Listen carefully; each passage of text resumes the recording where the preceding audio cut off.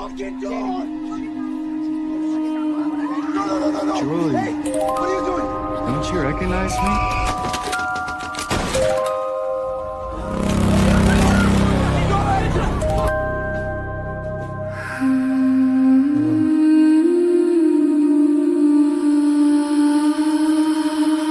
I'm gonna take some peaches. Mind?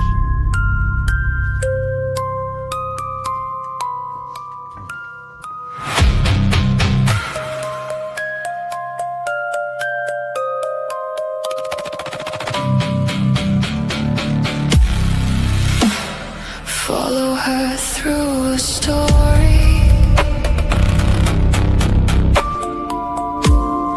Tiptoes through flipping pages like dreams fading into mysteries. Will she see truly? Can she change the nightmare? Or are the pages set in stone?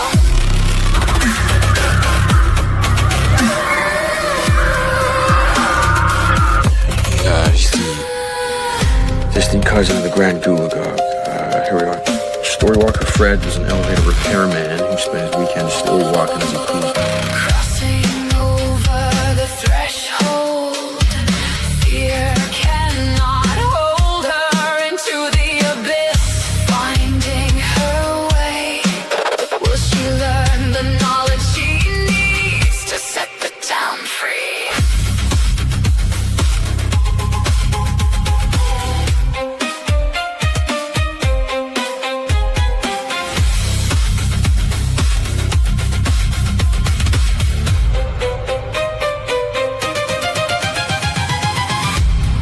Lost in the pages, stuck in the story, somewhere through a faraway tree. What is up, everyone? Happy Friday to you all. That's right, it is Friday, which means we are one day closer to another episode, the final episode of From Season 4, which I cannot wait to see how it ends. So all of you folks out there, don't spoil it for us, okay? I heard rumors of spoilers and things and bits and bobs, and we don't want any of that, okay? There's bits we'll allow, but there's some bits out there floating that we're not going to allow tonight. I do have the sort of original, I want to say, trailer for preview for this next episode that we will go over later on tonight towards the end of the stream.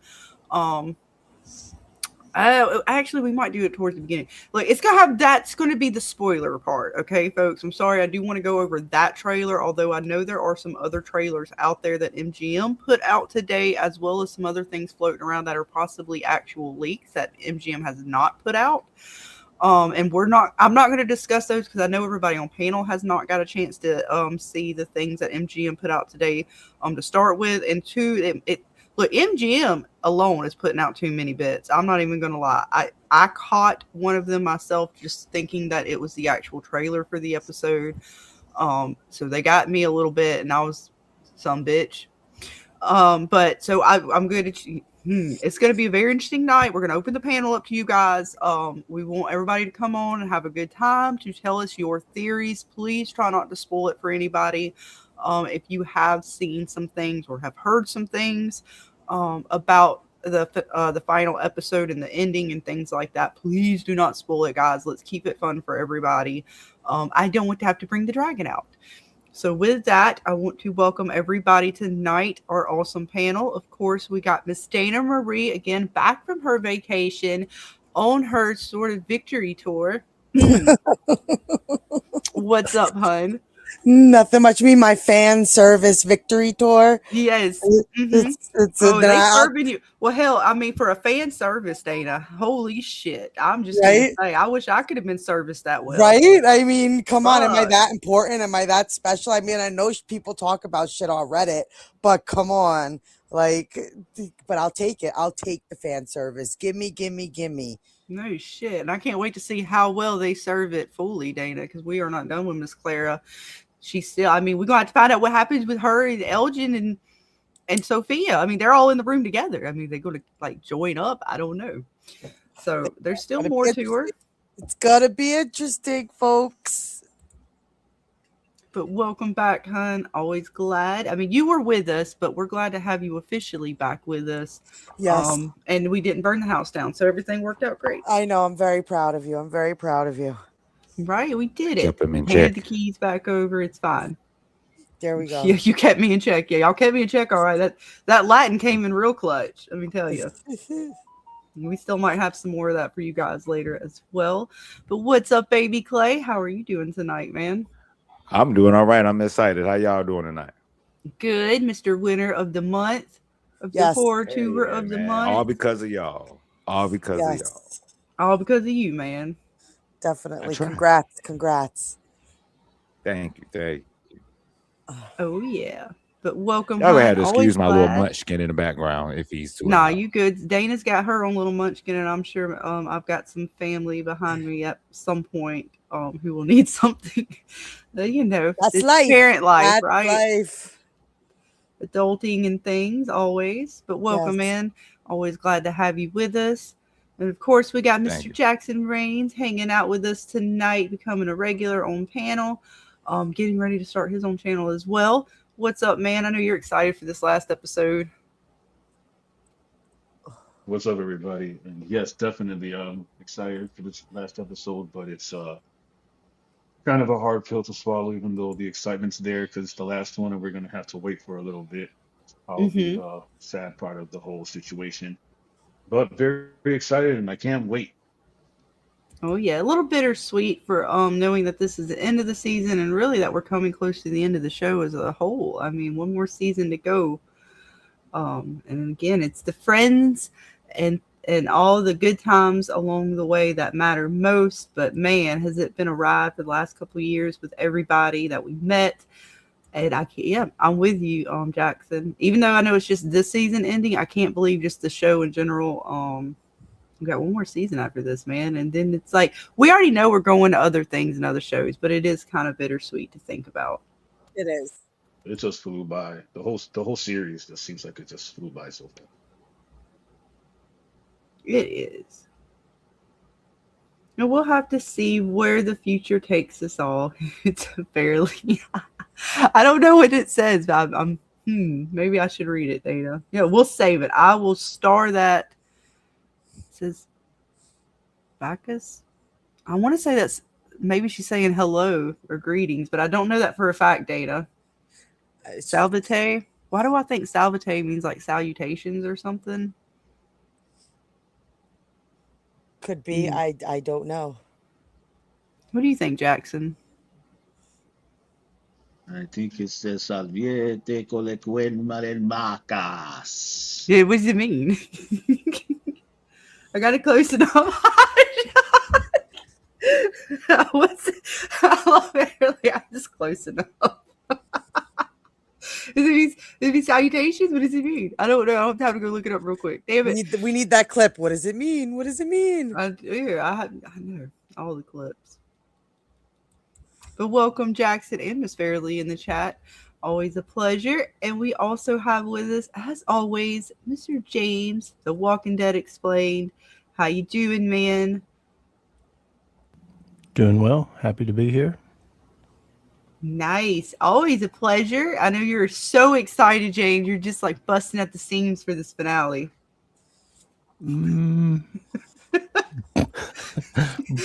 Busting. I don't know about you ready to bust something on this?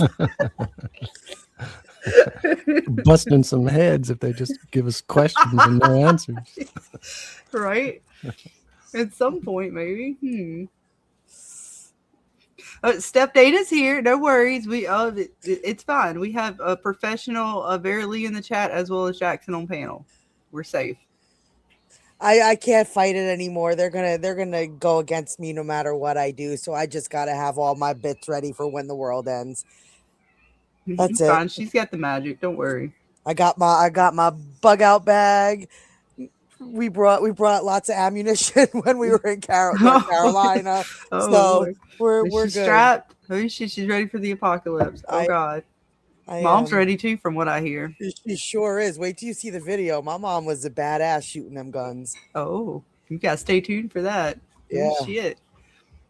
But yes, welcome, James. Always a pleasure. I know you got some bits going on over on Twitch and Kick. We're still gonna do a little Widow's Bay, and what else you got going on over there? I know we did some fun. That other night was really fun. We got to just kind of like hang around. You ask us some interesting questions that you told us we didn't have to think, but I swear there was a lot of thinking involved.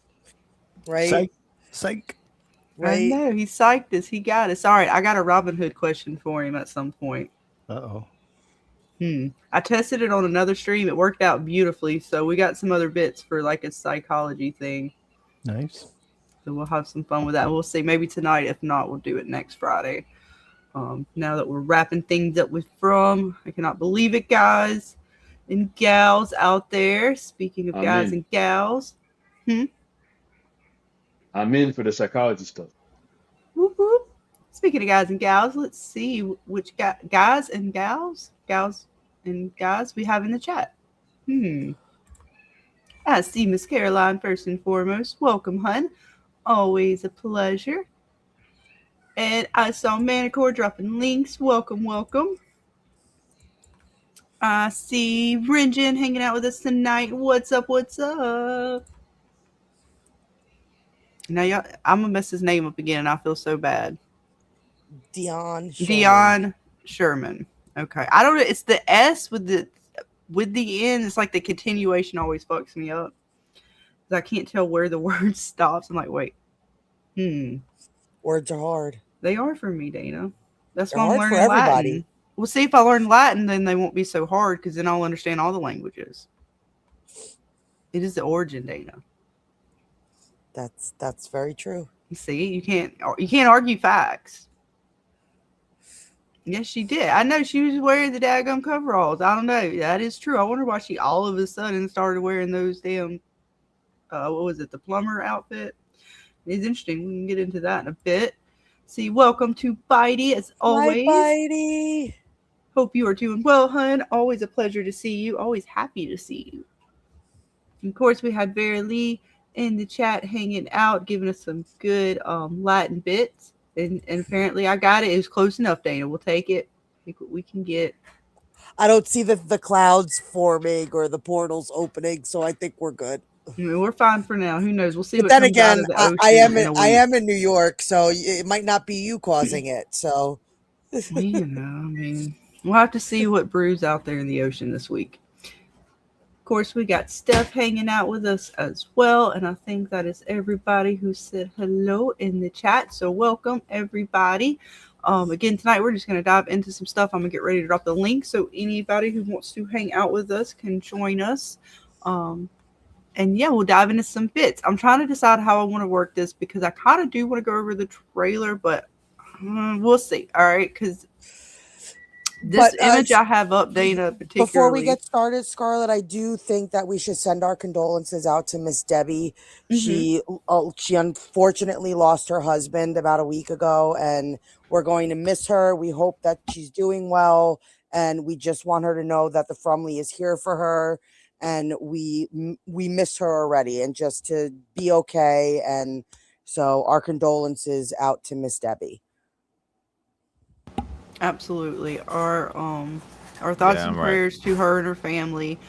In hopes that she can make it through this hard time. I know there is a GoFundMe in the Discord. Yes. I don't know if you have the link available. I did not get it put in time, but if you guys have it, y'all want to put it in the chat, feel free.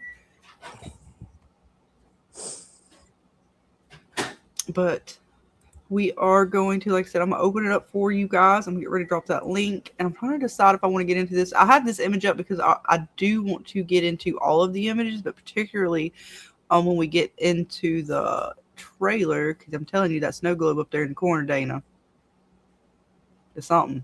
But actually, we'll just dive into the actual episode first and kind of talk about this week's episode a little bit more, kind of go over all of that, and then we'll get into the trailer for the next one, for the final of all episodes of the season, of this season, anyways. Make sure I get to the beginning of the episode. Apologies, folks. I will be there very soon. All the clear data. When I say I took so many images, I couldn't help it. Look, man, this episode had so many bits in it. It did. It did. Let me get that link and hope and pray, copy and paste that it works and we have no problems. Come on, StreamYards and YouTube. I think it worked.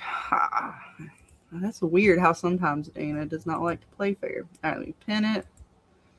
And I believe we are pinned. We are good to go. All right. I got that tab. Sorry, I'm making sure I'm not closing the wrong bits.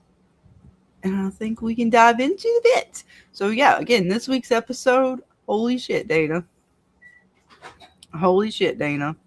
It was a biggie. Holy shit. It was a biggie. But I mean, it starts off pretty good, right? I mean, we left off with our girl getting choked out almost by the man in yellow.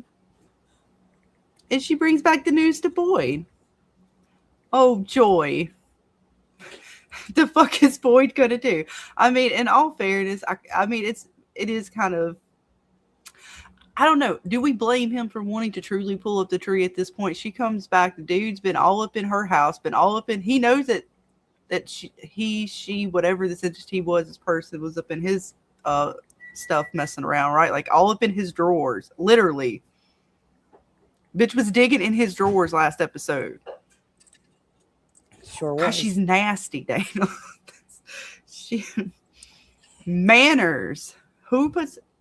And she didn't even fold them back, Dana. She just like ruffled up the whole drawer of laundry and stuff and left it there. What kind of animal does that? I'm sorry. It's a mom that just irritates. So I can understand Boyd's frustration in this moment. He's thinking, you know, he's questioning things, and then all of a sudden she's like, yeah, this motherfucker like was in my house. He was in there. He had me up against the RV, Boyd. He's like, you know what? We breaking ground.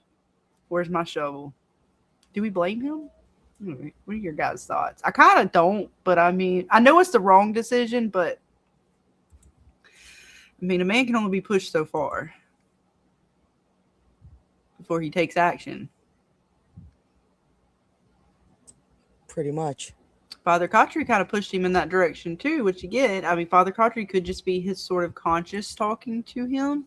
But again, I don't know what the fuck to make of Father Kotri, but it seemed like Father Kotri was pushing him to make that decision and pull the tree up. So I'm kind of confused. I don't know. Poor Boyd, though. I'm making all the decisions here.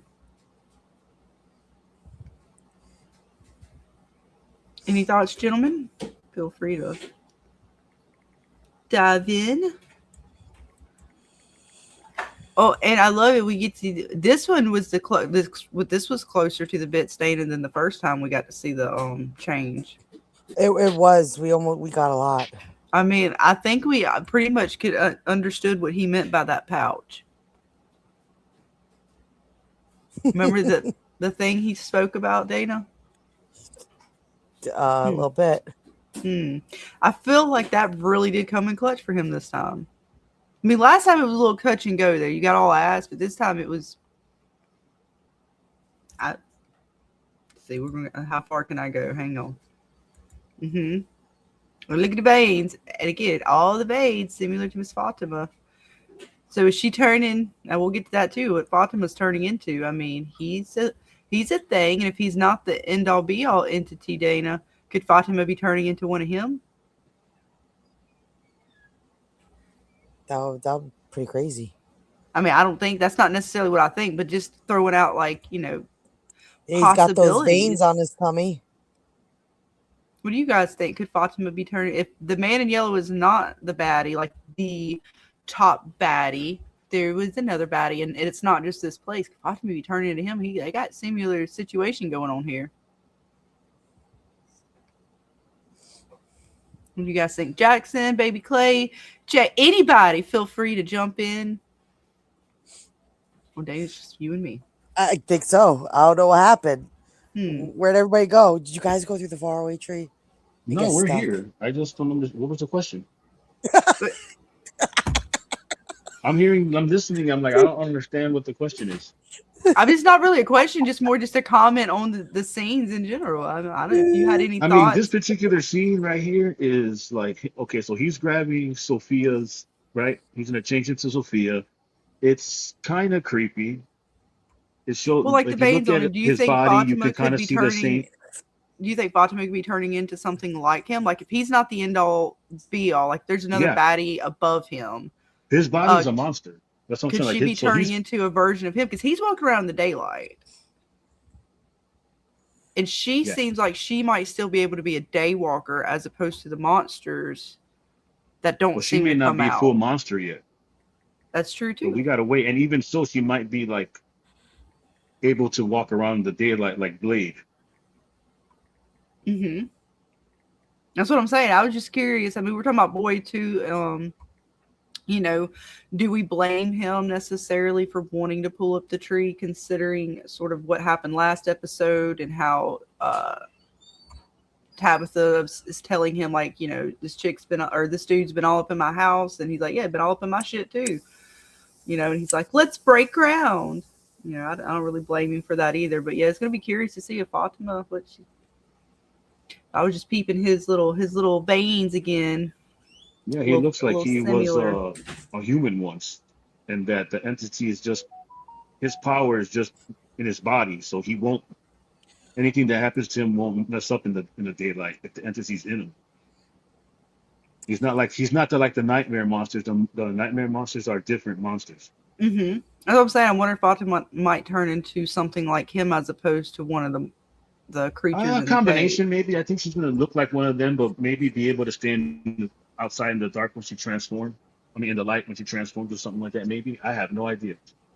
Because she had But an original I think she's connection with turning into the Komodo Smiley, lady but monster. now that he's given her the bits, I wonder if she's gonna have a, instead of it just being like a one-on-one connection with Smiley, like maybe she has a further connection with him. Um, Oh, I I don't don't know. know. I don't know where that's gonna go because she's losing her hair too, which is interesting. Yes, she What's up, is. Jen? Bill Chill. Welcome, guys, gals. Again, the link is pinned for anybody who wants to come up and talk their theories on this week's episode. And we're going to dive into the preview trailer later on for this episode. And yes, there are some other My bits bad. out What I there. We're miss? not going to go over those bits, but we will go over the preview trailer later on in the stream, a little bit while later. But as far as if you guys want to come up and talk about this episode and give your thoughts, you are more than welcome to join us. Again, any other spoilers past this episode, we're not going to talk about right now. And then anything as far as like other stuff that's been put out today or very, you know, other than the preview episode or preview trailer for the next episode, we're not going to be talking about at all tonight. So keep that in mind if you come up here and you break the rules of those things and talking about them, because we will have to give you das Boot. That's all we. I can't help it. It happens when It's you like anger the it's gods. one more episode, guys. It's one more episode. Like, you don't, if you know the ending, you don't have to share it. Like, it's just one more episode. After this episode, you could talk about all of it. You could talk about all of it. But yeah, we were talking about Boyd a little bit as far as I was just getting to the beginning of the episode and, you know, sort of how heavy it is for him right now. And do we blame him for trying to pull up the tree because of the fact that, yes, this dirty person here has been all up in his drawers, quite literally, Baby Clay. All like she went all up in them, ruffled through all the clothes, left it there, and did it up in Tabitha's house too a little bit. So, you know, I kind of don't blame him for wanting to break ground. I mean, you can only push a man so far. And then we got the man yellow here with the veins. And could Fatima be turning into something, maybe not the monsters in the caves, but maybe a version of him or something? Because like now she got his blood too on top of the connection with Smiley. What does that mean? Right now, 3 people are sharing. Well, supposedly 3 people are sharing the man in yellow's blood. That's Fatima, Ellis, and maybe Boyd, Well, maybe, but Henry, I know Henry Well, and Clara too. oh, and Henry too, and Henry and Clara. Yeah, is yeah. Elgin? Did Elgin get take the blood? I'm trying to remember. Well, there, if you consider maybe the blood was still in him from when Boyd gave him the blood transfusion after the No, she said cicadas. Elgin. I don't think Elgin ever got blood Oh, did from you Man say in Elgin or Yellow. Ellis? I said Ellis. Yeah, I Oh, said Ellis. Elgin. Well, I didn't Yeah. see. I didn't think. I don't know if he had the blood or not though. Oh, true, because he did go outside and do that thing to Smiley, and then did do the transfusion. So you're right. You're right. You're right. You I feel? don't know. I'm sorry. Hang on. Bill said, "Spoiler alert! I heard Crayola stopping in Fromville with a truck full of new crayons for season 6, 2020." Mm, I love you, Bill. There's gonna be a whole new group in that motherfucker by then. Oh Lord, have mercy. Yeah, I mean, it sucks. Like, I get Boyd wanting to kind of pull up the tree. They pushed him so far, and even what Father Cautry last episode kind of pushed him to make that decision. And I want to say even pushed him to that decision, like not just to make one, but I trying to remember if he actually pushed him to like go along with Jade's plans all the way through, not just with the door, but even with the tree. I could be wrong about that. I was trying to remember. But yeah, it's all kinds of fuckery, man. I mean, our poor dude. They, like I said, this person here, whether it's in Sophia form or not, is rude and nasty and just foul. I'm sorry. You don't go sniffing on cups, rummaging through people's drawers, shape shifting, blood packing. Way she talked to Clara, even I'm like, she just badass bitch, dude. Entity. I, I'm Mm. telling you, they showing us this. They're showing us it's a few things, a couple of small things that I figure they show us to subliminally tell us something without saying it in full. This, in my opinion, they're only showing us how Tilly got into town or how Tilly was made. I mean, bro, listen, I put two and two together. Everybody stops at that tree. When they stop at that tree, they get out and inspect a downed tree. They inspected. The EMTs did it. Jem and Ethan and Tabitha and Julie did it. The only people that we don't see doing it is the people that was on the bus. I'm telling you, the man in yellow did the same thing when he changed to Tilly. I'm a firm believer he changed to Tilly. Botta got out the bus to say, "Hey, what's going on with the street? Can we all group up and move it, etc., etc." He comes out the woods just like how he's doing now. He shapeshifted right into Tilly. They're showing us this for a reason. They're showing us how he can shapeshift for a reason. It's something small, but it plays, like I said, the small parts is what plays the most that has the most significance. Coincidentally, Clara has some of the smallest appearances, and now we know now she made the bargain Mm-hmm. with the man in yellow. So I'm just saying this scene just shows me they're showing us this to say this man has been in the woods since season 1. He can my thing is he can go into the woods as his original form, but he can go into town in his original form. That's my theory. And that's the reason why he using Sophia. That's the reason why he used Tilly. Because Tilly knew too fucking much. Tilly knew Fatima was pregnant. Tilly knew Boyd went on a journey.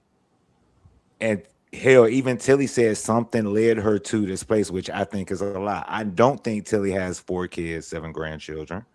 Just like Mm-hmm. Sophia says she has a mother. Oh, let me call my mother. Mm-hmm. You know what I'm saying? So this man in yellow changing his clothes in the woods, they're showing us that he possibly could have been anyone, not just Tilly. He could have been anyone.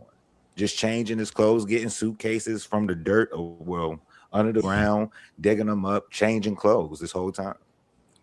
And it would be very interesting because we still don't know how, because he did talk in this episode to Clara as Sophia Mm-hmm. about the games he's been playing and that two of them needed a push. Let me get to where they're in the thing here. She talks to her about the bargain, and at some point, that was going to need your help, and so that bargain ends up being to kind of take that push to Fatima. So it comes into question: if she's playing a game with Fatima, when did she start? Like, we know as far as like when she got pregnant, that was part of the game. It seems like, right? It seems like what she's doing as No, far as can I sound back Smiley. on what you said? And I'm wondering if, like you're saying, Tilly, like somebody had to have, No, no, if no, it no. wasn't directly from the cicadas, somebody had to Cowboy, implant them. Cowboy. The game started when Cowboy went up to the door and said, "Hey, do you want come outside and play with us?" That was her or the entity igniting Fatima's role in this quote unquote game, because he Cowboy clearly goes up to the radio. I mean, goes up to the window and says, "Hey, come outside, come play with us. I like this game," etc., etc. I'm not sure if that's the words that he specifically used, but I think he said, We "Come said, "Come outside and let's outside and you'll play." feel better." Oh, you'll feel better. Okay, okay. I thought he said he liked this Smiley game told too. Boyd that he likes this game when Boyd gave him Okay, I the got it mixed worms. up. So, but even still, though,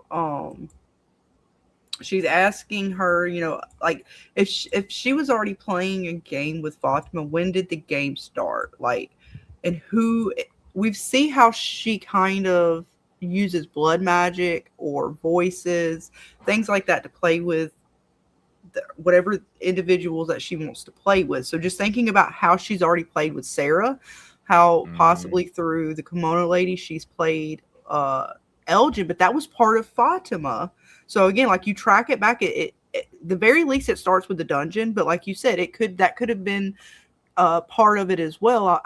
I'm wondering who she had to have gotten that sort of magic. There had to have been somebody somewhere who started that, like, and I can't believe it just to be okay because Ellis, like, Boyd had already gotten rid of the cicadas. Now if it's blood still in him, I get it, there's a transfer there, that would be Hmm. the point.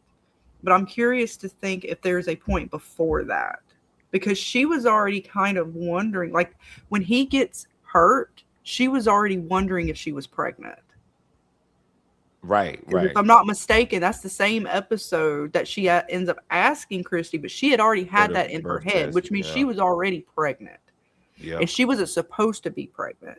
The way she described it is like, I'm not, there's no way in hell I'm ever supposed to be pregnant. So, I mean, whether Tilly is the one or not, and I will give you Tilly because she was around Fatima a lot. I could be wrong. I could be No, very I'm wrong, actually but giving it Tilly to you just a knew little too bit with much. Tilly because just the same way with Clara, and I didn't believe Dana. Um, Tilly was around Fatima, and she is very much so making sure to tell Clara here, I've been playing a game with this chick. And we know, like you said, Hmm. Tilly was there the whole way through, even so much so that Crow popped in during their reading. Um, and maybe it's not Tilly, I don't know either. But it's I'm gonna put it to you like they've left this. that possibility open. Clara, if you put Clara and Tilly scenes together, they almost match up. Tilly was popping in and out when Jim was trying to investigate, the room and if there was cameras or recorders. And she pops up, boom. She lets him know that Marielle is Christy's girlfriend. She pops up when Fatima is trying to get everybody situated. Not only does Tilly pop up, but Clara, Dana just showed us the other night, Clara is in the background. That's when Tilly tells her that, hey, I know you're pregnant because I got 4 kids and 7 grandkids. That was a subliminal message saying the grandkids and the kids that she speak of, in my opinion, are fake. She was using the head count of the residents, not including herself. Because if she included herself, it would have been 48, but it was 47 because Tilly passed away. So I think she was using that 47 as like a subliminal message, trying to give us the head count of the residents. Mm-hmm. I mean, like you said, if Sophia has been playing this game with Fatima, and she's been playing it for a while because she's trying to rush it. She's saying, "Hey, let's give it a little push." We need to speed things up a bit. So it goes back to Tilly. Everything goes back to Tilly with what she was like, how she was using her magic. Was she That's why I using her said I give magic it through to you, Tilly? particularly the fact that this right here, she's talking about the game with Fatima, and Tilly was with Fatima a lot through that pregnancy. Yeah. A lot. A lot. She So was the I'm one that not saw her again. eating rotten I'm shit at like you. everybody. I'm not saying it, but after seeing what Claire has become, I mean, it's very possible that Tilly was. I mean, because we didn't get to see it, and we know now for sure when Julie goes back in time, or story walks rather, to the one scene with her dad at the RV, that one Mhm. monster pops off scene in the original take, like the original episode. And Yeah. there's a reason they pop that monster off screen when they're all running out. It's because that's the monster that grabs Julie up later. So it's very Mhm. possible them not having Tilly's death on screen is there for a reason. I Now, think it is that the is. case that's going to happen? I don't know. Just like with Martin, is Martin going to end up being the man in yellow or some form of him, some baddie, something, a game that he's playing with Boyd? I don't know that for a fact, but I think it's a possibility, just like Tilly's is possible to be one of his forms as well. Yeah. I'm a firm believer. If I'm wrong, I mean, I'm wrong. Hell, I've been wrong I about a lot mean, of I'm shit. fine. Can they just let us know, right? Can we just have like a clarity moment? I need one for Martin. I ain't even gonna Right. lie. No, for real, for real. I like your Martin theory because it's a very strong chance that the Martin is the man, the original, I should say. You know what I'm And it saying? Like could be it's a like real chance. a Henry thing, where he's kind, or where he's inside of them too. It could just be that, but I don't know. Yeah. It definitely something, man. I wish they'd let us know. See, D says, and welcome, all you guys and gals. Tilly arrived in town with terminal cancer. It's possible that the real Tilly died in her sleep or something, and Man Yellow Mm, took over. Very true. I mean, mm. Tilly was always a sus character.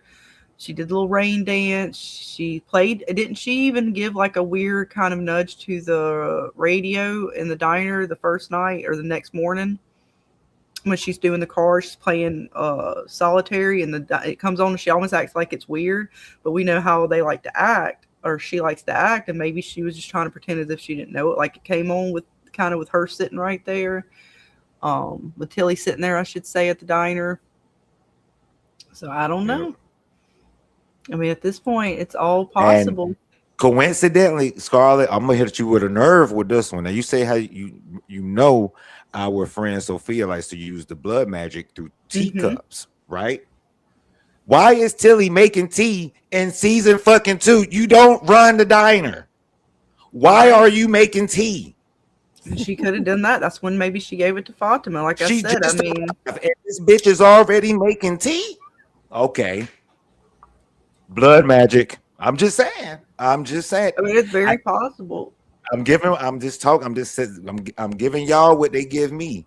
What do Why you is think, Tilly Jack? making So, tea? what do you think about Tilly? Could she be a possible beta yellow, or do you think she's just she's gold? They're not bringing her back. What do you think? You give me y'all's opinion, Jackson. I ain't the type to be like, oh God, you gotta believe my theory. Nah. Oh, are you with us, Jackson? He's muted. Yes, ma'am. Oh, What do you think about Tilly? Could she be another version of the Man in Yellow, or is she Yes, just a? I think that it's a very possibility that they may have left it open, just the whole fact that we don't see her body being buried. The way she died in the little garden house or whatever you call it, she turns around and just gets shanked, and it could be a combination of Smiley, maybe her making and controlling Fatima to do it because she was the man in yellow. The way the Elgin had the seizure on the bus, I mean, it's very, very possible. Now, Mhm. are they going to show us and tell us that? Did they leave it that way just in case they wanted to have her for maybe him being the man in yellow, a possible witch, or some other role? It's very possible. Mhm. Thank you, Jazz. Appreciate you, my boy. Hey, look, listen. No problem. I've been on this Tilly shit for since season 2. Tilly, like Dana was about Claire, I was like that about Tilly. I got 3, I think 4 videos on that. So if I'm wrong, I'm gonna be like, oh my God. But if I'm not, hey, I'm already ready to eat my crow on Martin. I'm ready. I'm fine with it. I've made peace with it. I just need to know. I need this on point. Martin too. On Martin too, because Martin's my boy. You know what I'm saying? No Martin slander would be tolerated. I think Abby's correct. It's all just a dream, or however the fuck he said. I can't remember him right now. You piece of shit. But oh yeah, you got the tattoo just like my wife. We leave no man behind. Motherfucker, playing you, boy. No, he may not be. I just feel like he's playing the shit out of boy. But I cannot wait to find out. I feel like we have to find out. I say we're gonna find out, but I don't know if we will on Martin or not. They brought him back up. They played with him with me this season, which I did not appreciate that. I'm telling you, that episode 6 about pissed me off. They teased me. That was like the worst tease I think I've ever had out of like all of the seasons. And then we try to talk about it, like, oh, go check out Martin's episode, way back when. I'm like, I got the fucking clips. We going through it. Oh, Paramount, what's up? You don't like my clips? Oh, fuck, gotta take the stream down. And then they don't even give us fucking Martin. I was so fucking pissed. It's like, fuck this. Oh, we gonna see Martin again. You can best believe that. I agree. I don't know anything. Martin. I haven't read it, but I'm pretty sure we'll see Martin again. What's up? Is it SML Mornings? That's a hell of a name. What's up? The day after Christy sets Sophia's arm, Sophia served Mariel with Tilly's teacup. I'm telling you.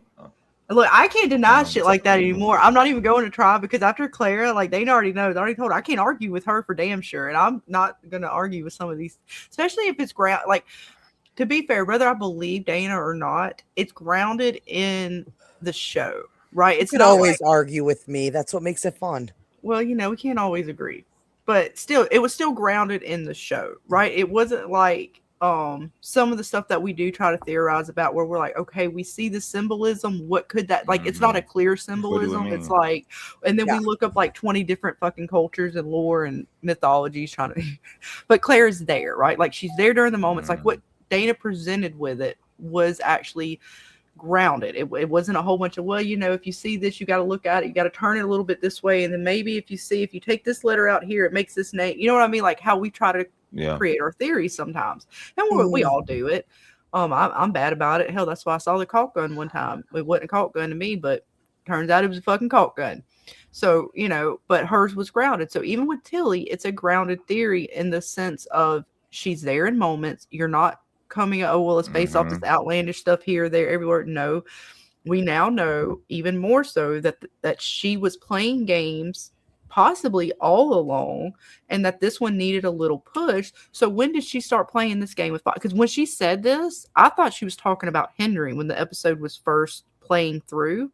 When it showed it was Fatima, holy fuck! Like that changed to me again. Everything. I'm like, how long has she been playing this game with her? And is it just the dungeon? Is it just when Boyd had the cicadas? Did the blood linger in him? So therefore somehow it got transferred to Ellis, but she was already pregnant before that, I thought. So you got to go back before that. Well, who was in town before that? I believe Tilly had been there, right? And when did Tilly come in?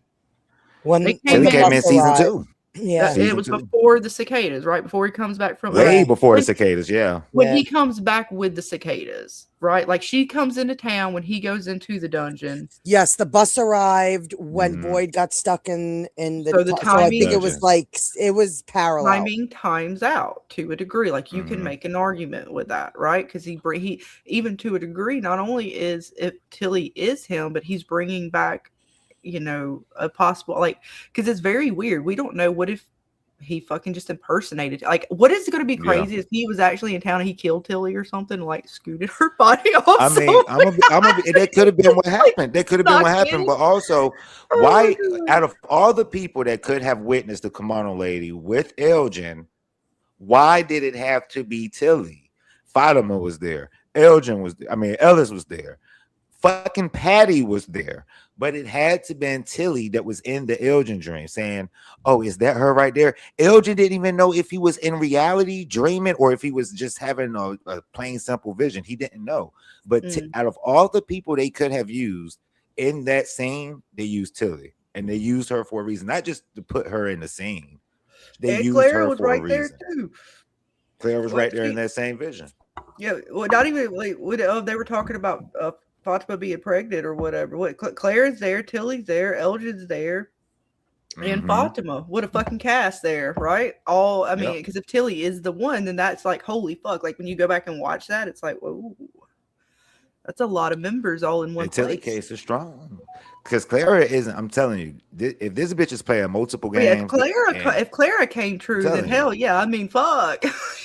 I'm not. No, I'm not. I'm not. But You this, know, I'm not I'm just only saying going that by like to what the boast show give you, us. baby Clay. I'm saying that because like Mhm. literally now seeing what they did with Clara, it totally changes how we look at the characters. How many bargains have been made? How many people has this? And it's not even How just many people bargains. has It's this like person used? who else could this bitch be? Yeah, Because who Everybody, yeah. knows how long all she's of been them. And popping that around. is why I don't agree with what people are putting out there now, that the whole Clara bit is fan service. Like No, it's not. it's more than fan service, because she has been set up for since season 1. She has been Mhm. put in these moments. Now, whether she was dealing with the man in yellow, talking with the man in yellow, it's coincidence, it's her guilt, it's whatever you want to call it. It's more than fan service. Fan service is like, okay, to me, the candy bar was fan service that Khatri had in his book bag. That was fan service for Lost. Because if you know anything about Lost, that is a big deal in the Lost world. They switched it up a little bit, but that was fan service for Lost fans. This to me is more than fan service, because now we have the answer that Clara came out as made a bargain with the man in yellow, but we still don't have all the answers to how it fully worked. And it's like, okay, if maybe 1,000 people were talking about it at Reddit. I'm not over on Reddit, so I don't know what people talk about over on Reddit. It's like, but as far as I'm concerned, I was the only one talking about Clara on YouTube, besides one other video that I found. So unless I'm that important and From was like, oh yeah, let's give this to her, who am I? So don't call it fan service. It's not fan service. This actually fits in with the story, because they gave us these moments for a reason, and I've always said that. I've said that since day one. These aren't throwaway moments. We're supposed to be paying attention to these moments because it's going to matter. And look what happens. Now it matters. And now we're wondering what moments out of the ones that we saw her was maybe the man in yellow talking to her. So who's to say with Tilly, it's not the same thing? Because the man in yellow doesn't have to appear to people. We've seen that with Sarah. So what if the man in yellow was mentally talking to Tilly as well? Right. Or Right, it because could she be talked anything. about the cards and how they, in a roundabout way, let her know that she was going to end up in this place. She didn't understand all the symbols before, or whatever. So who is to say that she didn't get some kind of what she thought was a divine connection with something that, because we know how this thing plays with people, makes you think that it's like, helping you or you're doing good things. Like even Julie, to the point where now Julie is questioning her story walking, because she's like, Mom, this place fucks with you. And you don't know. You cannot tell me for a fact that you know that what the outcome of this is good, or it's just causing you more pain. Because But then it is hard to say. I love Elgin's response to her. We get fed so many lies in this place. We don't know when to pay attention to what's the truth. So it's like we don't know. We're fed so many things. We don't know what's a lie and what's the truth. And why? Because they want to fuck with people. That's what this place is. They want to sow doubt. They want to build your hope and then take it away. That's what this place is. So it's like I don't know. I don't know what more people expect. Like, I know that we get a lot of symbolism in this show, but I feel like people pay so much attention to the symbolism that we're not paying attention to what's right in front of us. Right. And Tilly is one of those things that's right in front of us. Clara was one of those things right in front of us. Julie's story walking is one of those things right in front of us. And it's like, I think those things need to be paid attention to. Right. And Melissa, I totally agree. I hope they give us more with Clara in that meeting. I don't necessarily think, I don't know if we'll get it this season with the final episode, but depending on what happens in this final episode, so to speak, and who, because again, just based off the preview trailer, the original preview trailer they put out, it's looking pretty crazy for the finale. So we'll see what's left of our characters for that final season and how much more they're going to give us with, because again, they could. I mean, they very much so next season could give us some of that. Let's see. We got somebody backstage. Rizzy. Welcome, hun. How are you doing? I'm doing good. How is everybody doing? Doing good. Again, we're just talking about pretty much this week's episode. I may get into the trailer towards the end, so we're kind of leaving all those bits to the side, any spoilers and things like that. But anything from season 1 up until this last episode is fair game. Okay. So you can see my title right there. Elgin is dumber than a bag of rocks. Oh yeah, did you see? Wait, I gotta. Oh damn, I didn't have it. I forgot where I put it. Now I have to refine it. But I did. I have a bit for Elgin. Yeah. I can't remember where I put it, Dana. I messed up. I haven't been so disappointed in a character for some time now. And I thought this would be a time where this guy would redeem himself from last season with the old Komodo shit, excuse my French. Because he let himself got manipulated, and you can't really fault him on that because everybody's a victim to that place. Yeah. But then come on, bro, get your gears like kicking, bro. Like I knew if it was Julie who had found that picture, Julie wouldn't tell what's her face that she found a picture of her. Julie Same would with be, Acosta. Raiders If would have Acosta been found it, same thing. Especially since she rubbed Julie the wrong way in the diner before with some Bible verse. Well, Rizzy, you know what I feel about him? This is what I feel about Mr. Elgin right The man here. in yellow, he's playing mind games. He's a goofy goober. Mr. Elgin, he's a goofy goober. Like of all the people to go to, you take it to like, what was he thinking? I don't know. I have no idea. What's up, Code Knox in the chat? All you guys and gals out there joining us. Yeah, I can't believe Elgin to a degree. I mean, look, I get a little bit of naiveness. I do. I understand a little bit of him not, hey, he's young, whatever. The excuses, Dana, we heard them all, Monday night, I think. Mm-hmm. I hear you. I hear them all. I hear every one of them. Now, again, I'm in this place, Dana, and you know I'm in this box touching, right? You know how I am. I've been all up in these fucking pictures. I'm looking. I'm searching, right? I'm seeing some weird. And I seen a picture of this bitch. Hang on, where's it at? I took too many images. You gonna tell me that I'm not walking up? Not to mention that the picture with this chick in front's creeping me out, anyways, with the dark eyesight and shit. Like I would. Is that the man in yellow? And that's just a regular. Like either way, this picture creeped me out with these two chicks right here because we know she's in the real world with them now, and this chick was just creeping me out. I'm walking out the back door, if there is a back door. Right. It's like your ass has been in trouble anyway, Elgin. You're the first person. You should have put that shit in your back pocket and waited to show that shit to Boyd. He's too happy. That's why he's a goofy goober. He said, yo, Sophia, Right? isn't this you in this picture, bro? You? Like, bro, just take his other eye out because he doesn't fucking need it. Look at it. Goofy looking face. I'm sorry. He's a goofy goober, Dana. I can't. But yes, Rizzy, yeah, I agreed. He is very much so. He kind of screwed the pooch on this one, man. So screwed the pooch. I would have much rather preferred it be Acosta, because Acosta would not have Agreed. She would have went right to Boyd. And she would have went straight to Boyd. If Costa would have took that picture and went straight to Boyd, literally. And I wish they would have done that. Bro, isn't this you in this picture in the 1970s? And I don't blame Sophia. I don't blame her. Kill him. Code says, I maintain that Sophia meant for Elgin to find that pic in that situation. Ooh. I hope so. Because that would redeem him a little bit.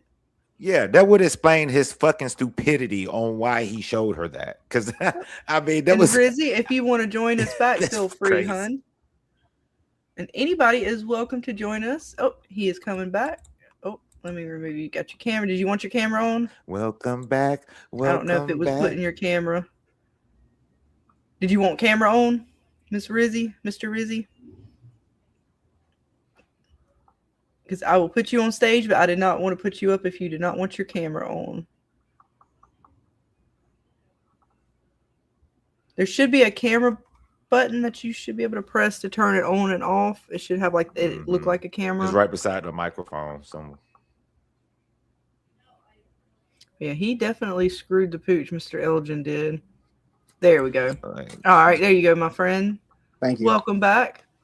No worries. Sorry, StreamYard been bugging out. Apologies, people. No, it does that on the phone particularly. Yeah, I'm on an iPhone. So. Oh yeah, StreamYards can be a little temperamental when it comes to being on it with the phone.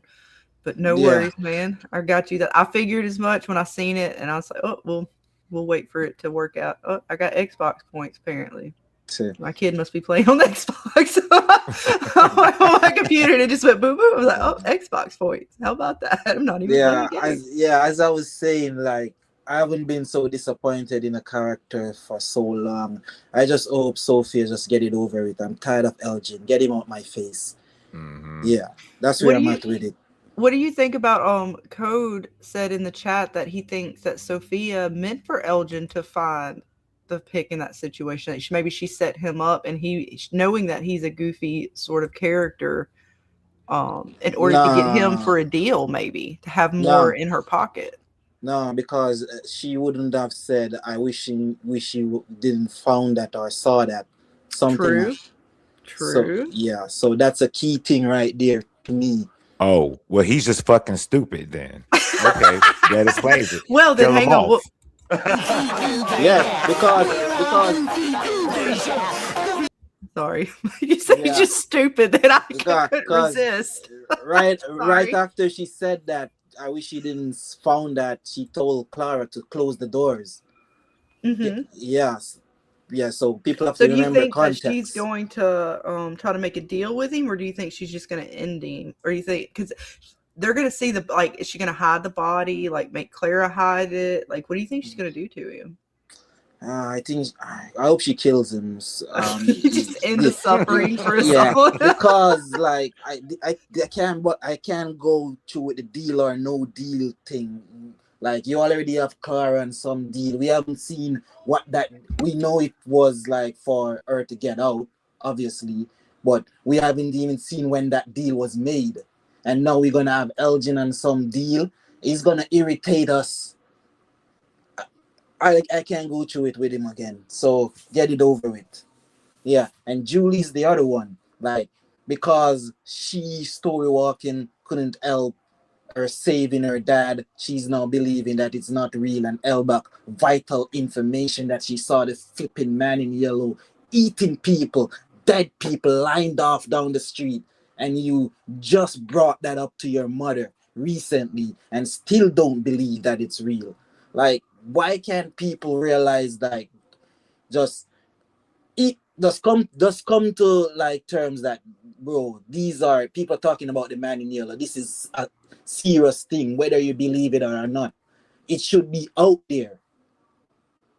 Is the lake of tear no longer a factor? I'm waiting to see. Yeah, like what is that? Do they have to cry over the bones or something? Like what is the lake of tears? Exactly. Yeah, it's definitely a lot of stuff. Yeah, and they got to Julie's kind of yeah, she's stepping back a little bit. I'm assuming, I don't know if this episode or the start of season 5, she's going to have to story walk again because they haven't shown her going through to the point that we see at the end of season 3 with her dad and the man in yellow at the RV. So I'm pretty sure she's got to go back through. Now she's waffling right now, but depending on what happens next, it might push her. Like if she's worried about depending on what happens with them down there in the cave with the tree and everything else, that might be a push to make her go back through. There's still time for her to do that in the next season. So I'm with you. I hope they don't drop it off, but I get her hesitation with the seizures, especially Randall coming in and kind of telling her, like, are you sure like this is even helping? Because you are causing yourself to have seizures. And she didn't really learn much from it. And it's a hard thing to navigate when you're causing damage. So I understand the hesitation, especially not knowing how it works. Like, 'cause she thought she knew and then it didn't work out.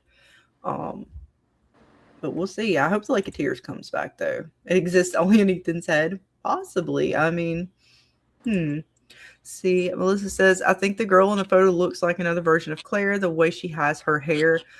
Yes, she definitely does kind of resemble Claire to a degree, so that is a possibility. It could be when that was during her time, and it makes sense that maybe it was during Victor's time, and it could be after the Man in Yellow first arrived in Victor's timeline, as far as in the Man in Yellow suit.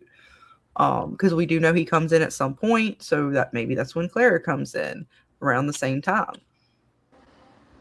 Let's see. T says, I just noticed both Clara and Elgin had their left eye wounded. I don't know what it means. Just a coincidence, probably. There's definitely something to it. We don't know what. Let's see. What if Elgin Waffle loses the other eye? Well, I mean, it is possible. Maybe she's going to take out the other one, and then she doesn't have to worry about him anymore. Yeah, just take the other eye so he can't say nothing else about another picture he fucking saw.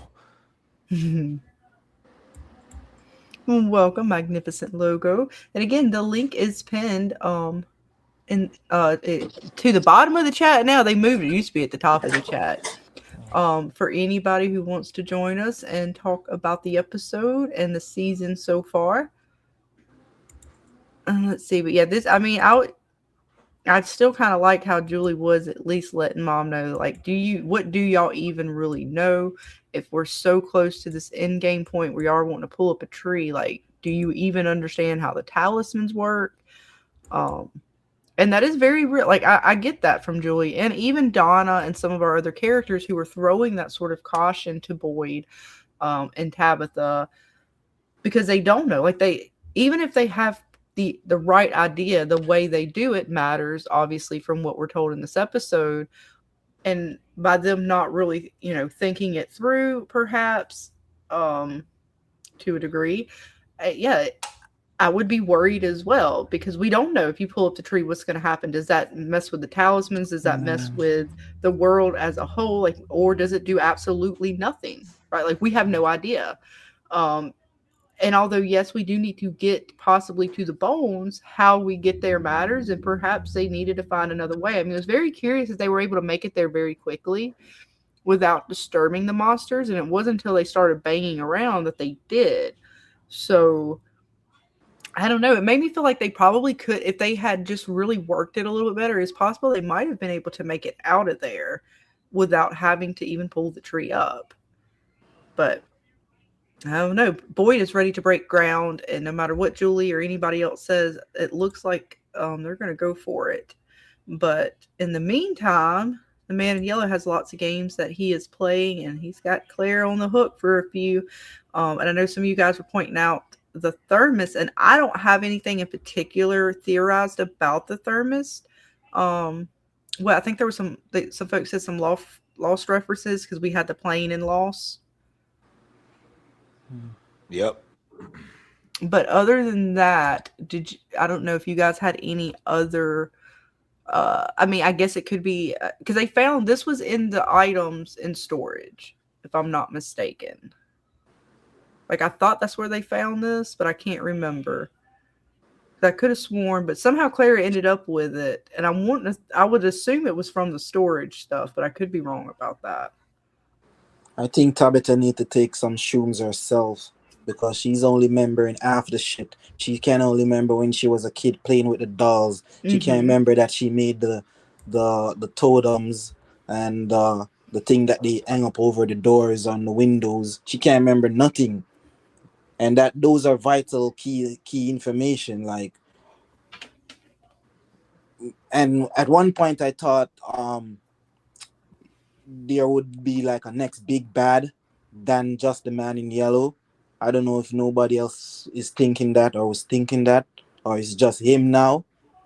I would like to think that there is another big bad or there is a weakness to this guy because there must be something in this place that can work on him because he looks like he's like working spells or some type of witchcraft with the things he be Mm-hmm. whispering and saying. Yeah, there's So I rituals here. This place is built yeah. on rituals, so and how you do things matters. So there could be a way to defeat him, or at least ward him off, or defend against. I guess might be better. But understanding the magic and how that would work, because like the talismans and stuff work, but again, that magic works based off how they created it. And if Tabitha and them created it to a degree, well, that seems to just work with the townies because of the connection there. So how do you fight against something like this that can also get through it? If he can put himself into Clara to get to Fatima, he doesn't even have to touch. That's a hard way to defend in a place like this. Like I don't even know where to begin with that, with because everything in this, like you would have to bring something maybe outside of this place and then maybe with something in this place to create a spell to ward him off. Because everything in this place he might have, like you don't know what he has control over here. So if you try to use anything in a spell, you don't like Yeah. even a plant, you don't know the adverse effect of that because of the fact that you don't know if it's coming just from this place or it's coming from his his connection to this place might have an adverse effect to your casting. But but I do agree there has to be a way to fight back against him. I just don't know what that is because he's pulling some super powerful stuff off here. So back in season 2, would you say that it was the man in yellow as the ballerina? It's possible. I definitely think the man in yellow was possibly Martin, the kimono lady. Even we were talking about Tilly. Yeah. Baby Clay was saying Tilly, and I could get on board with that as a The reason, possibility. yeah, the reason I mentioned the ballerina is because when Sophia went in the storage and she looked at that the thing, the ballerina statue, she take a good glance at it, like, and when she mentioned like she can only take the form of people that died here, so probably a ballerina had passed through that place at some point. I don't know. I'm just It's hard to reaching. say. It is. It's hard to say. What's Yeah. up, TJ? And I definitely, there's something with the ballerina I feel like they're going to bring back because the ballerina was attached to the music box and they did play Yeah. that almost like a Pandora's box type situation. Yeah. And And I don't know where that game's going to lead off to. Like, is there going to be another person that gets to fill Martin's place, or was Martin the man in yellow tricking Boyd, pretending to be trapped, even though he may not have been trapped? It was just another game to play. But it seemed to be the catalyst or the start, possibly, of Fatima's pregnancy. Maybe it's hard to say with that. Like it's around about that same time.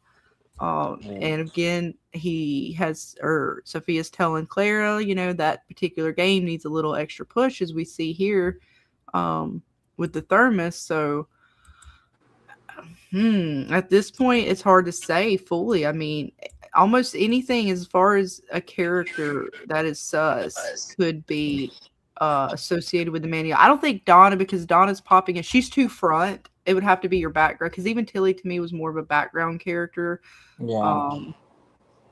Than like our Fatimas and stuff, although they brought her forward with Fatima in particular, which again, like we were talking about, or Baby Clay was bringing up Tilly, it would make sense because if that's one of her games, you would think she'd want to be close at hand watching it play out. So yeah, all the possibilities. Yeah, there's another point I want to touch on, like with the man in yellow, in regards to like, is like there's a cycle where he has to feast. It's giving me kind Mm-hmm. of a Jeepers Creepers type of vibe where, the Jeepers Creepers feast every 20 odd years. Is it Mm-hmm.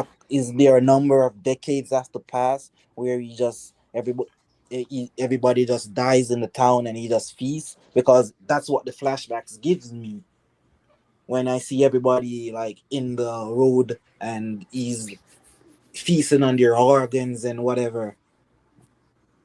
Yeah, I can see that. That's actually a good point. Mm-hmm. That's definitely true, though. I mean, if he's going by the cycle, yeah, I could definitely see him then. Like during this time would be a feasting time for him. Hmm. It's Definitely. possible. Well, it says planes on the thermos and in Henry's dream, I think they said Eloise was on a plane. I mean, that could be the connection. It could be.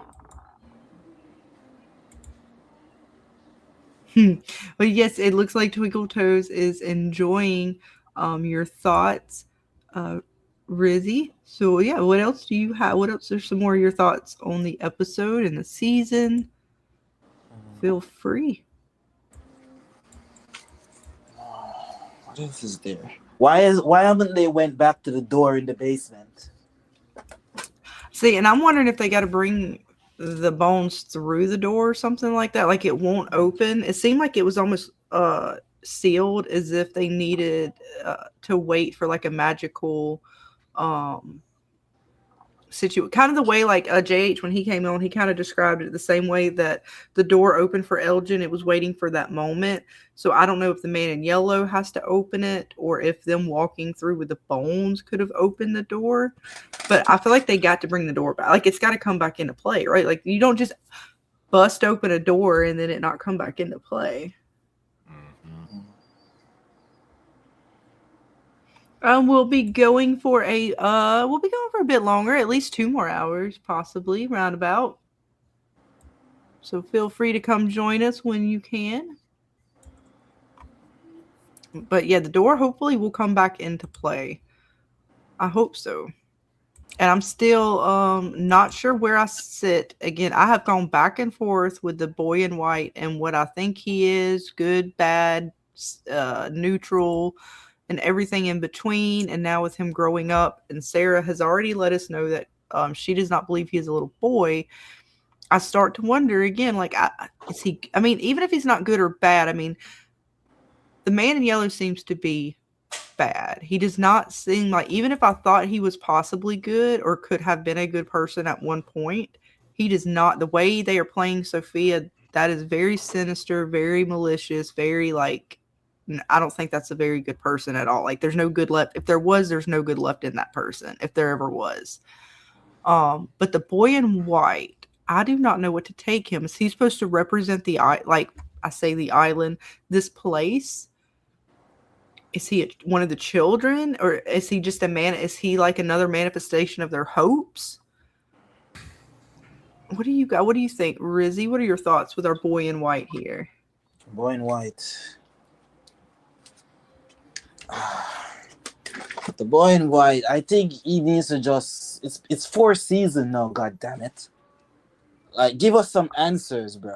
You're saying that Right. pulling the tree out, it's bad. What's gonna happen? We need to know Then what how is do we gonna get the happen. bones out? Like he could at least gave us a map or something to get the bones out.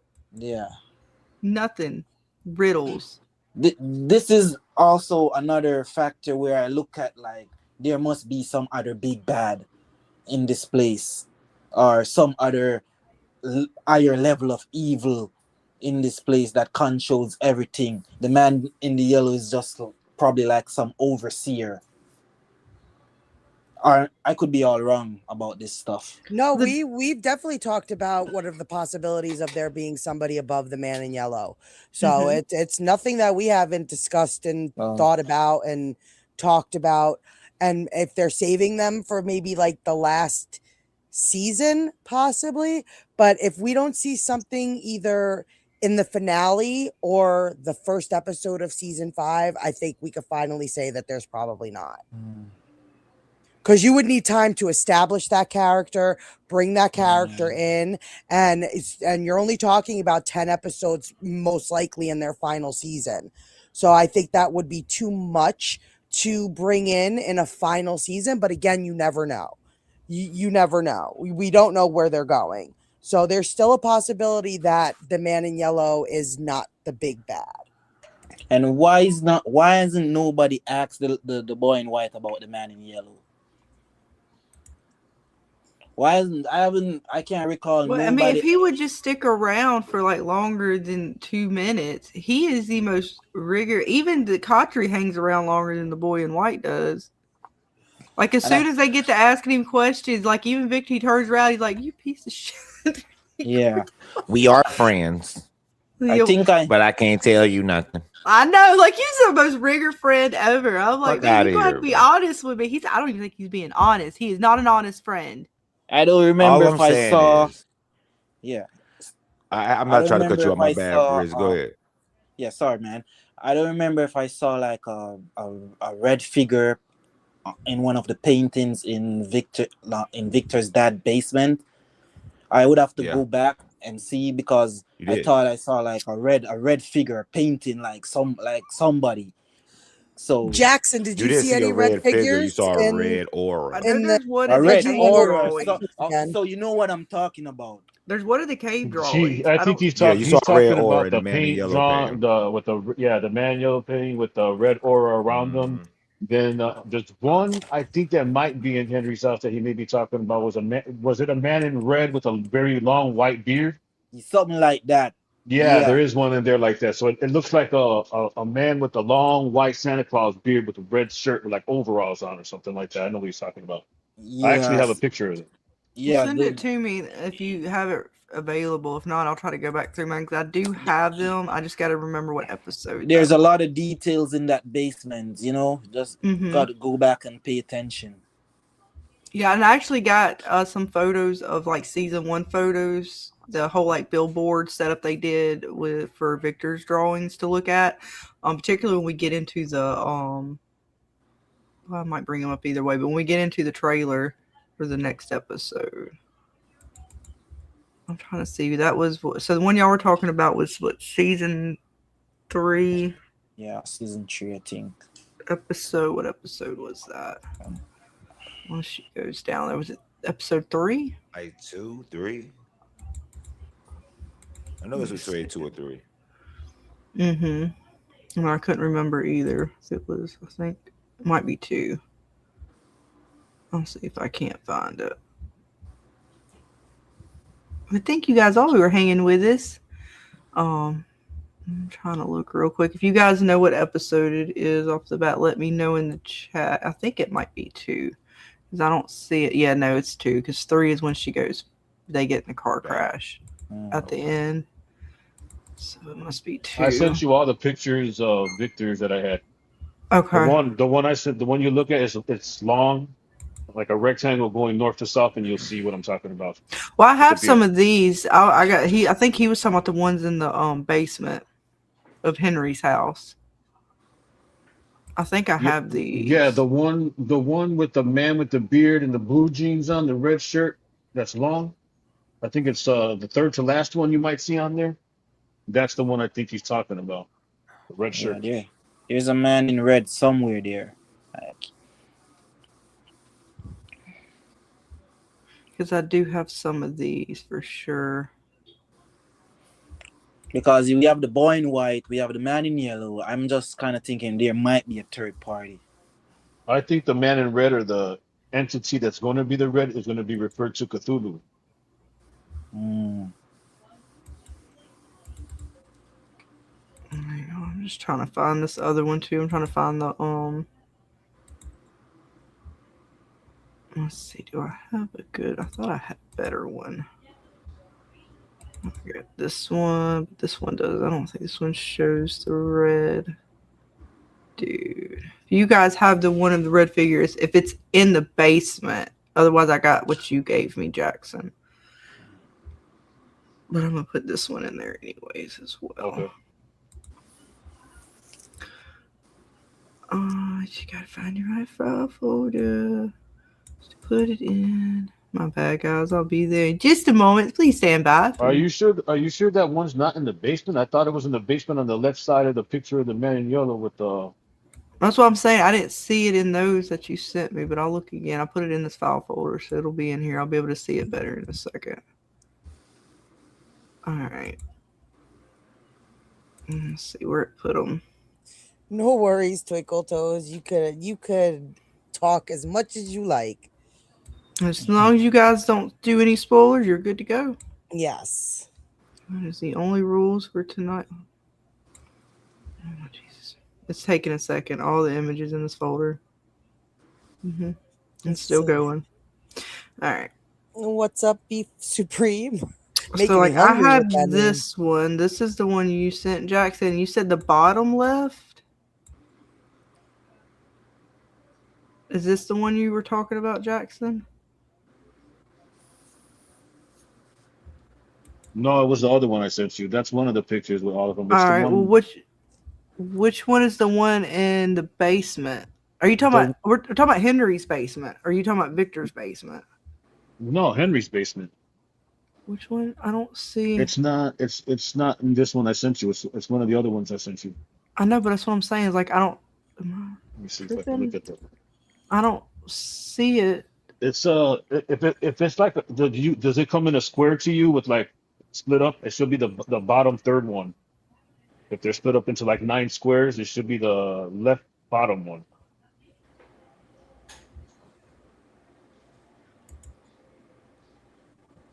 Okay, I think I see which one you're talking about. Is that one in the basement? I can barely even see that one. All right. Yeah, I had to cut it and to make it look just to get the picture. Where was this one at in the basement? I'm gonna have to go back and see. I think that was on the left side in between like the wall next to the man in yellow painting with the aura around him.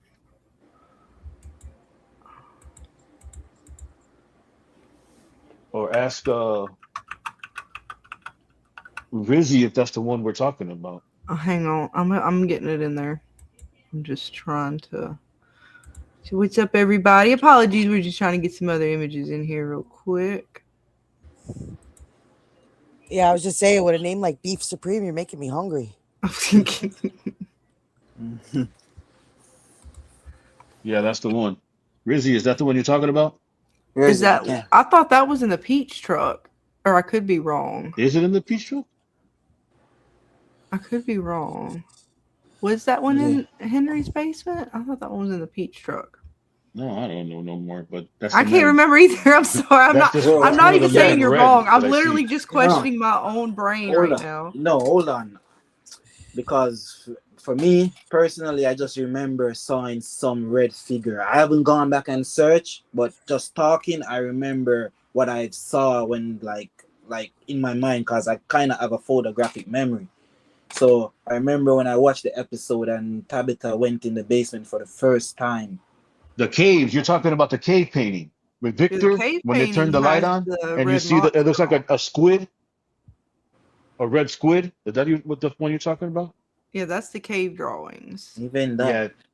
Yeah, he's probably talking about the cave paintings, not the basement. That's when they fell through the wall, though. She fell through the floor, maybe. That's why I was like, I didn't know, and I have to get another one, but this was just a quick one I pulled up. I'll have to find the other one. So are you saying that this image is somewhere over here to the side? I thought it was next to the other one with the man yellow, but you might be right. Maybe it is the peach truck. Well, I can pull up the one from the man yellow. Hang on, I gotta go back and find where was that one. Let's see. Where is it? I know I got some. Where did I do the man in yellow? I got too many images, folks. I apologize. Where's it in the source? Because the man yellow's over to the side. But for some reason, I don't have it in this folder, apparently. Sorry, go ahead, sweetie. I'm sorry. No, I don't even want to confuse you all even more, because I was going to say, was it probably in the forest, like at night? I remember, like, when Boyd saw something, like, there's a lot of shit to unpack, but there's definitely a red figure at some point The-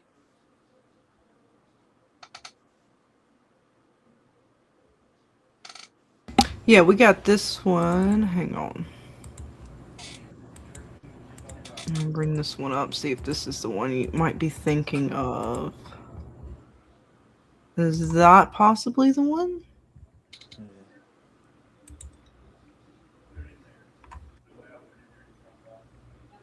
Maybe. See, also remember yeah. Storywalker Fred, who is either Julie or Christy because of the outfit.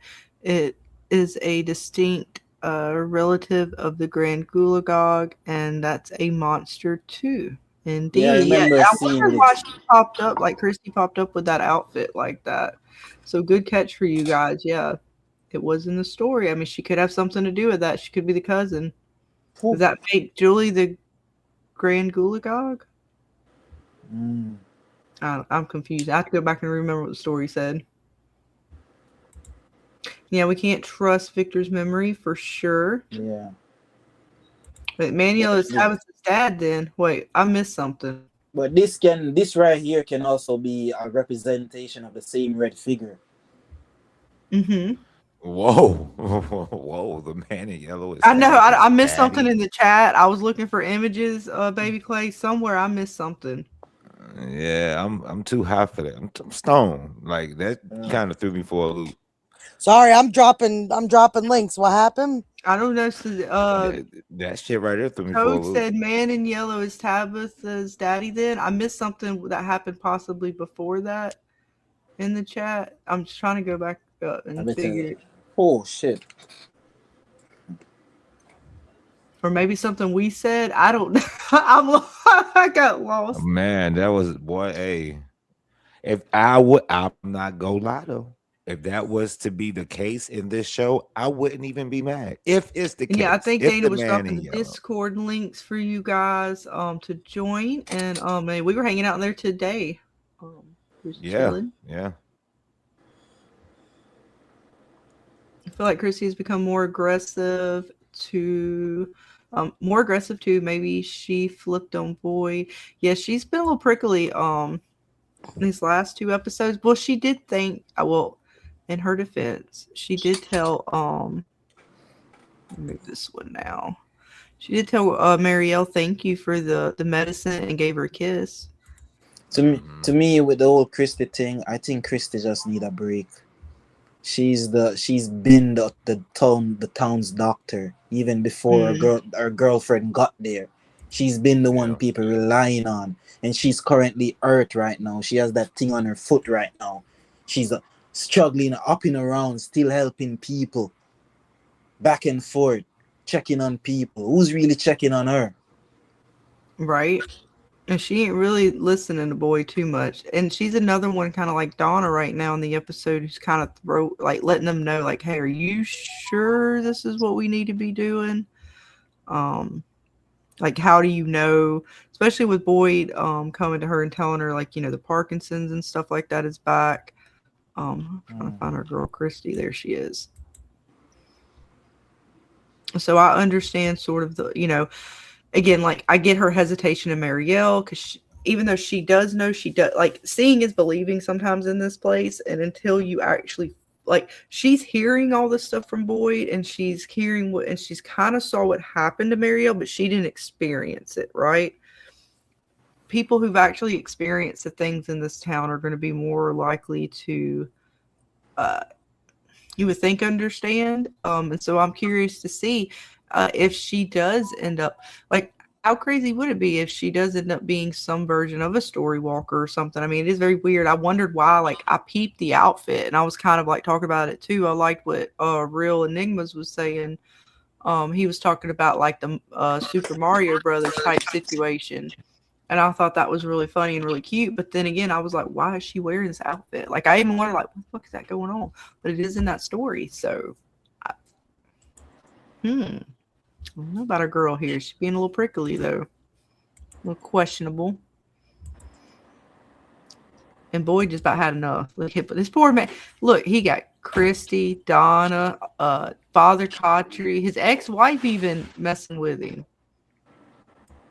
This poor man. I don't know. If I was him, to be fair, I don't know what I would do either. I don't know what I would be doing at this point. I would be going in so many circles because he's got what, like 5 different sort of individuals coming at him. Not to mention just the pressure of trying to, save everybody and hoping that none of this was, all for nothing. The death of his wife, hoping that his son can make it out. That's a lot. Twinkle Toes says she does seem stressed. Indeed, our girl Chrissy a little stressed out. Oh, you think that Christy made a pact to get her fiance there? Oh. Uh-oh. That'll be messed up. Sorry. Definitely. I'm sorry. Selfish. Like that would be pretty like fucked up. High level of selfishness. Right? Mm-hmm. Knowing what this place is. It's possible. I wouldn't wish this place on my worst enemy. That is crazy. Let's see. Beef Supreme. Love the name. I'm getting hungry. You gotta stop it. Also, we know when you story walk, you're just having a seizure. With a Matthews RV crash in episode 1, Ethan had a seizure, and Christy asked if he had a history of seizures. Maybe Ethan can story walk too. Well, he did when she, and again, as far as what they showed us, he did go through the threshold with her, I believe, and he went through the threshold to go get her. Well, they were holding hands when she walked through. Oh, and yeah, true. And he didn't, and neither did Randall. Now, I don't know the full extent of the story walking, and maybe he still might be able to. This place does seem to cause seizures to a couple of our. It did it to Elgin when he had the vision. Sarah's had a couple of seizures when she's had interactions with some of the things in this place. So I don't know if the seizures are a full-on tell of the story walking, or again, it's just an effect that this place has, because we don't know what the story walking is. Like, we say it's time travel, but she's seizing. Like, it's so, and she's not physically.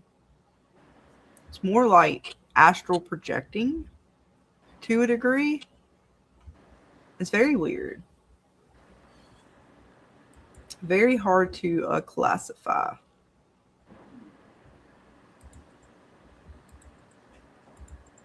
But we'll have to see what happens with her. I mean, again, I think she's got at least one more venture from what we saw in season 3. She hasn't with the wig. I know how lovely everybody takes the wig and enjoys it.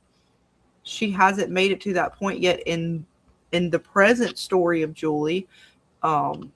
She hasn't made it back to the RV yet with her dad and the man in yellow. So, and she's aware of the man in yellow. So now that at this point of the story, right, like they're starting to come clean about things. I mean, and she has already seen the man in yellow in one past variation. So when she comes and gets to see her dad again, right before his death, may he rest in peace. I'm assuming we're close to that. And again, I don't know if that's going to happen in this finale, or if that's going to happen in the next season, but I would assume that's coming up. I don't know what you guys think. I mean, I don't think she's done story walking, even though she's hesitant. That still has to happen, and I think it's happened soon. It's going to happen sooner rather than later. If not the finale, I would assume at the beginning of next season. I could be wrong, but that's my assumption. What do you guys think? Rizzy, what do you think of it? Is she going to go story walking once again? Julie? Yes, sir. I think she has to see something significant happen to get her believing. Especially surrounding her mother. Mm-hmm. Because they haven't been they haven't been on the same page. Yeah, they say they love each other every time she hugs them and she go away. She leaves them. Even though she's crying out, oh, she's trying to protect them. But Julie, yeah, I think she's gonna go story walking again, but for her to do that, because it's messing with her brain and her mind. So right now, something significant has to happen, in my opinion, for her to go and like want to have the belief that she can go and do something and make some sort of discovery or make some sort of difference. Right. And what about Yeah. you, James? You think our girl's gonna story walk again?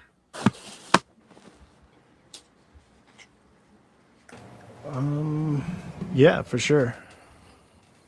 For sure. Where's she gonna go?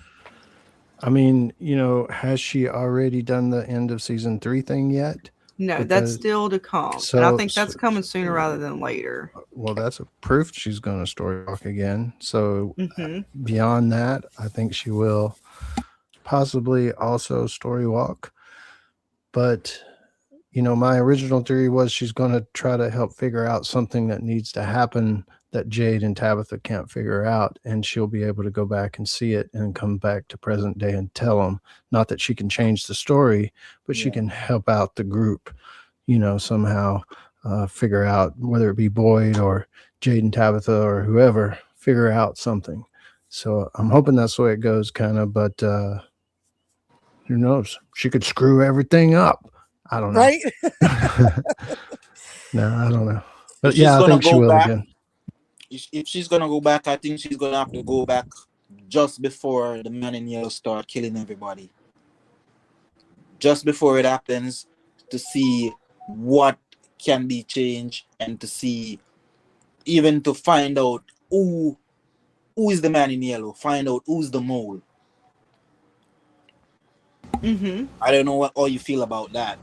It's definitely going to go back and at least to that moment with her dad at the RV. Past that point, who knows? I mean, yes, she could definitely go back and find out something with even Clara. Like like with her character having that, there's so many moments that they could go back to give us for, like, instead of being like a flashback, it's a Julie story walking moment. And there's a lot of those that it could be even. Because I kept thinking she's going to go back to the Abby point when Boyd, has to take Abby out or something. Because I kept thinking, okay, well, if Martin said it and they keep saying Abby said it, there's got to be a point where she goes back to talk to Abby or something. So yeah, they definitely, dude. It could be anything. All the things are possible at this point with her. And I do hope she does do more than just the one that we know she has to go back to. What about you, baby Clay or Dana? Thoughts on our girl Julie? Shit. Right? I mean, it's almost like she gave up on story walking, but I know that's bound to change when we get a little bit further into season 5. She might story walk tomorrow night. Hell, who knows? But I mean, I dig what she's saying, because she does think this place is playing with her. So I mean, I could dig that because it does play with you. You know what I'm saying? I honestly, as the audience watching, I don't know what to fucking believe because you can't take things face value with this show sometimes. So Right. I understand that she feels like, especially when she had that conversation with Sarah, and Sarah was just like, "Hey, this place likes to play with you. I don't think you can go back in time and save Jim." She didn't really tell her that, but she asked Sarah the question, and Sarah just answered it as honest as she could. So I mean, I still like Julie though. I don't think she's wrong for telling Tabitha what she's seeing may not be real. Because I mean, she's been through a lot, and honestly, she's still a young lady. So she just lost her dad, so she doesn't know what to feel, how to feel. She just knows that all she has now is her mom. So I mean, I get where she's coming from, but I think Julie is strong. She's a great character. Her character arc has steady on the incline, and it hasn't declined since the show started. All like season 1, she started off a little bratty, gave you attitudes here and there. Season 2, she went into the cicada reunion. Season 3, she locked in, and season 4, we have this Julie, and I still love her character. Well, it's like imagine what she's going through. She has this ability. She thinks this place is lying to her. She can't figure it out. Her dad's dead. They're stuck in this place. Like her emotions and brain is all over the place. and it's going to take something to kick her back into high gear. Like right now, and that's why I still think it was so important what Elgin said to her. You have to see the truth through all the lies. And not to quote it, but it was something to that extent. Like, this place lies to you so much you can't see the truth. So she's gonna have to go back and start to story walk again. But it's gonna be interesting to see what kicks that back into gear. Right. You know, but I can't there's no imagine. telling. Yeah. She might fuck around and go back to the beginning of it all. You know what I'm saying? When the children, because she heard the children. She heard the children being sacrificed in season 3. So she was almost at the beginning of from Land, you know, at the beginning of time, but she never got to that point. So they could still take us back with her being able to still story walk. They can she take was us back freaking that far. out. Like, she went through like that first initial story walk she did. She went through like what 3 or 4 different time periods. I can't even remember. She saw her mom. That was one time period. Martin herself. That's 2. That's 3. The kids. That's 4. And I can't remember if she heard anything else while she was down there. She went through at least 4 different time periods in a matter of like what, minutes? I think she's gonna overhear, or she's gonna be privy to a conversation about the man in yellow, and that's kind of what's gonna trigger her. Okay, yeah, my shit's real, because no, she didn't tell anybody that she saw the man in yellow. I don't even know if she told Randall. Did she just tell her mom on this episode? No, I don't. What did she say? Because in this moment she was talking to her mom and telling her that, you know, about the story walking a little bit, and she said something about somebody. She did. Did she? She did mention that she saw the man in yellow, but she questioned if it was real. That's what she resorted to doing, and she didn't even mention that she saw him eating people. She left that out. I couldn't remember what all she said, but I could have sworn she mentioned something about it. Then I'm surprised. I couldn't remember did she say actually man in yellow? Because I couldn't remember if she said his name verbatim. Then I'm surprised that she did say the man in yellow. Turn around and say, "You guys are right." Yeah, she did. Okay. And look, it's a lot of bits. I'm not going to lie. To remember everything that they've said throughout the seasons, verbatim, even, you know, because it matters, right? Like, I mean, if she said the man in yellow, or did she say, you know, I went back in time and saw some dude, you know, it matters. Yeah. And yeah, JT, you were saying too that it looked like Julie was in the corner of that photo. And you guys are rocking in the chat. Again, the link for anybody who wants to come up here and talk about it. I'm sorry if I don't get to everybody's chat. I'm trying to at least highlight you guys up here. But let me find this. Oh, there we go. I bring back up my screenshots. Apologies. We're semi-professional here, folks.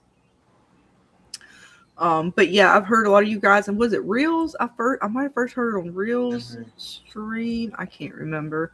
I apologize if it was somebody else's, but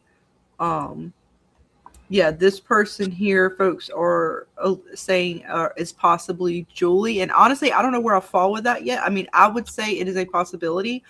I don't think it's Julie, but again, I didn't think Clara was Clara. So, what do you guys think? Is that Julie in the corner? It's hard to see. As the more I scroll in, the harder it is, Dana, to see it. But kind of when it's out, I think it is. It has a possible similar profile to her with the dark hair. Yeah. So she probably story walks back to that time eventually, or they're foreshadowing it. I'll take your word. I'll definitely take your word for it, but it's too hard for me to see. I'll say for me, 50, it's a 50-50. Yeah, it's hard to say. She's got a similar profile and a similar hairstyle and possibly color. The same way this other girl in the image looks like Clara to a degree. Like, it could be Clara. It's a possible Clara. It could be a possible young Clara. Not to say it is. But the way she's doing her hair and stuff like that, this could have been the young version of Clara. But again, that's not like a confirmed thing. That's just similar with Julie. And I give both of those a 50-50. again, given that Clara is who she is, Dana, I mean, I can't deny this does look enough like Clara for me. I would have to give into that, and even to Julie, Yes, knowing that even she I is have going to to give into story that. walk. It definitely does. It definitely does. Well, yeah, and I did notice the black eyes too, where it looked very creepy. I said that this picture alone was creepy. The fact that Sophie was in the background and this person here was creeping me the hell out. Her eyes were seemingly blacked out, and it could be this was a version of the man in yellow. I know he came in as the man in yellow in Victor's timeline, which I'm assuming was possibly this timeline, but we know that he interchanges between previous timelines and the timeline he's currently working with. So this image here could have been the man in yellow in a previous cycle and him coming in messing with them. I don't know. But the eyes are very creepy. It could just be the photo and the fact that, the way her eyes are shaped, it caused she has dark pupils, so it just the image ended up that way. Well, it does say that the first color film, while black and white film followed in the 50s, two instant colors photos were released by Polaroid in 1963. So that camera that we saw could go back as far as 1963. Mm-hmm. So we don't know. We truly don't know because we know the man in yellow came in Victor's timeline as the man in yellow. Seemingly, Sophia is a past. Now he didn't say that it has to be he takes that past form, like each cycle he takes on the next form. He just said I can only take the forms of people who have died here. So he's have a that collection of things that the monsters have down there. He could have a whole host. It may not even have to be in an order type situation. He could just, because he knows this cycle, he knows the people. I'm picking this preacher's daughter type situation. A preacher's coming in. I need to do this. Previous cycle, some dude came in, like a salesman. So I need a salesman type situation. I need a whatever. You know what I'm saying? It may not have to be that the previous cycles sort of claim that he's taking on a resident has to be in the next cycle as a form he takes. You could be like Lost. He could, Why did yeah, take Jacob any bring the form he people in for? chooses. That's from a But dead it person. was the same thing in Lost. He could only take forms of people who also died. But it didn't have to be in an order, right? No. That's what I'm saying. Like this, I think when we first started talking about it, I even assumed that he was taking it in an order. Like, okay, one cycle he took this form, and then he's going to claim a next cycle, and he'll take that, so on and so forth. But he may not have to do that. He could just have this collection of individuals that he can take from, depending on who's in what cycle and who, how he needs to enter and what is going to allow him to enter under the radar the most. What do you think, Rizzy? Do you think he has to take on those the same, it has to be one form and then the next form and the next form, or can he just take from anybody who's been passed away in this place? He can take a form of any of those people. It doesn't have to be in order at all. I don't think it has to be in order because he can probably just shapeshift in anybody he feels like, as long as he have probably a possession of theirs. Probably he could shapeshift in Jim right now. Definitely, he has Jim tooth. Mm-hmm. So it could be anything of theirs, the body parts, clothes, shoes, whatever, jewelry, something that belongs to the person. That's how I look at it. And also, Right. with the man in yellow, Boyd had his suit in possession at one point, right? Yeah, Sophia came in there and found it and took it out And of his he room. got it and went and shapeshift. Did he brought it back? He has it in the backpack, and we do not know what she did with it when she Okay, came back in stop right town. there. Stop right there. I'm I assuming she's gonna set somebody up with that shit. I I don't like thought it. I thought right there Boyd dropped the ball. The suit went missing and you haven't went to search for the suit. Well, he did. Father Cautry kind of stopped him. and told him like you're worried about. I forget how Father Cautry talked to him, but he got him to go focus on Jade as opposed to the suit, if I'm not mistaken. Because Father Cautry, because he was worried about it, and he was asking Jade, he was asking Kenny, and then they went to the tree, and he told Jade landscaping is not a plan. Jade's like, fuck you. He's like, great. And then he goes back. He has the vision of everybody getting shot, and he goes back. That's when Father Cautry stops him, and he is actually, I think, in his bedroom talking about like he's looking in it and trying to figure it out. And I believe Father Cautry gets him off the trail, which is why I question Father Cautry and what he is. Yeah, because he dropped the ball right there. Not he should have pushed a little more to try and find that suit and find out all the suit missing. Who took the suit? Mm-hmm. Where's I kind my of think super Father Cautry suit took type him off of of that. energy? And then the beginning of the episode, Tabitha comes in and tells him about the man in yellow messing with her, being in her house, and he's like, yeah, he was in my room too. And he's like, you know what, we don't have time. Like, basically, like, he was, it appeared as if Boyd was like, he knew the man in yellow was back in town. He killed Jim, and he was worried about what was about to happen next. So he's like, we're breaking ground. So instead of looking for the suit, it's almost as if it scared him. Between Father Cautry and what the man in yellow did to Tabitha and told her, and she told him or told Boyd, it seemed like it pushed him to say, hey, we're going for the tree now. Like, instead of taking a beat and thinking things through, he was like gung-ho and ready to go with that plan.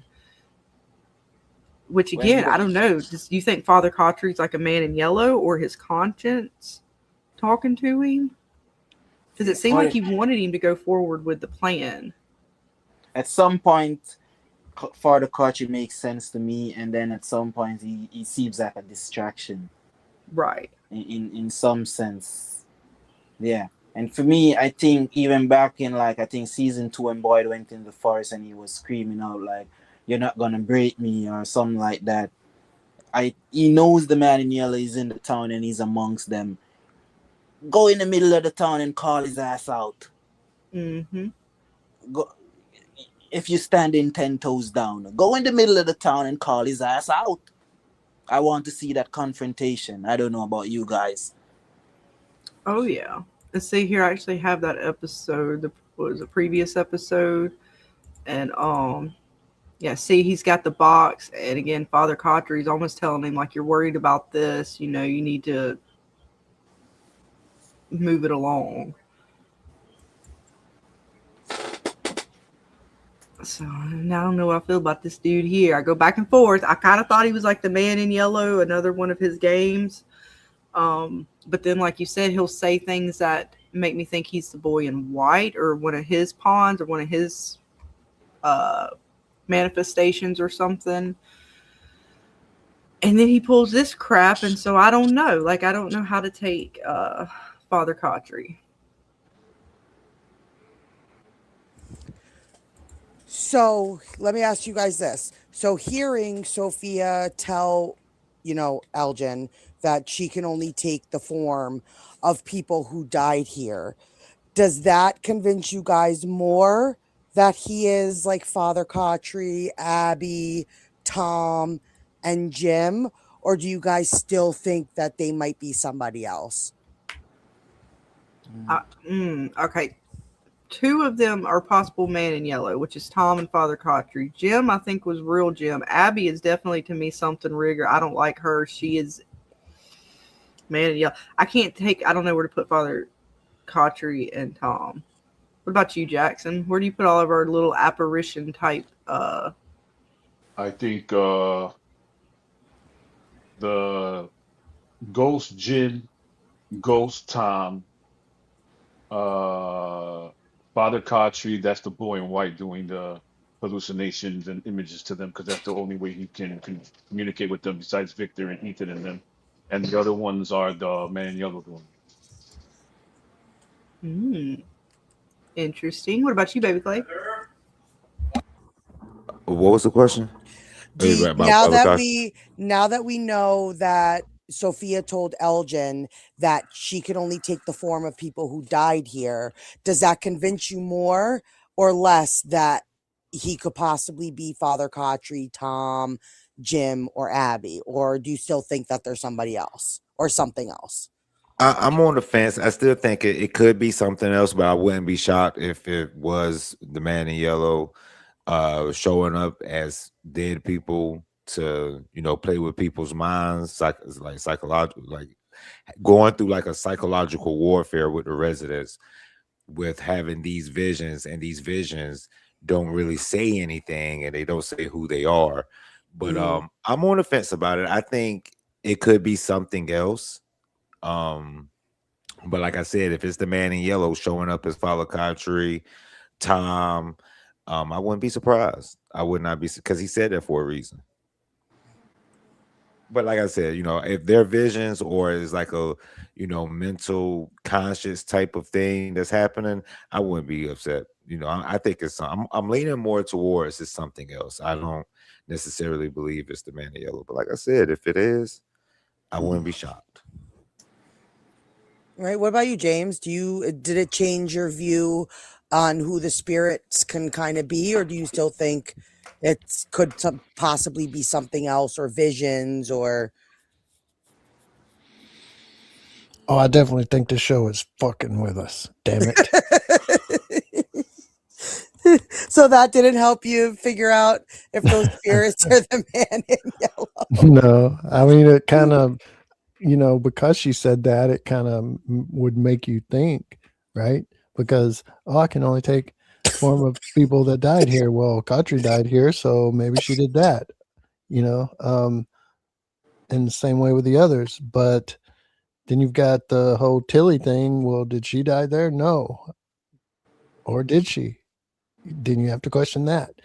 So there's a lot of, it really just makes you question, like, what this show always does. It's doesn't give you answers. It gives you something, some information that raises 100 more questions. But just my gut feeling since the beginning really is that Khatri and Tom, at least, and I'll throw Jim in there, maybe Boy in White, something he's allowing, how they said the people that die here don't ever leave. They're trapped there, their souls. So maybe Boy in White let a couple of souls loose to help, because the Boy in White somehow can't interact like the man in yellow does playing the game. So he let a couple of souls loose to become visions. But at the same time, then you got Abby, which kind of throws a wrench in the plan, because she seems to be acting a little indifferent, but she did while she was alive. So does that play into that? Or is she just simply maybe really a man in yellow thing? So it's just, there's just too many. Well, what about this? But then what about this, to it? So it's hard to put your finger on it. I don't know. I still lean toward Boy in White side, or The Place versus Man in Yellow. But now that Sophia said that, you got to raise the question. Right. It does make you think if what they could possibly be, even though, and I'm starting to lean with you, James, more towards the Boy in White, simply because when we've seen Father Khatri, we know Sophia is off doing other stuff. She's not necessarily in anywhere. So how powerful is she? We know she has rules now, right? She can only take the Well, form. he did have the blood in him, though. He had the cicadas in him, and I don't know if that lingers. Let's just pretend for 1 second. Father Khatri is caused or whatever by the Man in Yellow entity, for sure. Let's just say that. What is the purpose? Has Father Khatri ever helped a situation or discouraged against a situation? He has. I mean, it kind of seems like he's, for lack of better words, helped more than discouraged. But Abby seems like she's more discouraged than helped, right? So, Well, it depends. He's kind of seemingly pushing Boyd in this last episode to pull the tree, which I don't know is the best way. But if you guys can recall, before Father Khatri died, he and Boyd went back and forth. It's a thing they usually do because for the Kutchers was like the second before it wasn't Kenny. Kenny stepped up because Forger Kotri died. Forger Kotri was one of those other people in the town that people look to. Am I wrong? For some kind of guidance, apart from Boyd, in my opinion. That's how I looked at it. Then he died, and then Boyd had him on his own conscience. So that could play a factor where Boyd sees him at times because he remembers, those back and forths. Mm-hmm. Yeah, Yeah. there's something weird about Father Cautry because there was when he first appeared, it was after Boyd comes back, if I'm not mistaken, from the dungeon, but he also has the bottle of liquor. They make note that in this last episode that him and Kenny drank the last of it. So I'm curious to see if Father Cautry pops back up because if he's connected to the liquor, then to me that makes me think he's just the spirit of Father Cautry. If he's not connected to the liquor and it goes to more of a man in yellow type situation, then the only way I can connect it is that even though Boyd did the my blood is your blood, it may still linger in him in the way that Henry is having visions. It could be, again, one of you guys in the chat said it, the games that he's playing, it could be one of the games that he is playing with him. Because there was a point where he was talking to Father Cautry when he first popped up, and Kenny, he was trying to decide whether or not to tell Kenny about Sarah. And he had told him almost as if not to talk to Kenny. And then all of a sudden, Sarah spills the beans and Kenny turns his back on Boyd. Even so much so that Father Cautry made Boyd look crazy in front of Kenny because Kenny didn't believe Father Cautry was there. And he's like, no, he almost, like, he pulled the gun, and Kenny pulled the gun on Boyd. It wasn't until they saw the worms under his skin that they believed him. So I kind of question Father Cautry, and is he helping or not? Like, kind of sometimes, but then there's a lot of times where I'm like, he seems like he's not. And Tom did seem like he was helpful because of what he originally told Jade. Like, originally, I thought he was fucking with Jade. Like, Jade did not need to go down in them tunnels. Like, that is not the place he needed to go. They needed to save Julie by messing with the music box. But lo and behold, what Tom told Jade way back when is coming to truth. What does nature hide the most? Where do they hide it? And the hardest places to get, right? Like your brain is behind your skull, where your heart's located and stuff like that. So he was telling him to go down into the caves. And what did he discover when he went down there was the first symbol or the first kind of thing he had with the children and then being on the slabs. And now he's got to go get the bones. So Tom might have been the boy in white. But I'm not sure about Father Cautry. I put that one totally to fuckery. I don't like him. Even with the old Elgin situation, he was trying to talk Boyd out of doing it. Right, and they didn't get to save Fatima. Like, was he trying to stall them to stop them so Fatima could, so what happened to Fatima could happen? True, but I'm starting to lean away from the man in yellow when it comes to these spirit forms, just because when the man in yellow gets to Tabitha and he's like, you're doing something you've never done before. I didn't take it as he was the one then using Father Cautry to lead Boyd to do this with the bones. Like, he was excited and almost like surprised at the same time that they were finally doing something new. Mm-hmm. So if they were leading Boyd towards these bones, then I don't think the man in yellow would have approached Tabitha the way he did. Like, you're doing something different. Right. He would have done this in every cycle. He would have led them somehow to try to do this.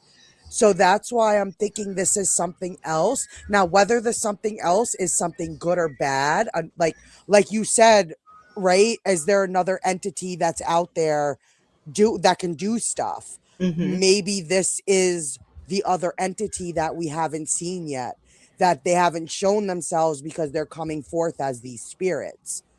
Right. So I Hang don't on know. 1 second, guys. I want to thank TJ for the $2 super chat. That's right, 50, well, somewhere between 52 to 56 live viewers. Hit that like and subscribe, folks. Again, thank you all for joining us tonight. The link is pinned if anybody wants to join us on panel. We still have a few open slots.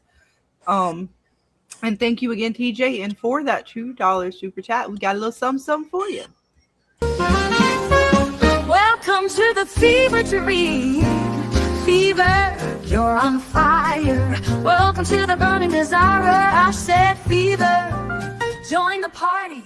We're burning all through the night. And thank you again, TJ, for the $2. Again, that is what keeps the lights on around here, folks. All the support, and we thank you. And what's up, Susie? Everybody who's hanging with us tonight. But Jackson or anybody else who wants to jump in, yeah, please continue. So I don't know. Like I'm still very 50-50 on who these spirits could be, because it's like I just don't. I don't know if that, because to me it's like if the man in yellow is going to take their forms, he's going to do so how he's doing with Sophia.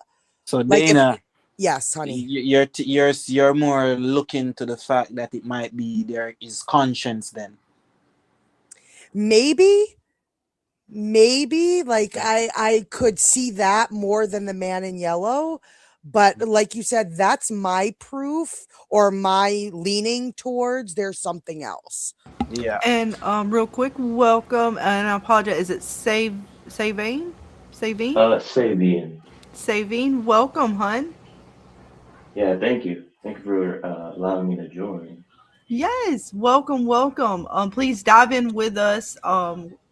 I think we're talking about Father Kotri and some of the sort of type apparitions. I don't know what we call them. I guess that's what we're trying to figure out right now. What are your thoughts? I did call. I have like a little theory on that, which I haven't really made a video. But can you guys hear me all right, or is my quality bad? I can hear you fine, hun. Okay. You sound good to me. Yeah, I called them apparitions too, and I have some theories about them. I think Kotri is definitely probably due to the man in yellow or the spider, if that's like the source of evil or something. So you think they're evil? Well, what about I think what about like Tom? Where would you put the bartender Tom who came to Jade? You know, it's hard to say because maybe Tom or whatever it was, like he might not have wanted him to cut down the tree, and maybe he knew that abusing, you know, things for Jade might lead him down that path. So maybe that's why he told him to sober up.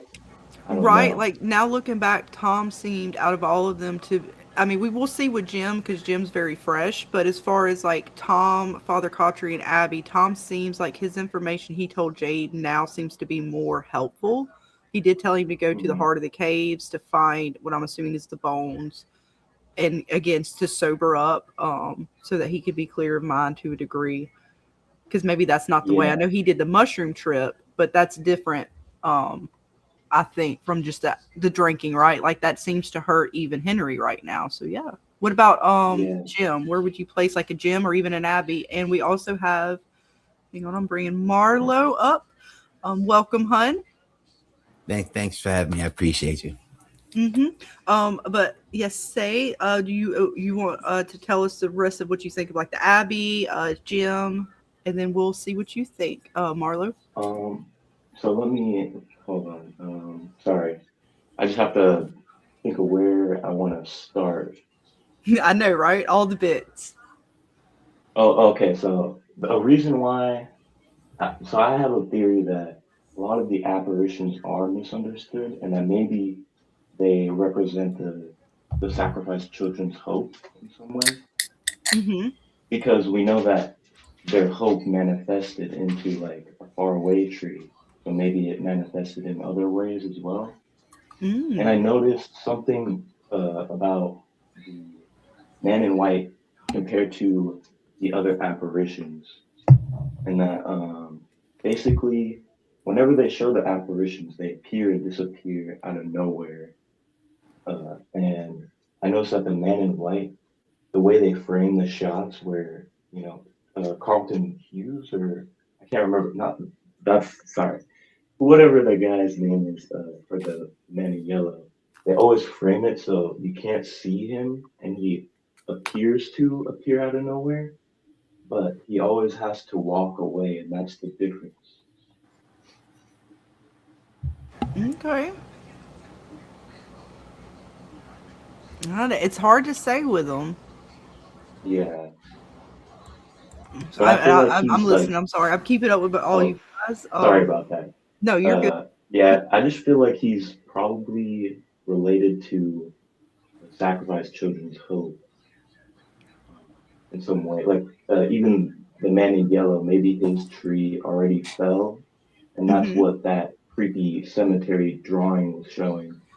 Because if you Mm-hmm. look into that creepy cemetery drawing, I noticed that there's 6 graves in the background, and from what we know of like the visions, Mm-hmm. uh, it basically showed that there's 7 sacrifices, both in the pointing children in the caves.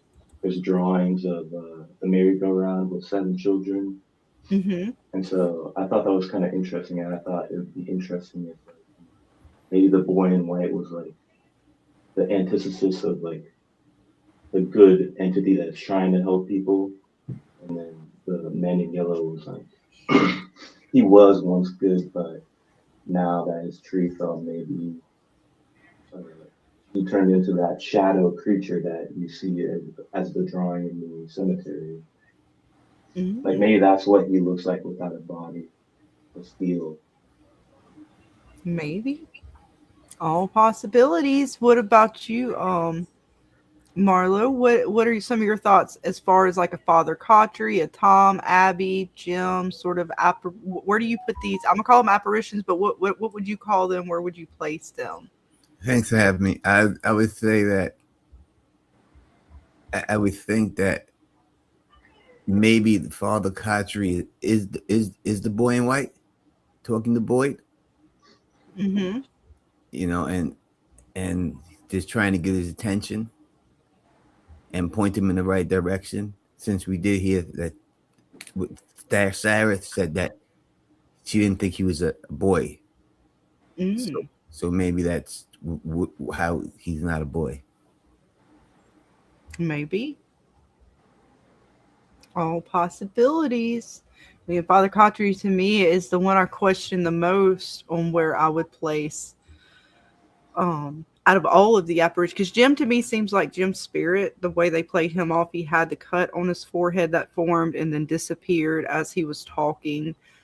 He had a flashback even when he was talking to Ethan, so it was very different compared to the rest of these sort of like Abby, Father Cautry's.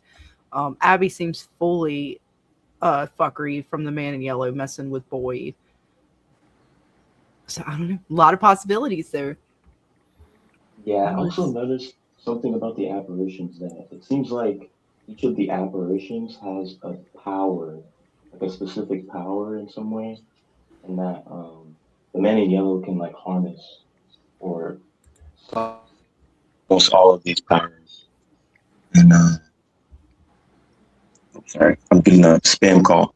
Uh, I noticed like in season 1, episode 10, I think, that the boy in white telepathically communicates with Sarah and is only shown doing that to Sarah. And Right. in the first season, oh shoot, my headphones disconnected. Hold on. Um, so yeah, he's only shown doing that to Sarah. And in the first season, the voices also tell Sarah that they were waiting for someone to come, someone who could hear them. And so, assuming that's the man in yellow, they seem to have the same power of communication with Sarah telepathically. And, if the cicada, if Martin was the man in yellow, the cicadas were brought about by Boyd's nightmare and his ritual of, my blood is your blood, and the sacrifice of Smiley allowed another person's nightmare to be reborn through the same nightmare. Maybe. I mean, again, the way they're playing stuff now, especially after Claire was, I mean, again, Dana, all the glory to you for seeing Claire since season 1. It changes my whole perspective of the show and how I see the show. With all of our characters, even and now the things that they're showing us with the Man in Yellow / Sophia / entity / whatever it is, the possibilities again on what it could be are just they seem to pile up. And Code Knox, if you would like to join us, let's see how many we got. 1, 2, 3, 4, 5. I think we still have room for at least 1 or 2 more you guys, but we might cycle folks out depending on how many more join on. But the link should be pinned. It's pinned now to the bottom. YouTube changed up its bits. It used to be at the top and now it's at the bottom.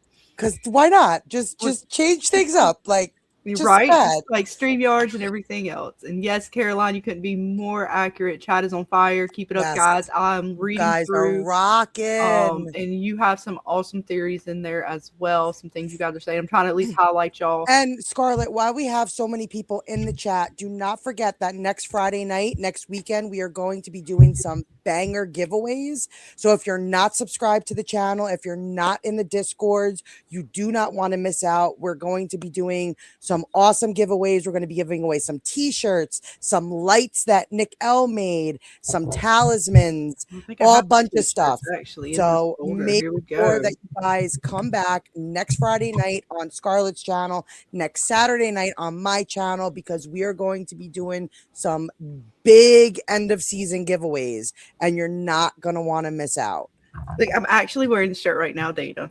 Oh, are you? Mine is still packed away in the... I am. I like it. Oh, and TJ comes through with another $2. Thank you, TJ, for the $2 super chat. Hey, hi, Dana. TJ.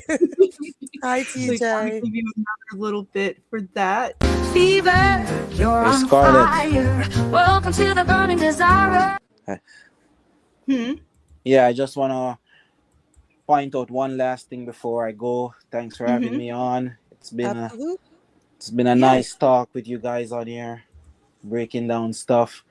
Yeah, but Ellis, he needs to step up. I saw him crying in one episode that he think he's not doing enough to help, and he had the chance to help that night when Kenny had to go out there and face the monster. We closed the door on Roger. That was pretty impressive. I actually enjoyed that. That was funny. That was absolutely. He slammed the door on Roger. He was like, "Bro, you were a goner. You were a goner. I'm not helping you." He saved that girl from getting her face burned off, but Ellis needs to step up. He could have volunteered to go out there that night, even though Boyd would have said, "Hell no." But step up, bro. Like, that's all I'm saying. Did we get Ellis in this? I swear I got a picture of him in this episode. He helped with the tree. That's the only time we got him. Okay, I thought he was with Fatima. That might have been last episode. Well, he didn't do shit this. What are they doing to our boy characters here? They got Elgin looking like a damn goober, and fucking Ellis. Where's he at? Hang on, I'm gonna find him. Oh God, there he is. There's our boy. Fucking one image. Oh man. All right, I'm gonna let somebody else join on. All right, then we'll feel free if you want to join back in. We'll be going for a little bit longer. All right, most welcome, and I'll thank be in the you chat. again. Peace out, Rizzy. Have a good night. Peace out. Thanks for joining. Peace out, Rizzy. Have a good night. Yeah, Dana has the best packages, indeed. I try. Yes, you guys definitely subscribe and join the Discords, because you don't want to miss out. I know we got a lot of things going on between now and the end of the season, at least for the next 2 weeks between next Friday's giveaway, and then we should have at least one more after that, possibly 2 more, depending on how much Nick L has sent Dana. Again, shout out to Nick L. I have not opened the box yet, so I don't know. I have to say, Dana's packages are the best. Oh, James, you're making me blush about my packages. Ooh, oh. Carl, you and Carl are just making me blush. But yes, and they are. Dana has a special touch with them. If you've gotten one of her packages, you know.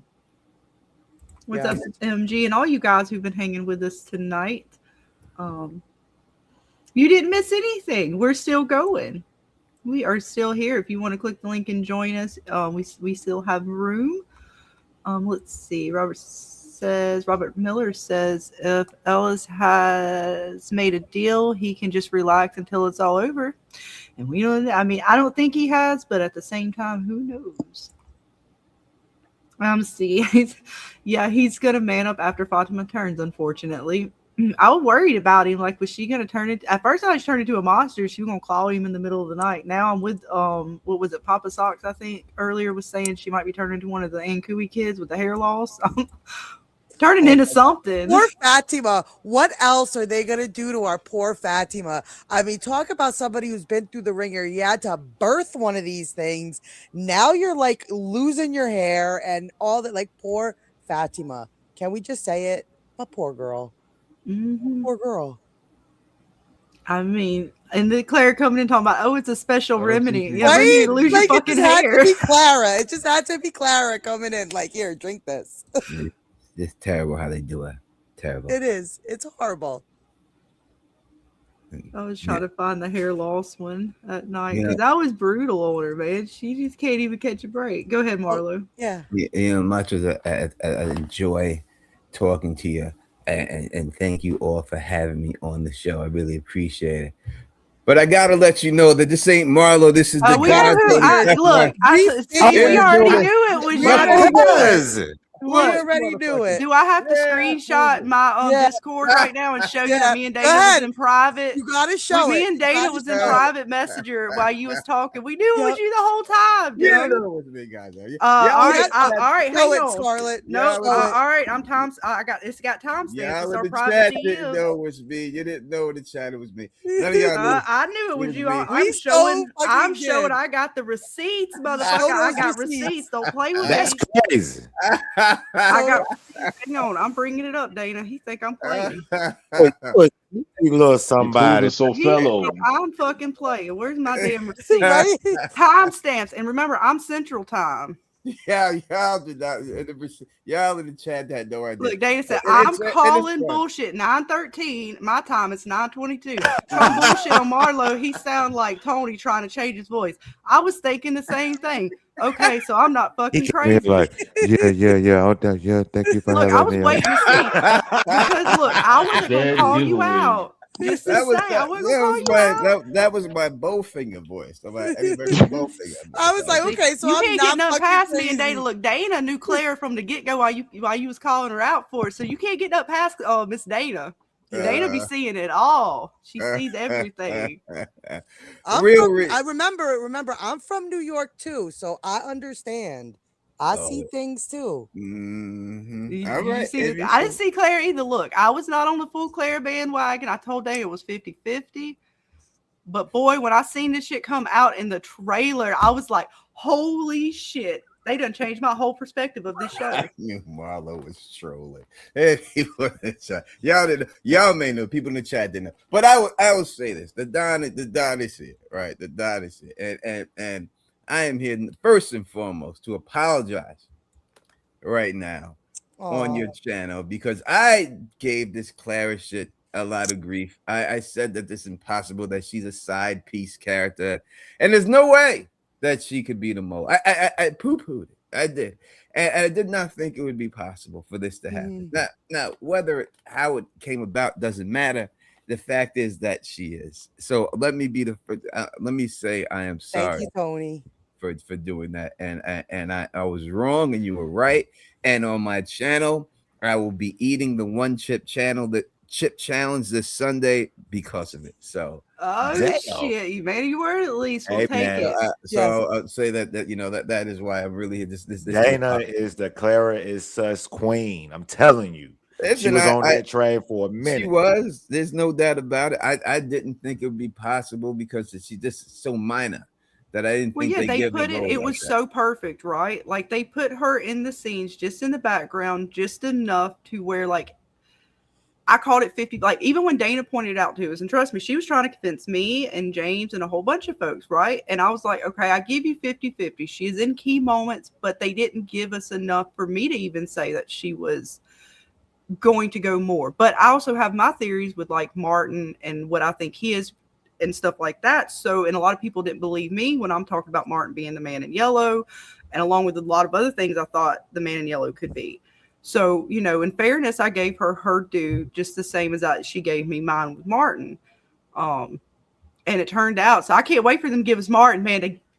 They need to give me my Martin. It's man in yellow. I have to be honest with you. It's crazy. Like before I started my YouTube channel, like I was talking about Clara for a minute. Ever since I could go back to like season 1 just talking about her. And it was like I always told people this show doesn't really give you a lot of throwaway. Like that I don't think they would do this unless they were planned. Like, she's popping up for a reason. And I know like people are saying fan service, but I don't think it's that. I really don't think it's fan service. Like I honestly just don't think it's fan service. I think that, regardless whether it is or not, you said it, it's right. That's the bottom line. I do think that from the interview that I've seen them do, right? Who was that had it on their channel recently? The redheaded girl, Jamie, right? Sci-Fi Vision. Oh, and she had it, and the way they said it, because she asked them like, "Oh, how did you come up with Clara being the man in yellow? I mean, being the mole?" And they said, "Well, we had to come up with something, and then our great writers just came up and said, hey, how about we make Clara the mole?" And we said, that's so brilliant, and we went with it. Like, to me, that's bullshit. They own the forum. They seen the shit. They seen it, and they took the idea and ran with it. You know what I mean? Well, and see, part of me, I don't hold anything from what the interviews say, or even they hold in these press conferences, because again, they can't, for them to tell us that goes against, to me, what they're trying to do or to give away for the theory crafting. So I don't give into it too much or take too much stock into it, just because of the fact, like, if I don't see it in the show, I don't want to, like, if it comes from a fan sort of thing, or it comes from just the actors, I don't take stock into it. Because we've seen Doug has been on our channel, and he did not believe any, like, he didn't believe any of it either, and he didn't believe a lot of other things. But if they come to pass, again, what they're telling us in public and what is in private, I feel are two different things. I feel you, but what I'm saying is the fact that they tried to say that they just thought of that idea right then in the whim. Yeah, right, because she's been here. Right. Like, there's no way with her popping in these scenes like that. Come on, they ain't just think of that, man. Especially with Jay, like, they know. The colony house scene, like Dana pointed it out, and I didn't give her credit. Like, at the time, I was like, well, of course, she's a background character. They're popping her in and out, and they needed somebody to tell Jade that Victor was here, there, where he was. But now looking back and knowing who she is, I mean, if the man in yellow was communicating with her, it makes perfect sense of why she wasn't at Colony House, but yet knew where Victor was. So, I mean, I think those moments, I don't think it's fan service. And it's not just because Dana's my girl. It's not just because I did not believe it. Like, I did not believe Clara was more than just a background character. Nobody really believed me. Well, she was nothing more than a background character. That's all she was. I mean, and honestly, as everybody else was there. But, I think whether it was Dana or Dana spit it out there and people ran with it and put it on there, I truly believe they seen it. And they said, hey, this is a good idea. Let's go with it. And they did it. I did say it seemed like they made this episode for her, like specifically for her. So, but they made sure to take her out. Like, she hasn't popped in since what, episode 4? 3. And so it was almost purposely done for her to kind of be out of the limelight. And even more so, like, Dana tried to reach out, or James tried to reach out to her on Instagram in order to try to get an interview. It's almost as if they kept her top secret and kept her out of the limelight. It was almost like, looking back, it was almost intentional. But that's my personal, like, point of view on it, and I will never know the truth. Yeah, well, they said in the interview that they just thought of it. That's what they try to say, right? So Well, it I mean, I've wasn't. heard so many things from interviews, and I'm like, okay, Yeah, then no, I mean, Victor's fan service, though, right? Because allegedly he wasn't even supposed to survive, according to he what they wasn't. say. He wasn't. Well, So, he was on the first season. He was on. He wasn't on the main cast at all. He got upgraded to the main cast in the second season. So he was. I just think, listen. I think they have. I think they have a beginning. I think they have an end, and I Yes. think everything else they go with the flow. Like they put stuff in here and put, because when you look at it, when Tabitha wasn't supposed to escape until this season. That's what they said. She wasn't supposed to go off there and come back until this season. That wasn't supposed to happen until then. They moved that whole storyline all the way up, right? So what did they have before they moved that up? You know what I mean? What was going to happen before they moved all that up? So she was supposed to escape and come back, and that means Acosta, and that means Victor's dad. All that was supposed to happen in this season.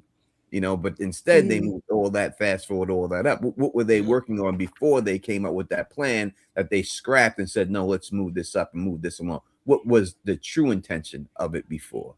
You know what I mean? So that's where I look at it with them. I think they have certain things that they're going with, and I think that sometimes I think that I wish they wouldn't have said that their brilliant writers came up with this idea. That when I heard that, I was like, that's some bullshit.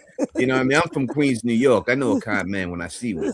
You know Hey, what Dana, I mean? Dana, do you remember when I sent that thing to Clara's actress? Yes. Was it season 3? I think so, yeah. So, it was because of you and your theories.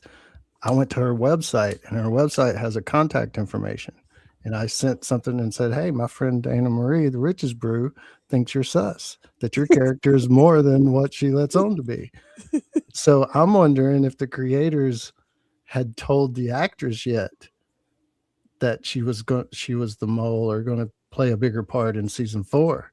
And I'm wondering if she's looking at that message going, oh, I'm just a side character or blah, blah, not even thinking on it. Or I wonder if the actress knew at that point when I messaged her, back then. True. Well, some people get upgraded. Like the Smile Monster wasn't supposed to be what he was, right? He just turned out to be the monster that people connected with the most. He had a little eerie smile, and then they upgraded him season 2 and put him on the poster and everything else.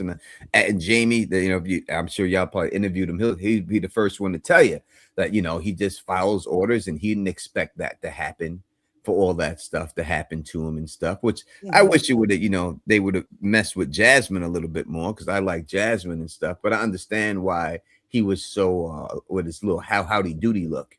How he was so inspiring that they said, oh, let's run with this guy. So I think because of things like that they're fluid with the show, and they move with the flow of the show. True. So it's going to be interesting to see how it ends and what we're going to get in season 5, because there's still a lot of questions unanswered. And even with the answers that we're getting, they came with more questions. So it's just, I'm interested to see how it's all going to play out. But it was fun. It was fun to try to convince people about Clara, because it was like I had to, when I tell you research and bust out shit and like break down timelines and show stuff and everything, I was like, oh yeah, well, me, okay. Can I be honest with you, Dana? What, honey? I started falling for your Clara theory after I watched Lost. And I realized how much every character meant something. They have even the red shirts, low-key, a few red shirts had value in Lost. And I took that. And I said, well, damn, maybe Clara, because she is showing. And then I took the evidence you gave me. She shows up low-key, like Donna, right time, right place, important conversation. The bitch went to Donna's door and said, y'all got some ice? Who the fuck keep ice in the bedroom? So it seemed like she's just interrupting things, What up to Kay? Thank you for actually knowing who I am. I appreciate that. I am Everybody knows who you are. Oh, knows who you are. We knew who you were when you started talking. Right? Look, I just didn't want to call you out in case we were wrong. Man, I was right. I didn't want to hurt and then be like, oh, my bad. You just sound like Tony. That was a good impression. I was gonna do the Al Pacino. I was like, should I do Al Pacino or Tracy? There was Why a do you think Caribbean I brought accent up you was trying to Clara? do. Why No, do you no. think all of a sudden I started bringing up Clara? Come on, I was baiting you to come out as who you were. I See, thought look, he was you gotta play. KP. Look, man, he don't understand. Look, y'all need to let Tony know what we do around here, okay? He doesn't know where he's at right now. We play psychology games here. Yep. We'll have to get you in on the Desert in the Cube test. See how you fare with that. I watched that Eddie Murphy movie Bowfinger, and I was looking at how he was doing his act, how he was pretending to be somebody else. And I said, we'll go with the Bowfinger. But I was gonna do the Al Pacino. I was gonna come in as Al Pacino. That was the plan. But I was like, wait, so that's gonna be a little too obvious if I do Al Pacino. So I was like, I said Bowfinger. No one watched that movie. That movie sucks. No one knows that. So You tried. Look, me and Dana was on top of it. You have no idea. Me and Dana be in them DMs. Who is that in the chat? They be saying stuff that sound like somebody we know. We got mods on top of things. You have no idea, Tony. We be running stuff. no, but I didn't want y'all to. I was like, I think I was like, they're gonna think it's gonna throw me off when you started saying that you're gonna rotate people. I was like, I'm gonna be the first rotation out of here. I gotta come clean. I was baiting the shit out of you to come clean. That's why I brought up Clara. See, Dana, he doesn't even know. He thinks he's playing us, and literally, we playing him. I was having some fun. No, you're good. Because me and Dana asked me, I was like, I think it's him too. That's why I was like, wait a minute, let's see. We're gonna wait to see how this played out. Yeah, we still were. We were totally waiting. No, I wasn't gonna kick you off. Trust me, because you were one of the last ones to come on. So in rotation, you wouldn't have been the first to go, anyways. Mm-hmm. So yeah, no, we was gonna let it play out. Oh, I appreciate it. But what do you think about our girl Fatima? Since we do have you with us, and all the fun of Clara was fun. Like, in all honesty, we had a lot of fun with Dana with Clara, and I cannot wait to see what more they give us with her. But our girl Fatima, she's not faring too well. Yeah, I think that I just don't know what the golem thing is and what was the purpose of it, and if they're just gonna get away from it. And did they need to do the golem thing to do what they're doing? See, like when I see things, like to me, some things are wasted time. Like there's a lot of things I think they can explore more of, like the Julie story walking thing. And I look at this season and next season as the same season, just in 2 parts, right? So you're probably gonna have more Julie story walking, and they're gonna break it up into 2 seasons because you have a power like story walking. She could really just solve the whole shit in a couple episodes if she really used it right? Yeah. So they're gonna try to break it up and extend it as much as they can. But I really think they should have just focused on the story walking this season and then did the other stuff next season. I think they baited us with it, the whole thing, and they should just get through the whole story walking stuff this season and then deal with the rest. But as for Fatima, I just think that they should have turned her to a monster before. Like it should have been her. Like we should have had at least 2 seasons of Fatima walking outside, coming to the door, Ellis being porn stashed up in the window, looking at her, thinking that he could turn her back and everything else. They should have worked with that. You know what I mean? And if they do go the route and they do turn her into a monster and stuff and everything, it just, I don't know if it's going to be effective as would have been if they would have had that for 2 seasons of that. I would have rather her got turned to a monster as soon as she gave birth. She turns to a monster. Ellis is looking out the window. Fatima's out there telling them come outside, smiling at him and shit. It would have hit harder, I think, if they would have ran that route with her. So I understand what they're trying to do, but to me, when this season ends, I need to see at least 2 to 3 people from season 1 dead. And if I don't see it, I'm not going to be happy with the season. Okay. And Savine, I can't remember, did we ask you about Fatima? I apologize. No. I mean, I think that I have a larger theory about the logic of the show and what it's trying to say, and that kind of might explain what they're trying to do with Fatima. Ahead. Go for it. Yeah. So I have this kind of thing written out. But basically, I feel like, what they're trying to say about human nature, and sorry to ask again, but you guys can hear me all right? I changed my headset. Yeah, no, dude, yeah, no, you're good. Yeah, go for it, man. Okay. You're good. Yeah, I just want to make sure. Yeah, let us know what your thoughts are. I feel like they're trying to say something about human nature and how hopes or like belief in hope or belief in fear can manifest inside you through depression, anxiety, happiness, inner peace. How faith, belief, fears, nightmares are all constructs of the mind. Mm-hmm. Um, how, we all have cycles or rituals, good or bad, and Right. that, and some of the characters kind of antithesize this, like Randall or Acosta or other characters that we hate or, We mean come here. around on. No one hates Acosta. Oh yeah, well, no, I'm saying Well, like I mean, a lot there of was a people point did, and where now I she's did not had this appreciate her. Yes, that this is she's true. had this Speak for story yourself. arc. She's Yes, had keep this going. story arc of like, you know, She's come a long way. I like how Acosta has come. Yeah, she definitely had her ways about her. I love what you're saying, man. I don't know who that was speaking. I can't see the oh mic. me, Savian. Davey, I love it. I love what you're saying. I really hope that they got that deep with it, and that Yeah, they I really really make think they a good are, show. That and they I can There is explain something to more. hope. Yeah, keep going, man. Yeah, Oh keep yeah, going. sorry to like interrupt anybody because No, man, this is for you guys. No, I'm new tonight, at like putting no, man. myself out there, and I think this message it really helped me a lot with a lot of the struggles that I've been Yeah. through. So I'd love to And share tonight this is for you guys. Tonight with is other for people. everybody to come on panel and let us know your theories. So yeah, like if you have it written down, just go Yeah, ahead and let us yeah. know your full theory, man. And we checked out your channel. I subbed to you. Oh, thank you. Yeah, I liked what you was cooking with. yeah. I feel like, it's about, how some people take advantage of other people's hopes and fears. Okay. And it's about like the prison of the inner mind for Mm-hmm. some, and how you need to realize and believe in something other than yourself, to believe in yourself and figure yourself out and understand the cycles of your own life and what traumas have led to that. And, and from, Oh, did we lose you? Sometimes the phone does that oh, in stream. sorry about that. It's Yep, you're because back. You're I'm back. switching between my notes and this. So let me know if that happens again.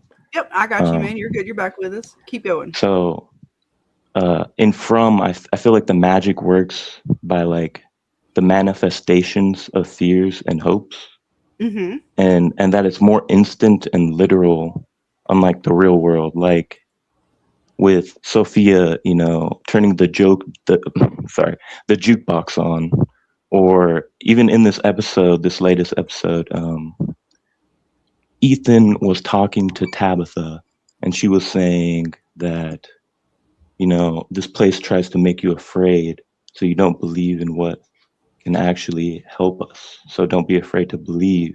And then later in the episode, he was kind of skeptical of Jade's plan, and then uh, Tabitha basically says it's going to protect us, and he says, "How is that going to help?"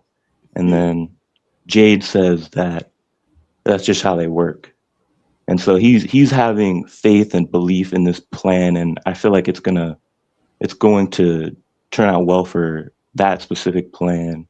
And I feel like even with like other things in the show, like in season 1, where Sarah was basically manipulated by the man the man in yellow's voice into believing into what that everything that she that or that the man in yellow said is true, like how he knew what Cautry buried, or that Jade and Tabitha were coming into town at the same time. And so she was so in fear with belief in the voice, and then that same voice manipulated her into believing that basically if she didn't kill Ethan, that um, that her brother would die, and that fear manifested almost instantly in the episode. There's definitely something to the fear and hope manifesting here. So yeah, you're on the right track, or at least the right path. The Twinkle Toes, it looks like Kodak's and them are definitely into what you were talking about. So, dude, definitely. And I know you got your channel going. So yeah, the more you Yeah. can get out there and talk, dude, the better. Yeah, I think Yeah, and it's an interesting perspective if you the way you're going through it, and I think that if you did, not that I'm not a expert at this YouTube stuff at all. I just do what I can. But I would say that the way you break things down, I would look at all the psychological things you could do for other shows on your channel and just Yeah, Mhm. yeah. commit to just doing that and breaking down into things like that instead of episode Hmm. by episode and things like that. You know what I mean? Yeah, Because we hey, definitely get what the Jade stuff in here for the cognitive side you're talking about, and sort of the Freud. We get the Alice in Wonderland trip Freud sort of situation. I know some other folks in the chat were definitely talking about the cognitive sort of overlays in the show. So yeah, man, you're on. Definitely onto something there, dude. Don't give it up. Jackson is also getting ready to start his channel. He's getting his bits sorted. So yeah, man. Are you afraid, real quick? I like this. Not afraid. That's not a good word, but I would say like let me put it like this, kind of. When I started my channel and stuff like that back in the day, and Mhm. I was doing specifically like Game of Thrones stuff and everything else and all that. I was really doing Song of Ice and Fire book stuff and switched over to Game of Thrones stuff and everything. But when the show ended and everyone just dispersed, and all of our friends that we made Hmm. throughout the history of the show, and a Right. lot of them went away. Does it scare you a little bit that we got one more season? Like to me, We it talked about saddens me. that. It We saddens. talked about it. And I'm sad as far as to end it. It's bittersweet, right? Like, because I'm glad that we're going to get to the end, and it's been such a journey. I can say for me and Dana, we would not be on YouTube. We would not be friends. We would not have met folks like you, Tony, and all the other folks, all the other folks in the chat, the content creators, was if it were not for this show. Like, this brought me and Dana out. Before this, I don't think I've ever been in a YouTube live stream chat prior to From. Same. So this brought me out of my shell in that regard, and because of the community, it boosted me and Dana up to be able to do what we're doing now, and it's why we want to boost Jackson and other folks up as well, because we came from the chat, we know what that's like. But after the show ends, I'm not too discouraged because a lot of the folks in our chat do enjoy other shows that we cover, whether it's Severance, Widow's Bay, Yellow Jackets. I'm trying to remember Dana, a Three Body Problem. Yellow There's Jackets, one more season too for Yellow Jackets, and that's done. Too. well, but I'm saying though, there's always more to come. Yeah. I And feel even always with have our faith in our community yeah, that because we will find things. even with our relationship with James, like From brought us James as well, but James has stuck with us through so much other stuff. So I have faith that From brought us together, but it's not going to be the end. It's not going to be the end of my channel, Scarlett's channel. No, I don't.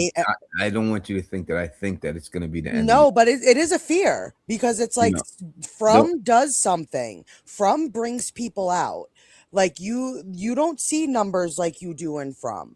So it can get a little scary when you start to cover other shows because we're that's still the name of the game, right? We're still YouTubers. You kind of need that to support your channel. But it's just like as far as the friendship side of it, I think the friends that I've made through this journey are going to be with me longer than some of the people I know, quote unquote, in real life. Yeah, I agree with you. I'm just saying, it's never the same. It isn't. I like when the Game of Thrones things. There's so many friends I've made in Game of Thrones. I can go through James and Stones and blah blah blah, and all these people that I streamed with, and I did it. I don't speak to them at all anymore. Like that stuff is over. Like it's all done. And it took me a second to get my bearing. And then I did the Dexter stuff and I got good with Dexter. And then I was only for one season. And I lost the Dexter people. Then we did the Better Call Saul. And we got the good people from Better Call Saul. Then that ended. It's so frustrating because not frustrating, but I say because you meet people. It's the and cycles you of the become show. friends. You become friends with them. And you think, and then they're gone when the show is gone. So I really hope that doesn't happen. So everybody who supports this channel, I really hope that y'all continue to support them on any show that they cover. Because if it wasn't like that for me when I first covered From in season 1, and there wasn't really a lot of people covering it back then, and I remember you, and people trusted me enough when I told them like, "Hey, check this show out. It's a good show." That they actually did check it out and was like, "Oh my God, this is a good show." So look at Dana and our peoples up in here. If they're gonna lead you in the right direction, if they say, hey, you should check out this show, that you should check the show out and stuff And like we try that. to be very honest about our reviews. Like, if I don't like something, I'm very honest about what it is I don't like about it. I try to be fair to, is it a genre situation? Like, the show's not meant for me. So, how I critique it, I try to be very fair to the show and what the show is. For instance, I was not a Walking Dead fan. But again, it wasn't a show for me. Although I do love horror, I do love zombies, I did not like that type of show. It did not appeal to me. So I can go for for me. It days was of Severance. why I don't like it and I could trash it. But at the end of the day, I'm not going to sit there and fully trash it because it wasn't meant for me. There's things in there I don't like, but the show in its core, it wasn't for me. We didn't care for Pluribus. And again, it wasn't for me. I could see why some people enjoyed that show. For me, it did not hit. It did not give me what I was looking for. Whereas Widow's Bay, it took me a few episodes, but now I thoroughly enjoy Widow's Bay. Is it a from? No, it is not a from, but is it a good show to check out? Is it something else to kind of, put your time into as a mystery box show? Yeah, it's good. It's not good. I don't think anything will touch from. Lost is about as close to a from that I can get. Even Yellow Jackets to me does not touch from. As good as Yellow Jackets can be at times, I don't think we'll ever have from. It'll take another 10 years before we get like another one. Maybe Yellow Jackets. It's good, but it's not a from. It's better now, right? Because now you're more interested in outside the wilderness is picked up. And before it was just like, I don't give a fuck what these older chicks is doing. I just want to see the wilderness and everything because it was so boring. But when you got people biting people and spitting it out in their face, now we're talking here, right? Now you're getting into it. So I think it just took a little bit of time and a little too long to get into to make you care about what's going on now. Like I didn't care about the black chick eating dirt. Like I don't need to see that. You need to see some other stuff. But yeah, it takes a while. Like From has generated a fandom that hopefully endures when the show is over. Some shows do that. Battlestar Galactica does it. Even Game of Thrones does it and everything. And hopefully the fandom, it's generated enough fandom that that it will still endure after it's all said and done when the show is over. And we'll see. We got another year from. We'll see what's on the horizon after that as far as TV goes. Again, I do Fallout too. I like the Fallout show. I think play the games. From will last a lifetime just because look at Lost. People are still discovering Lost for the first time now. Those fandoms for Lost are still so strong. So strong. There's a couple of channels I watch that are still I'm not even gonna lie. Lost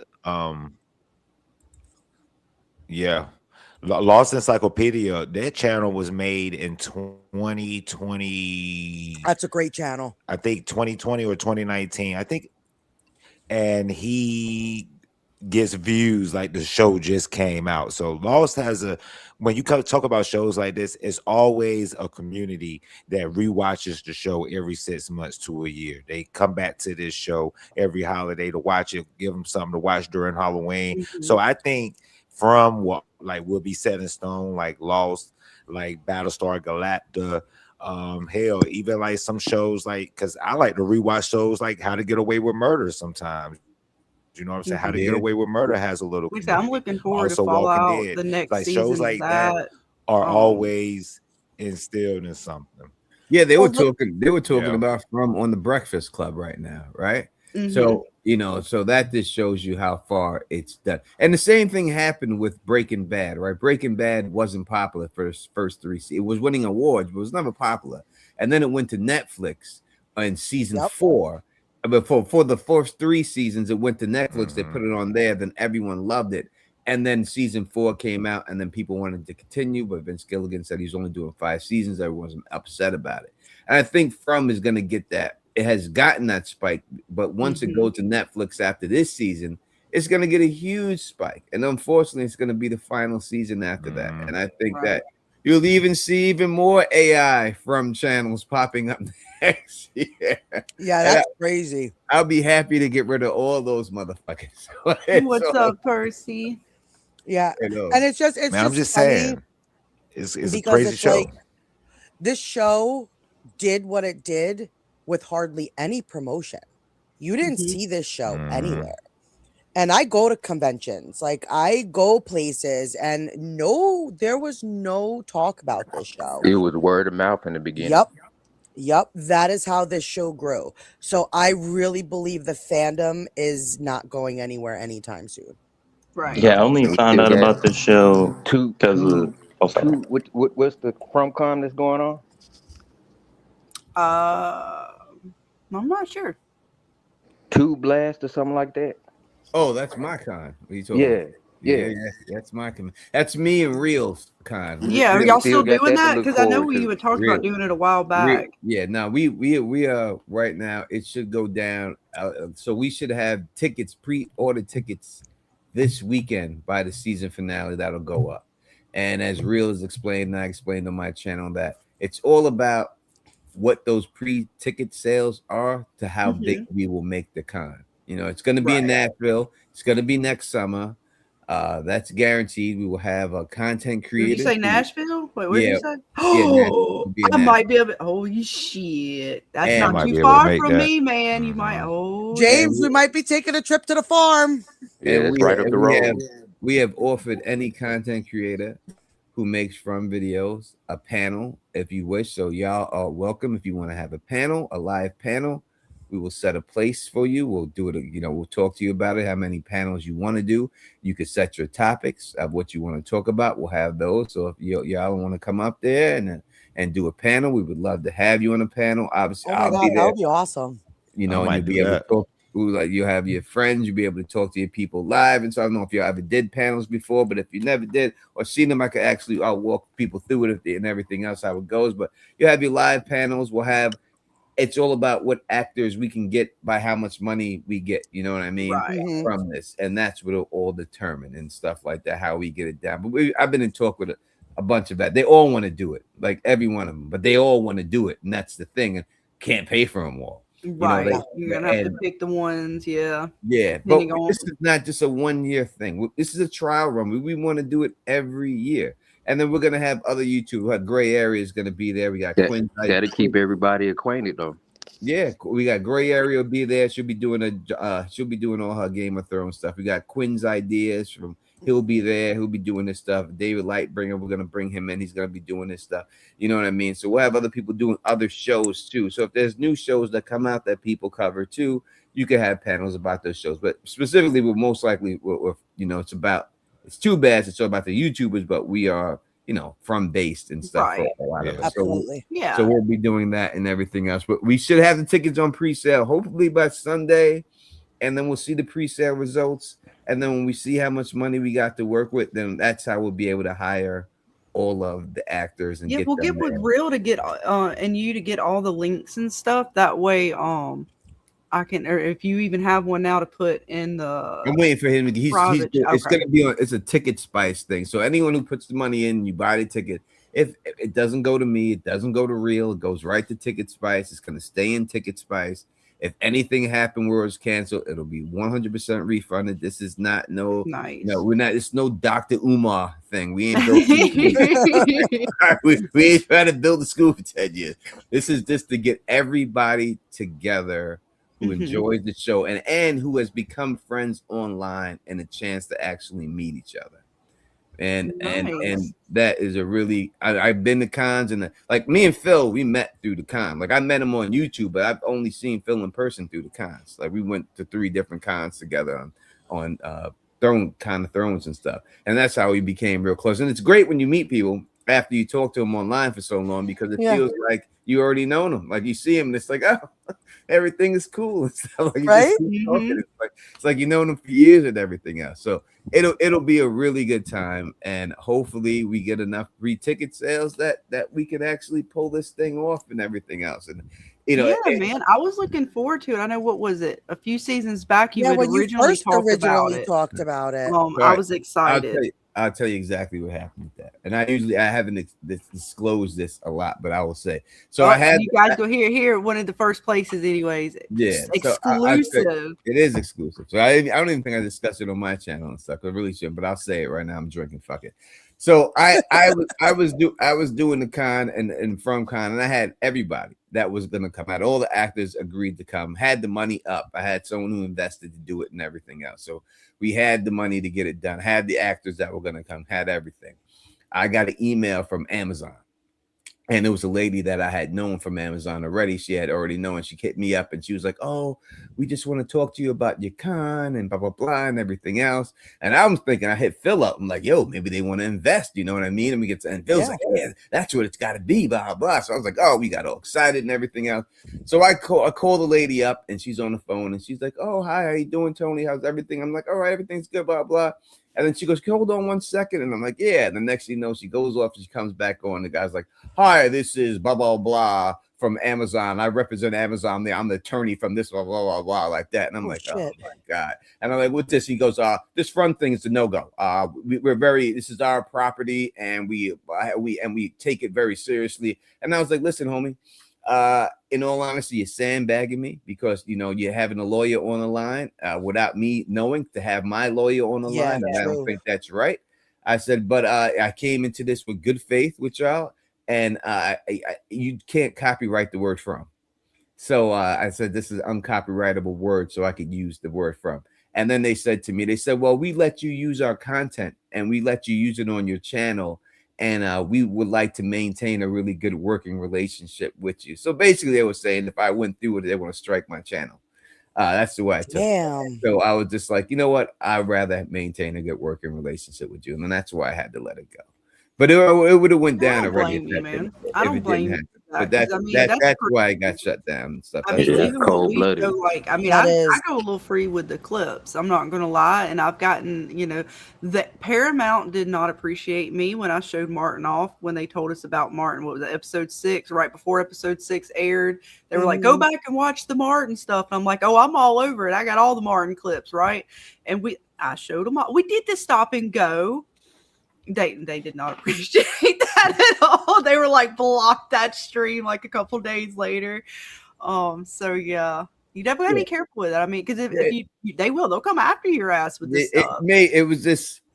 It was very disconcerting for the fact that when they hit me up, I really thought that they was just like, "Yo, this was like I started this thing like season 1, season 2. I was gonna do, and I was hooking them up and stuff, and I thought really like, oh, they're going to partner with us and maybe they'll invest us some money or just get the actors here for free. They'll pay for that and everything else, and then it just went so sideways so quick. And then it was like people would ask me what's going on with the con. And I was like, man, I don't even want this. I want to tell them, but I don't want to come out and say it because you know what I mean? So it's like, I don't I get it, man. I'm glad y'all are going to get to do it now, though, at least. Or, I spoke to Real. That's how when me and Real, I spoke to Real about it. And I was like, man, these fuckers came out. And he's like, fuck that from con shit. Let's just change the name to our old con. Right. And I was like, you know what? You're right. Let's just do it like that. And then that's when we came up with Tube Bash and everything else. And said, we'll just do it Tube Bash. And then we'll just have them there. Then they can't fuck with us. Do you have a location chosen in Nashville? It's most likely going to be the Gaylord Opry in Nashville. We're going to do it there inside that hotel. If you ever been to the Gaylord Opry in yeah, it's a Nashville. nice location. It's a beautiful location. And everyone enjoy themselves to be inside there. So most likely that's going to be the spot. But again, that's an expensive spot. We can afford the spot. Like this coming out of pocket, myself and Real, we can afford the spot and get all that. So, but it just comes down. And listen, I ain't trying to make a profit. If we break even, we fine. And we've already discussed that. Like if we make anything, make $50, we're happy. But if we just break even, we cool and we'll keep it going and stuff. It really comes down to, and I want to bring some of these actors down there for you guys to have an experience with and everything else. So conventions are fun. They're so much fun. And I always tell everybody, if you haven't been to one, even if it's your local convention, check them out because they could be a lot of fun. 100%. And if you want to, we'll have a costume thing. We're going to have a costume challenge. We're going to give away prizes so people could dress up. These are not the most elaborate costumes. It's not Game of Thrones level. I know that. But just fun, right? Like it for it to be a fun con for everybody to come out and participate in. I'm looking forward to it, dude. It's like literally, I mean, it's literally in James's backyard, but for me, it's not that far away. And especially said summertime. Yep, it would be summer, and we're gonna do a rap. We're gonna do a rap battle, me and Real. I So I got a might be able to battle. talk about, I We're might gonna be able to battle. talk the family and doing another vacation up there. We went to Dollywood last year, last summer. So maybe I could talk them into it, and I'll just be like, "Hey, y'all go have fun at Dollywood, and I'm gonna go to FromCon, basically." Yeah. We're gonna do we're gonna do a rap battle. It's gonna be me versus Real, but the battle is gonna be we're gonna do the characters of From. So I will dress up. Let's say I dress up as Elgin. He dresses up as Jade, and it'll be Jade battling Elgin in the rap battle. Y'all gotta have JH. He does the milkman. I love JH's milkman. Yes. Can he rap? Well, I don't know. We'll have to I don't find know.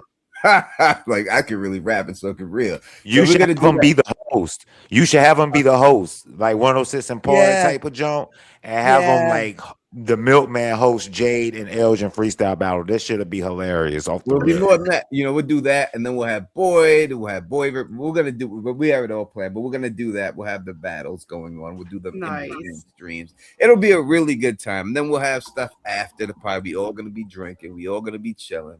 We all gonna have some stuff at the end. So even when the con's done, for the day and stuff, it'll be from Thursday through Sunday. Will be that. So Thursday will be opening ceremonies. Sunday will be closing ceremonies and everything. So it'll be it'll be a good time. It'll be a good time. It'd be day to go back to the hotel and have our own party. Like, Oh, woo! it'll be a party. Listen, I when I did the Con of Thrones, my man Will, he owns a bunch of Airbnbs, and that's another thing too. I have a good friend named Will Carter who owns, I would say, a shit ton of Airbnb. So if people like need space to stay, I mean, he's got ones with 7 rooms and everything else, and the people are willing to bunk together, and I can hook them up. I'll get you in spots and everything else, so you don't have to worry about anything like that. That's why it's in Nashville, because of Will, and I'm able to do that for people. So I'll be able to hook people up and get them places to stay, and the people just don't want to afford the room by themselves and everything, I'll get you a discounted price and everything else, and y'all can all just shack up and chill. But if you want to stay in a hotel and everything else, you're gonna have to pay for that hotel. It's gonna be full price in that hotel, but you know what I mean. But I will have a spot for us from Will that we will have after parties at. I promise you, that's already taken care of and stuff. Shit, date up, fuck. We playing for summer Yo, Tony, how vacation, much y'all. is the tickets? I can't wait. Approximately. Huh? How much are the tickets approximately? So for the 4-day pass, we're looking at $100 for the 4-day pass. But then every day that you're there, I think if you just do a 1-day pass, it would be like $35 per day if you just want to do so. But a 4-day pass will also have other things that are included in it and stuff, right? So you get the 4-day pass. There'll be other ones that you'd be able to get an autograph and an autograph and a signature and a picture from any person that you choose that's there from the cast that's included in the ticket. You'll be able to pick one person. You'll be able to get that. So we'll have things in there and stuff. So y'all are doing it up. I mean, for $100 for 4 days with everything that you're talking about, dude, that's not bad at all.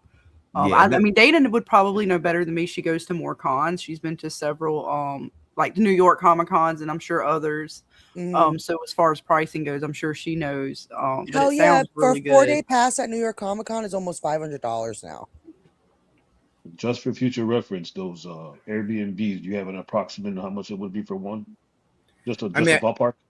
It depends what size you're talking about. Yeah, and it depends on how many people end up in there. You kind of split it. Because we had talked about doing a trip with Dana and stuff, and we had to try to talk about let's just say one with 8 rooms. With 8 rooms? It really just depends on which ones. That's going to come down to like probably right before when you really start looking. I don't want to say because it's not my property, right? No, right. And I can tell you, Jackson. I can tell you like this. I just booked an Airbnb in Charlotte when we just came back from vacation, and for 4 days it cost around $1,500, and that was for a 5-bedroom. Yeah. Okay. Perfect. All right. That's all I need to know. Just something around there. So yeah. And also like when it like 8 rooms. So you're not gonna find one that really has 8 rooms unless you buy a mansion. But he'll have a room that sleeps 7. Right, so it'll be a big house. Some will have bunk beds, some will have bunk beds, and I have stuff. So like sleep 7, but you know what I'm saying. So it'll be a situation like that. But I know that he built an apartment building that is all Airbnbs. Right, that's up and running right now. So he has a full apartment building that's all Airbnbs. I haven't seen it yet and everything else and all that stuff, but he has that and he has a whole bunch of stuff. And I'm sure People, when y'all get it all together, like Yeah. I said, you're getting all that. We'll have links. We'll get links from you guys too. That way, we make sure we can promote it. And we'll do it. And people asking why Nashville. So the reason why Nashville, number one, my friend Will's there, so I can hook you all up with rooms. That's going to help out. And number two, when I spoke to the actors of the show and I've spoken to people who we were talking to Scott to get his band coming down there to perform for us. shit. We talked to, I talked to Samantha. I talked to Elgin. I talked to Donna. Cool. Scott sang to me for my birthday. Yeah, I talked to all of them. He drew me a picture for mine. And, Sorry. And the thing that I got from all of them when I told them that it would be in Nashville, they were excited to go to Nashville. And a lot of them said going to Nashville was on their bucket list that they really right. Jade and Victor's the actors, they do music together, right? Well, Victor has his own band. He has his own. But I mean, like, haven't they done? I've seen them like in. I don't know if it was like people were showing like behind the scenes. Yeah, that was a con. Them just playing around with each other. Okay. You know what I mean? But Victor has his own straight up band. So we want to get, because we're gonna have a straight up DJ in the room. It's gonna be ill. We're gonna have a DJ in there. Obviously, we're gonna do the rap battle. So we want to get, that we're gonna try to get Carla Way down there so she could perform for us all the way from Australia and everything else. And I think she's already with it to do it. So she's Do you already have a DJ, Tony? Real is taking care of that. He's supposed to take care of that. You know what I mean? But if you want, if y'all don't, let me know. I got my whole setup. I got my Soretto. I got the speakers. Just let me know. Yeah, I'm already thinking about coming. Then that's what's up. Then talk to Real about that, and that'll be a blessing. You know what I mean? We definitely. Yeah, I'd rather have somebody I know. I'd rather have somebody I know rocking it and everything else than just somebody else. I'm a rocker for you. So that's what it is, man. Yeah, that's what it is. We get that pop, but yeah, it should be. It will be a really good time. Really want to. Hopefully, we get these things out by the end. We get the ticket thing up and everything by Sunday, so that we can say that's it. And it all really just comes down to the pre-ticket sales. If we get enough pre-ticket sales, then we could see what actually is in the pot, combined with what we're going to put into it to know exactly. Because obviously, we got to pay for these actors' plane, we got to pay for their hotel, and they want money in their pocket for showing up. Of course, yeah. So that's just what it is. So we got to pay. We got to see. You know what I mean? We have a big budget. We'll go big with it. Like I said, we're not trying to make dough on it. We'll spend it all on them just to get the experience and everything else. We're just trying to break even. Right. And again, dude, like once y'all get all the links and everything set up for the ticket sales and everything like that, I know for a fact me and Dana are in contact with Real.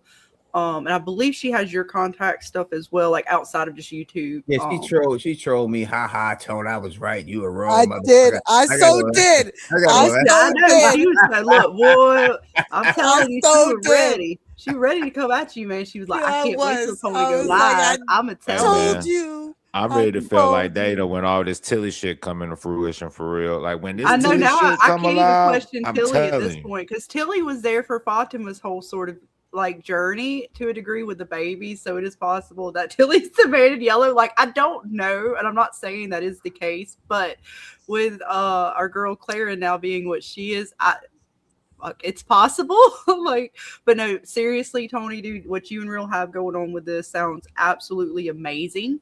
I cannot wait to participate with you guys and definitely promote it for you guys to get those sales up to where you need them to be, so we can do this. Because like I said, when me and Dana first started, before we were even like thinking about becoming probably content creators, or I can't remember if it's when we first started. Either way, I remember you talking about the con originally, and we were really looking forward to that for the reason you said, which was to meet the folks in the chat that we had become friends with and the Discords and stuff like that. We were all excited to be able to meet each other.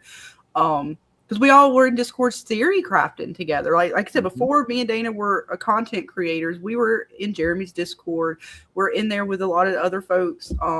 Just late nights, dude. I cannot remember how many late nights we were in there just going over every little detail, screenshot, clip. You know what I mean? Like just trying to figure out, what does this mean? You know? So yeah, really do appreciate you guys for putting that together.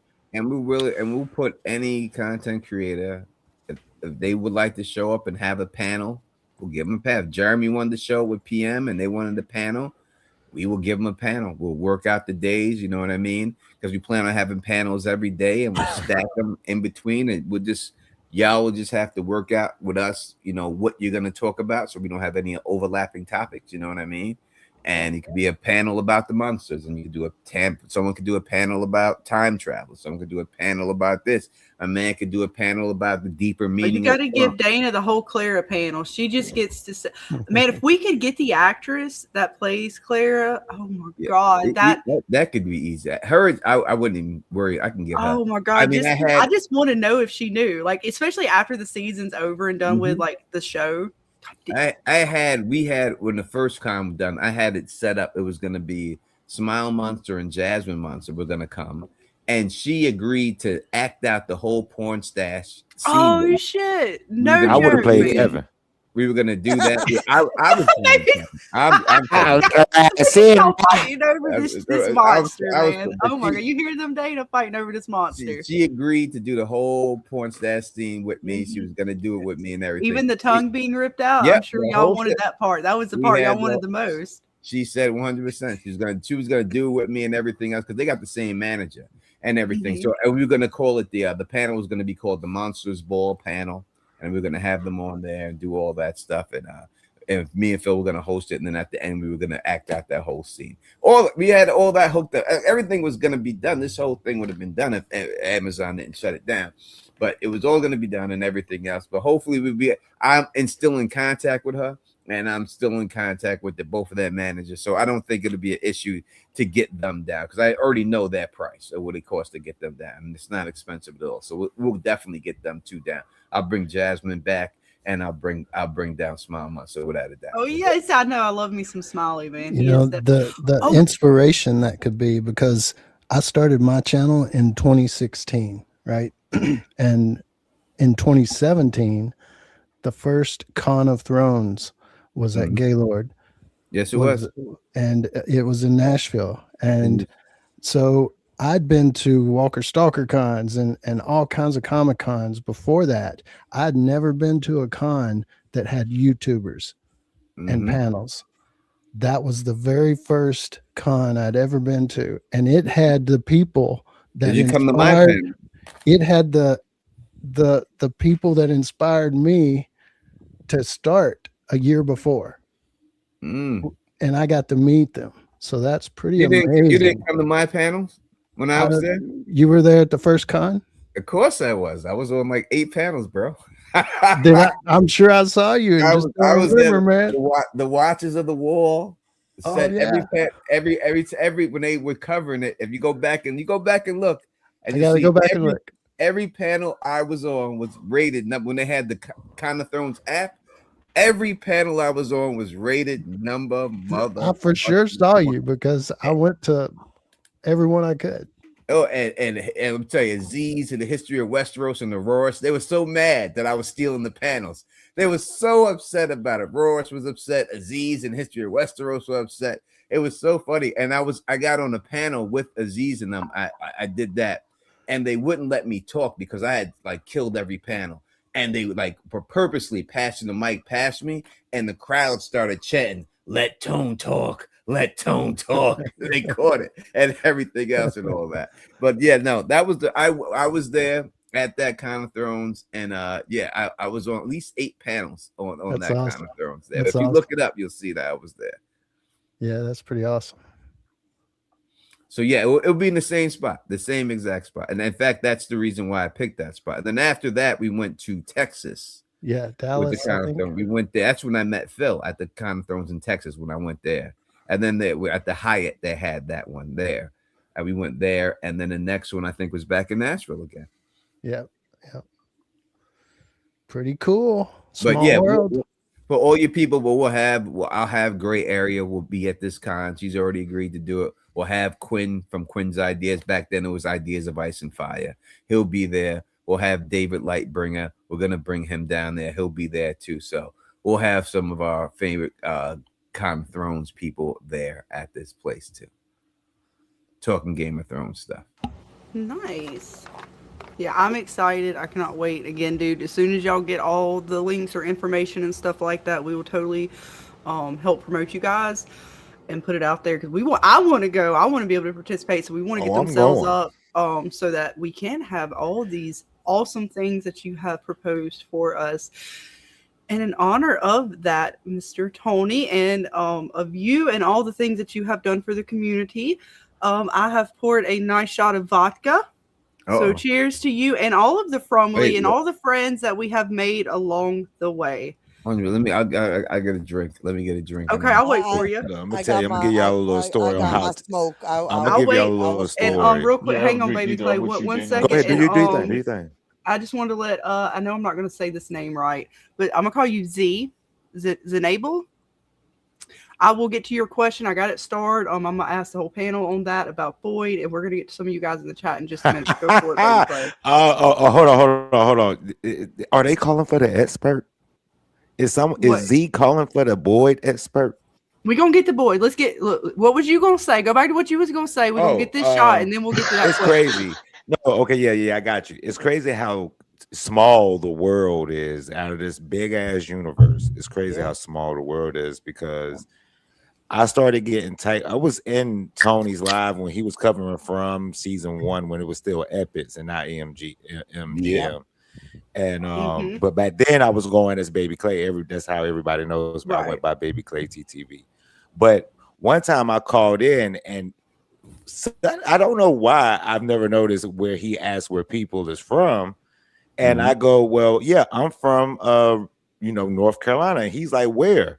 I'm like, Roanoke Rapids. Lo and behold, some of his family I'm related to or best friends with from a small town in North Carolina, talking to a guy about from all the way in New York.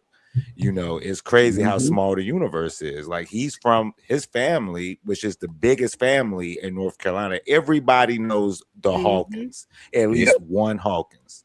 Right. So it's just crazy how people meet off a show and whole time they're from where you from, which is I'm from a very rural area. It's small. So just I'll be down there in Halifax County in a couple of weeks because we got some land down there still, and I got some guy doing some soybean shit on my land. And he ain't paid me, so me and my sister gotta go down there and regulate. Go holler at him. Yes. So I'll be out there. I'll be out there. If you out there, put him in the box. Yeah, nice. you hit me up. You know what I mean. And when I'm out there, we could definitely link up. I got the pure white Henny bottle. I'll take this shot. Oh man, I got this shot ready. Mine's some cheap ass vodka. I ain't even gonna lie. It sounds fancy. It's Aristocrat, but it's cheap as shit. But it's all right. It's gonna burn all the same. Shouts out to the panel, man. Shouts out to Scarlett. Tony, shouts out to the Jane. panel, all of the Fromley out there, all the friends we've made along the way. Here's to you guys and a great season. 100%. Cheers. Bottoms up. I don't drink, but I will hit my blunt. Cheers. That's what I did. I remember when I was on that Con of Thrones panel, and he was talking about the one in Nashville, and I remember the people were mad because I didn't like when I went down there. I didn't like plan nothing. I just did it, and people had booklets and shit and everything else, and they were doing all this stuff. I didn't have none of that shit. I just freestyled everything. That's what I do all the time, and it was working. So they got all mad. So one person in the audience goes, "Tony Teflon, I want your definition of high fantasy." And I said, "When I smoke weed and breathe fantasy." That's yeah. Well, we got a $20 super chat from House of Mystics. Thank you so much, hun. A big $20. At Scarlet Fever and panel, good evening, Tony / Marlo. Yeah, look, he tried to play us. Me and Dana was on top of it. Give Julie's wig a panel. You might have to do that. It is big enough for a panel. It needs explanation. Congratulations at Dana Marie. I was part of the Clara is Sus crew watching from the bushes. Well, thank you so much, House of Mystics, for the $20. And we got a little something for you. Look, especially after that shot. It's getting a little warm. We're starting to feel it. Let's give you a little fever. Welcome to the fever dream.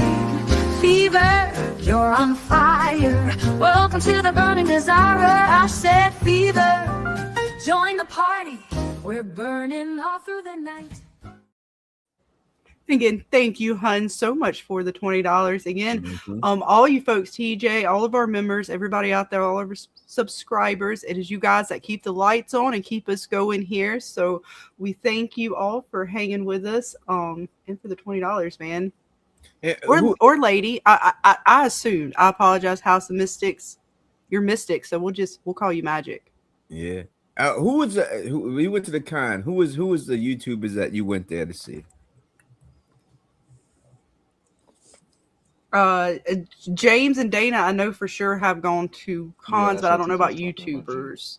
I'm saying the guy who said that he James. was inspired. Yeah. Who was the YouTubers you went there to see?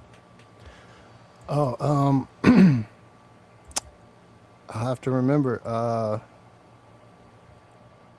because a couple of them like don't have you like once Game of Thrones went off, Yeah, they lost it. You know, their channels just kind of died. Yeah, they did. There's one guy.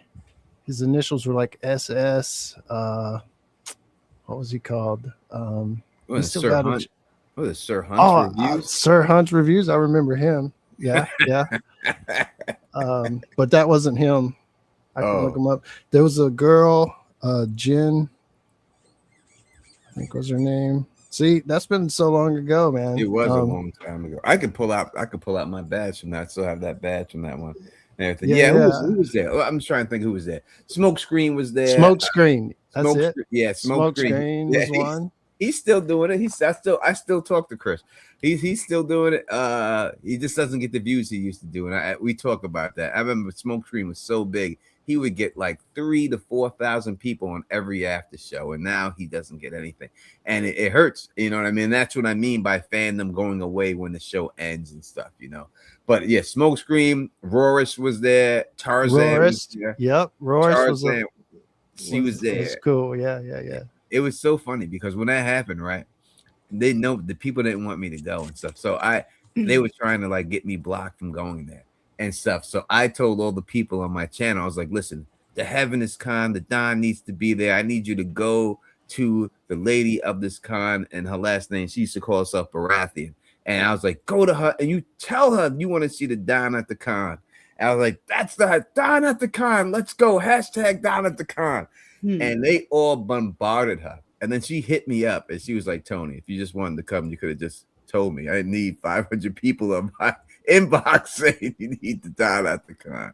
And she got me in there and everything else. And then she got me in there.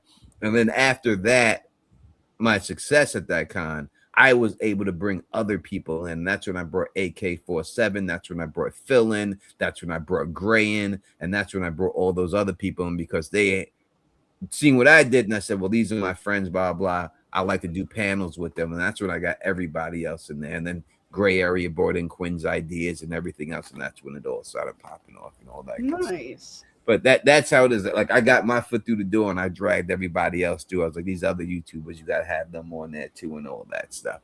So that's what I'd like to do for all y'all when we do this con. I want to give all of y'all your own panel so that you can do your show live in front of your audience and your fans. And I really can't wait. And just like we tell Jackson, man, like get into it, do it your way. Like there's no like people will ask you how to be a content creator. And really, I mean, other than, not following TOS, of course, but as far as like, how do I present myself? Well, it's you, right? Mm-hmm. Like I present myself as I am and I do what I do. Now, what I do is what I do. What you do is what you do. And there's no necessarily right or wrong answer. We all fight with the algorithm. We all, have our own lives to live and time management with what we can produce as content creators. Some of us are able to do more. And just because you can't, like, I try to tell people, don't compare yourself to another content creator because what they can do and what they can manage with their time and what their skill is them. You do you and you build yourself so that way, like even me, like I'm not growing. I don't put out videos, right? So my growth is only going to be so much because I'm not pushing that growth through the videos and the shorts, but that's because I'm choosing to grow my channel with what I can manage, right? Because I don't want it to grow too fast at the same time because then I can't manage it. You got to have mods, be able to manage your chat. Like there's a lot that goes into it. There's little things that people don't think about. There's a lot, and I would say like we actually me and Real already talk about we're gonna have a panel with all the YouTubers and people that ask questions that they wanted to start a YouTube channel with advice we would give. Right. But I would say when it comes to YouTube, and I've been doing it a long time, so no, the number one thing that the problem is with channels like ours that cover shows and stuff. And this is one thing like that one, what's that guy's name? Igor? Is that his name? Who does that? Yes. Yeah. I don't remember. Yeah. With me, like Geek Academy. I ain't got nothing against him, but he said something one time that it was kind of sideways. Like I was doing a Severance show, and I probably had like 4,000 views on Severance, and he was like, "Oh my god, this guy has 100,000. He has 100,000 subscribers and only got 4,000 views. This is my nightmare." And I thought it was a little out of pocket to say something like that, but he has the right to his opinion. But what I don't think he realized at the time and probably realizes now is that when you do channels like ours, right? And say I did Game of Thrones and I've gotten videos that have 800,000 views, and you switch to a different TV show, when you're already known for one thing in the algorithm, they send that new stuff you put out to those people. And if those people don't watch that show, your video flops. So every time you start a new show, it's basically starting a new YouTube channel, right? And the other people who don't do things like us, they keep their same fan base, and it's just all continuous, and that's it. But when you go from show to show to show, it is basically for every show you're starting a brand new YouTube channel, building the algorithm to set you in that And direction. then me and Dana love to even throw our algorithm all in a mix, because Dana does D&D content, which we haven't done in a little bit. But when she started her channel, we did do a D&D campaign based off her books that she wrote. And then on my channel, I do play video games, and I try to keep it to a horror sci-fi sort of vibe. But I mean, I do love my first-person shooters. What can I say? I seen you doing it. I love my late games. at night, like 2 a.m. I seen you doing it. Don't worry about what you want to play. I mean, you know what? I just recently purchased Subnautica 2, so I'm getting ready to go on the deep exploration of an alien planet. I have played Subnautica 1 and Below Zero, the DLC. That one guy with the funny voice, he gets millions of views with that fucking video. Like, oh, it's Subnautica, okay, let's go to people. That guy. I gotta work on my BioShock playthrough again. The first time I played through all three, I played on sort of what I would say is a good ending, if you want to call it a good ending. Like the best ending as far as being a good character and morality. I am now going to have to, and out of we'll say From inspired me to harvest thine children in BioShock, and I will get all of the power. There you We go. did a little bit of Latin. Jackson here, he knows some Spanish, some Latin, so he is helping me with my pronunciation. See, I'm not very good with words, so Sophia was speaking some languages that we were trying to figure out, and I figured what better way to understand her than to put ourselves in her shoes. So we went through some Latin, and we did not look, nothing happened. We're good. It was for science. James survived. Dana survived. She wasn't even here, but she made it back home. So I would say we didn't do anything bad. We didn't we didn't find the right language, and we didn't do the right ritual. We got to find what is it? How did they tell us in this episode? It's how you do it matters. Yep. So we're going to have to figure out that. The only Latin that Don knows is Pig Latin, and I'm not good at it. But it was a New York City thing, and all the hot girls when I was in elementary school and junior high school spoke this double G shit that I could never catch. Oh, I know you know this one though. You have to know this one. It is Carpe Diem. Seize the day. You got to carpe them. Thank you, Mystic. Never read the Latin. See, it's not just me. Where's Verily? Where's Manicore's Verily AI Pro? Manicore, bring Verily back. There she is. See. Jackson, would you like to read what Miss Verily has? They're going to destroy the world. They're going to destroy the world. I don't have the candle lit, Dana. The candle, my skull candle's not lit right now. Jackson, please, I would love to. Lingua Latina pulchra est. No. Yeah, we got into some bits. Look, it's fine. Nothing happened. Verily is very Listen, I intelligent. have enough bad shit happen here in New York. I don't need you guys opening up portals and opening up Dana, shit. And verily, I how have dare enough you? Dana, No, fucking you know you lunatics can't open up verily, right portals with outside my just window. words. I don't need anything else. Dana, You verily is need one of the ritual. most top-notch AI. She is far superior than Alexa or Siri or Gemini. She is going to be my Cortana in my Halo adventures. Dana was speaking that double G stuff growing up. I know it. No. Yeah, No. yeah. Get a guy, I'm get a go, Italian. get a go, get a I'm go, get a guy, Italian. get I a can go, get a barely go, get speak a. Yeah, English. maybe yeah, people don't know this, and maybe it didn't happen in your state. I'm telling you, in New York, when I was in school and I was young, all these chicks, they would all be like, "Get a guy, get a go, get a go, get a go, get a go, get a go," and I Yeah, had no no. idea. I had no idea what the fuck they were saying. I know. I still to this day I don't know, but it was a big thing. It was a big thing in the I city. know what you're talking about, but no, I was not one of them. So They don't done. do that shit over So here in the done. Midwest Erneva unless you says, "Why stutter. is the sky turning red now? Where are you Exactly. at? We got My a we got a different kind of Latin my down sky south. is perfectly normal. Where? They didn't run that down south, that double G shit. No, I don't Double think G so. shit, I but we mean, got I don't that country remember doing slang stuff though. like that. I mean, we played with like pig Latin and stuff like that, but that that's just because that was the times. It kind of went through like the youth circles. Mm-hmm.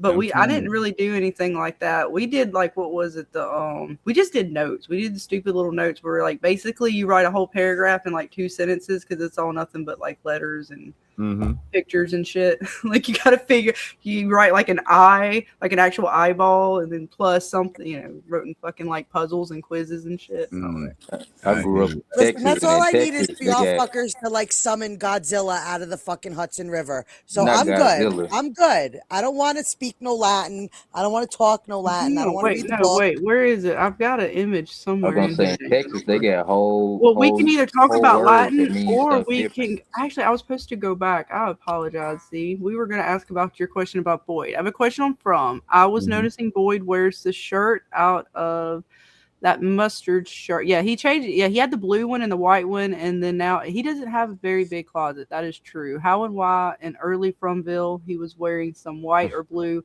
and that could go into color theories. A subscriber of ours and very dear friend Robert Sanders did a whole bunch of stuff on the color theory of like the shirts that the cast wears throughout the season, depending on if they're in danger, not in danger. So Boyd wearing the yellow. Oh my god, I wish Robert was here. But I believe yellow was one of like the sort of alert colors or danger colors. Whereas like I think the blue and the white were supposed to be more of the safer colors. But again, what do you guys think as far as his Boyd's wardrobe and the yellow that he's wearing now? I don't know about the yellow. I'm Can I misled. chime in on that? Mm-hmm. Yeah, you can. Please do. Okay. Well, when he first arrived in the Frontville, he had a Carolina light blue shirt on, polo Right. shirt. So and plus they was moving, so you would think his wardrobe would be more than just a yellow mustard shirt. I I've always had a theory on Boyd. I could talk about Boyd all night because in my theory about Boyd with Scarlett Dana, everybody knows. I think Boyd is set to be the next herald to the man in yellow because there's so many clues that lead up to that point that they put it right in our faces, and we sort of try to ignore it because he's the quote unquote leader and good guy. Like I said, he came into town, he had a Carolina blue shirt on. Everything happened with Abby. The scene that happened with Abby, he had a dark green, no collared shirt on, like a regular dark green shirt. Ever since we've seen Boyd in season 1, he has on this yellow button up shirt. Not only that, that's part of my Boyd is the herald to the man in yellow. He's supposed to be the next up. He's keeping information away from people. Now, one could say, like I've said numerous of times before, that he's a leader, so he doesn't want everyone to know this information because he doesn't want everyone to freak out. But at the same time, another one could say, well, he's keeping valuable information away from people that's allowing them to at least keep themselves safe if Boyd ever was to get unalive or meet his demise. And that right there, the knowledge comes at a cost, which they go by heavy this season. That's what Boyd is doing. Boyd is keeping information away from people. He's keeping knowledge away from people. And basically, either he has to pay the price for it, or someone else does. Example, Elgin. Elgin got his eye took out because he was trying to find Fatima. Boyd literally tells Elgin, you have to lie about this situation. And we go to see that Elgin says, well, you know, the truth will come out. Boyd says, I will make sure it doesn't. So he's literally keeping information away from people. Kenny still doesn't know that Fatima was the one that killed Tilly. Well, he said to Elgin straight up, I'm gonna tell everybody you killed Tilly. Right? That was scary. Oh yeah, he did say that. So that's another thing that proved my point. He's not only telling Elgin a lie, but he's willing to lie to cover up the truth. Yeah. And I think that's low key what Sophia is doing. That's what the man in yellow is doing. The man in yellow is low key spreading lies or trying to channel negative energy towards people. Quote, not quote, but example, when Sophia talks to Kenny at the diner, she asked Kenny, well, was it like this before they showed up? Speaking about the Matthews family. And next thing you know, Julie sits at that table. She gets up all crazy and says, did you tell her that this is our fault? You know, so it's like playing games and playing small miniature games while a bigger game is at play, because they manipulate people all through this show. So I do think it's a reason why Boyd always has on his yellow shirt. Is a reason why his vision, it was blurred, the shades was yellow, the vision just seemed like a yellow blurry vision, just like with Henry's vision is also yellow walls, yellow shades, yellow lamp shades, everything is all yellow. So I think Boyd and breaking Boyd will make Boyd the next hero for the man in yellow. Yeah, I think one thing I say about this whole situation is that the fact that he was able to say that I'll tell everybody you killed Tilly means everybody knows Tilly was killed. What happened to that storyline? Does everyone just accept it now? Hey, Tilly was killed. No one even talks about it. Like, Tilly got killed. Tilly got they killed. should have spent more time on that. Real quick, guys. Everybody moved on. My theory is Tilly will show back up season. Real 5. quick, hang on. I'm sorry, Scar, go ahead. Ray, the Soul Taker, I apologize, man. We have so much going on. You did join us on panel. I apologize, man. What's up? How are you doing tonight? I'm good. I've been talking. Okay, good. I'm sorry. We got so much going on. I don't think I introduced you, so I felt bad. I was looking through everybody. We love you, Ray. Y'all do. Much love to everybody else too. You definitely do. I see the TWD. I haven't heard him since I came on here. But no, you were talking to James. That's James, the one from the ponds. James. All right, that's and then Savian. I want to make sure you also feel free to jump in, man. I know you're starting your channel, so get used to panels where you kind of have to assert yourself a little bit, especially when we have a whole bunch of folks on here. But go ahead, Tony. I'm sorry. Yeah, I do have to bounce real quick, but I just like to say, thank you for having me on. Again, I am here to apologize directly to Dana Marie. For getting it wrong. Let you know, I'm New Yorker to another New Yorker and stuff. I apologize and stuff. And I will say before I go, this is nothing to do with science fiction. This is all science fiction. I'm not buying this magic shit. I know y'all real told me that y'all have talked about Fringe, and y'all know then that this is the exact same thing that happened in West. I know nothing. I'm like Jon Snow. You know. So, I have given to both sides at my own peril. Even when I talked about angels versus aliens, I brought up the Joe Rogan conversation. If you know what I'm talking about, do you know what I'm talking about? I do. Okay, so I gave to the aliens. You look, if you hear anything on my channel, I will give to the theories. In the end, regardless of what it could be, I have been able to speak about both. I know that you have seen the episode I'm talking I about. haven't watched Fringe. Some folks here have. I have not. Dana, you watch Fringe. Yes. You know the episode I'm talking about. Yes. Is it the exact same thing that happened in that episode that happened to these people in this town? Yeah. That's it. And are the people who made this show the people who made that episode of Fringe? Yeah. There we go. That's right. Okay, well, what about the Tony, I Lost? want What to say about Yeah, the something. Lost stuff? yeah, 'Cause that's what I Lost is talk very about similar Lost. to this too, I- and that's more I'm not. entity I'm not saying. religious. I'm not saying it's not. I'm just not an expert in Lost. I have We to got bring in Eloise. Have you heard all the Lost bits? Man, you come around and ask Debbie. I've and heard some. Susie. Phil has hit me with them, and Phil's. I will No, come back you on with Susie and them Phil. in Dana's Discord. She got a whole thread. I think we got a little one in mind, but Dana's might be a little bit more where they have compared and contrasted so much. Man, I'm telling you, the characters alone.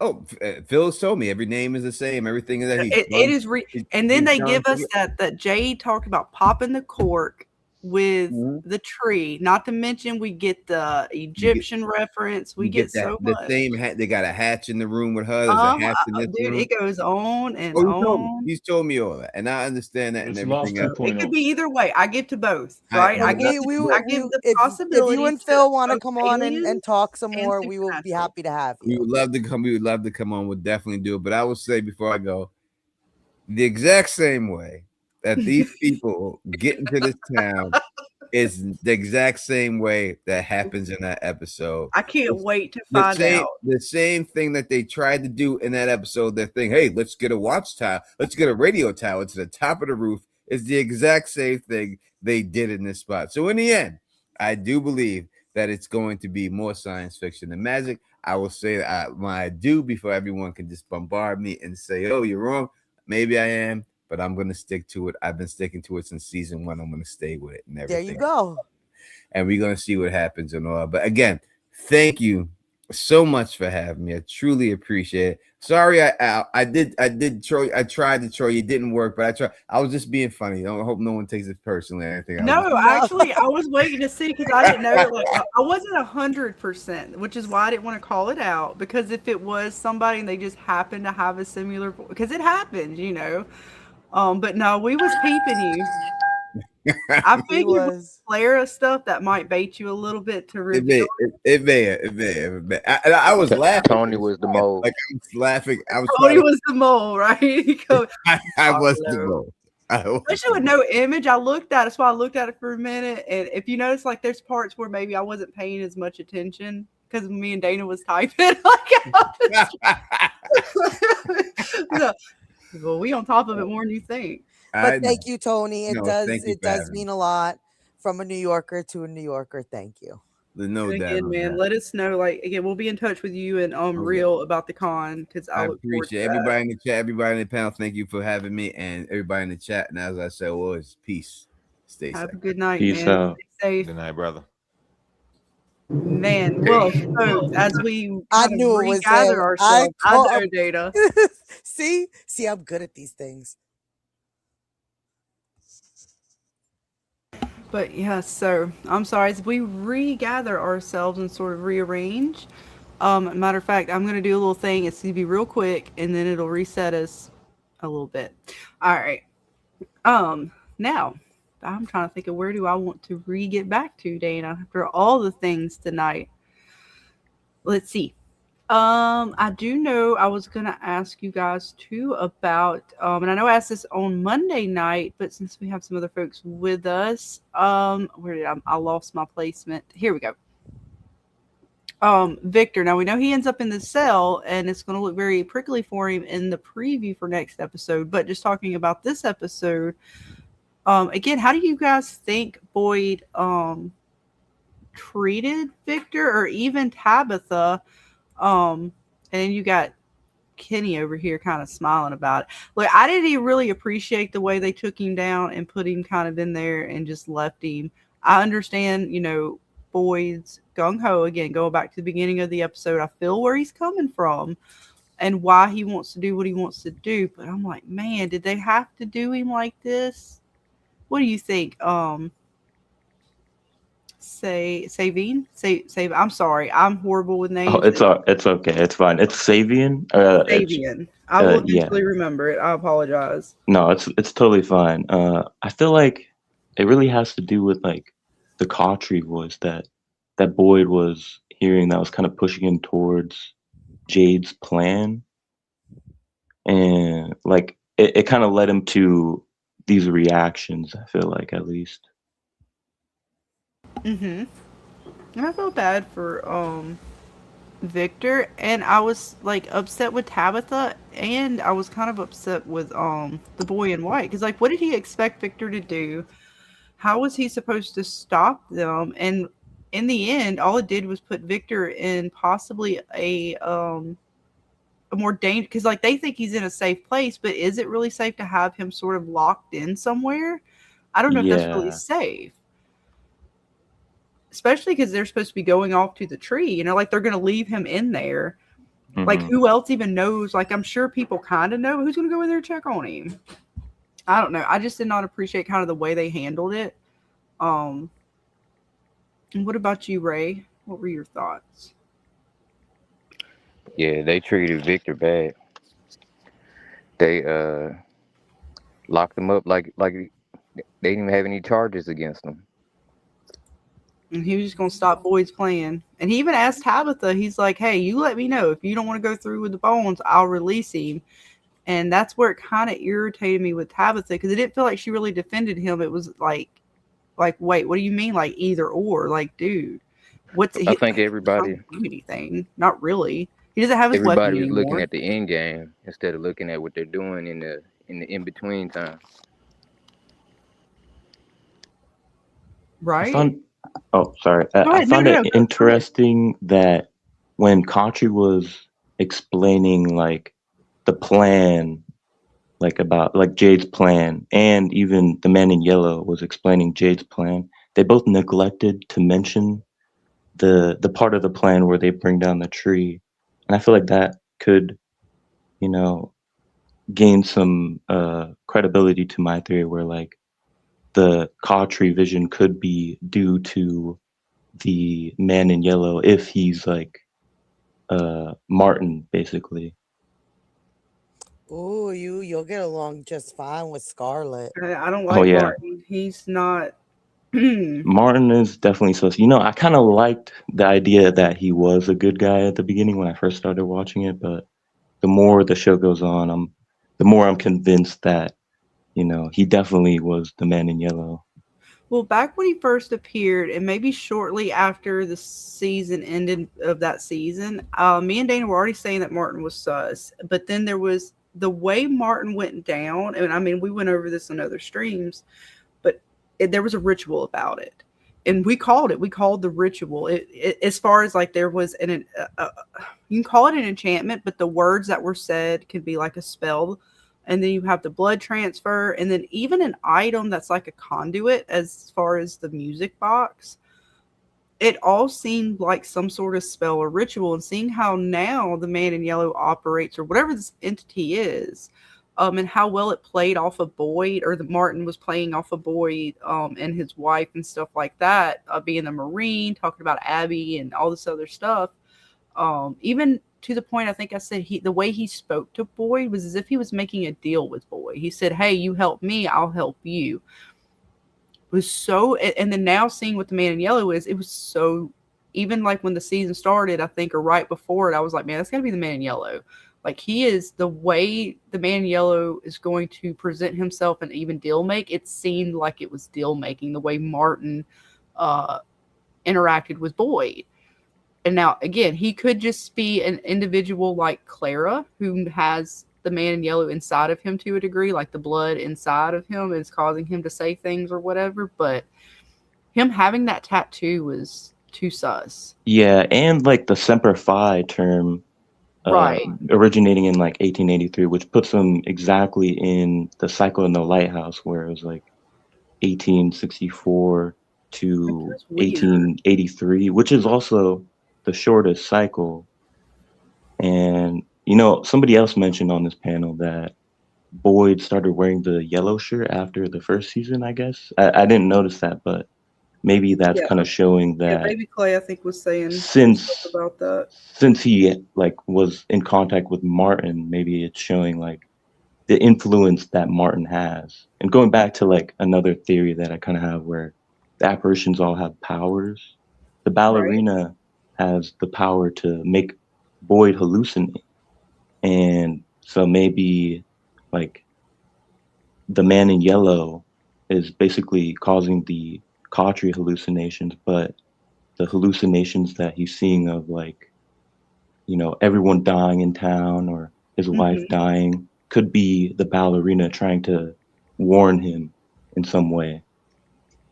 And see, I took the ballerina and even Abby as the man in yellow messing with him. Like, Yeah. I once mean, he got the that blood was definitely inside what of I thought him, too. especially the way Henry is behaving now, like they showed us, and it was again that episode 6 teased me with it, and it damn near pissed me off because everything they did with Sophia and Henry mimicked again back to Martin and Abby, and all that Yeah. kind of came together at the dungeons. And again, she's playing with the ballerina. They still have the ballerina out when they brought the items out in the diner. And the way it manifested to me was very similar to the way that a lot of these visions and things manifest. And if he Yeah. had that inside of him, and again, we don't even know if the worms that they're seeing and or cicadas are not just again it's real, but it's not real. It's Yeah, like it it's could be just so something like weird. if you believe it's real, then Right, like it's part it's of the real, you nightmare know? sort of aspect to it, like it's coming to life and he's Mm, manifesting these things. yeah. Because it I was kind very of, weird. I hope they explain that whole dungeon situation because there's so many different layers with it. It touches yeah. Fatima, it touches the cicada nightmare, it touches I think the man in yellow, the kimono lady. All of that is encompassed in it because they all get dreams as well. It encompasses nightmares and dreams. Yeah. It's a lot. Got a lot of explaining to do. Well, there to that point too, there's been a lot of revelations and dreams or hallucinations too, which is kind of the reason why I think maybe, you know, some of the apparitions were misunderstood, kind of like how Ethan says, you know, it tries to make us fear the things that can help us or something like that. And, you know, I can't really give me a second. You guys can keep going if you want while I think. And also, why is there a music box in Lost and From? Says W indeed. Right? Again, the Lost and From connections run deep. As Caroline says, show the love, guys. Hit that like button and subscribe if you have not already. We have lots of things coming up in the next week or so. We're looking out for some cameos as well. So you gotta be subscribed. You never know. We're just waiting on them, and we will see those. Of course, we got giveaways and lots of other fun things. Monday night, we will have our sort of final content, or at least official content creator roundtable. I believe we have what data? We got Jerry, Thrifty. Do we got JH? JH is trying to see if he can work it out to come on. Okay. And we have Miss K for the watch. Okay. And that is who we know for a fact we have right now. So who knows who else will join us? Of course, Jackson, James, Baby Clay, Ray, all of you guys are more than welcome, especially for the finale. We will pack in as many folks as we can. I'll be here. I'll I'll be be there. here. I mean, And Savian, if you keep pumping out your content next year, you might get a message from me if you'd like to join the content creator roundtables as an official guest. What the heck? My mic is muting. Oh, You're right. with us. My There mic you is go. it kept No, muting and it you're wouldn't let me unmute. Thank you. You know, I really appreciate all the kind words, even from Tony or people in the comments, because I don't know. I wouldn't Listen, be. we've all been there. We've all Yeah. been there at the start of our channel, including James. We all know what it's like to start a channel. And it's once you just find your way, Yeah, like, your style or yeah, whatever. and do what keep you're working on comfortable it and doing, evolving. you're gonna be fine. Yeah. You're gonna be fine, and you can reach out at any point and ask if you need any help. All you have to do is just reach out. Yeah, thank you a lot.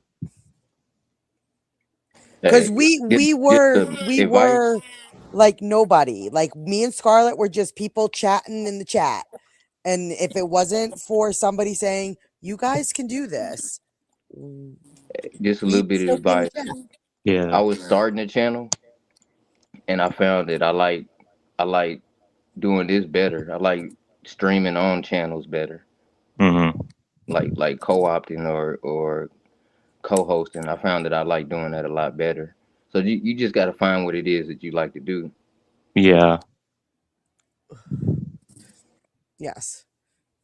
But your videos, you're doing a good job. So Yeah, thank you. I really appreciate it. Like everything, anything, you know.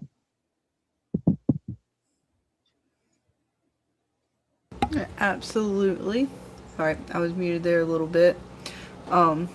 Myself got the family in the background. My oh, kid is thank you, House of Mystic. You were there for that. Wow. Yes. God, Oh, that was it's a so good long memory. ago. Look, damn, I ain't gonna lie. That was some memories. Right? That was gosh. Feels like a lifetime ago, even though it's probably just like a few years, but it feels like forever ago. It does. It's the friends again that we made along the way and make it great. And again, I know I wanted to go over the trailer at some point soon, but we'll finish talking about the episode. Of course, we got our girl Sophia playing fuckery. And she's double duty in the fuckery here. She's cutting ropes, but she's also playing with the jukebox, kind of tripping folks out. Like, hey, what do you mean? How can you not turn the radio on? I can touch it and turn it on. It's no problem, Dana. You be looking at me like that too. Like, what the fuck did you do, Scarlett? I look at you for that reason for a lot of things. So this would be no different. Well, you know, I mean, to be fair, I probably would have been touching on the radio. But no, I would have been looking at her sideways for sure. Baka need to keep that look. She need to remember that feeling of what the fuck. I'm just saying. Like really, You like guys nobody think. questioned that. Nobody was just like, what Well, the Baka did. She gave her a little bit of like side eye there. what the oh no. What do you guys think about a girl in this scene? This bothered my mom. My mom did not like this scene at all. I thought she was ready to throw her tablet across the room when she was watching this scene. Oh. She does not like Sophia at all. My mom be yelling. My mom is not a fan of Mrs. Sofellow. Uh-oh. How about you, gentlemen? How you She feel was being about this? funny. Oh, the jukebox don't work. Watch this. Lays her finger on it and instantly turns on the jukebox. Okay. I love See, that I we could have definitely been instantly in for play this those show because it commercials wouldn't be distraction. 5 seasons.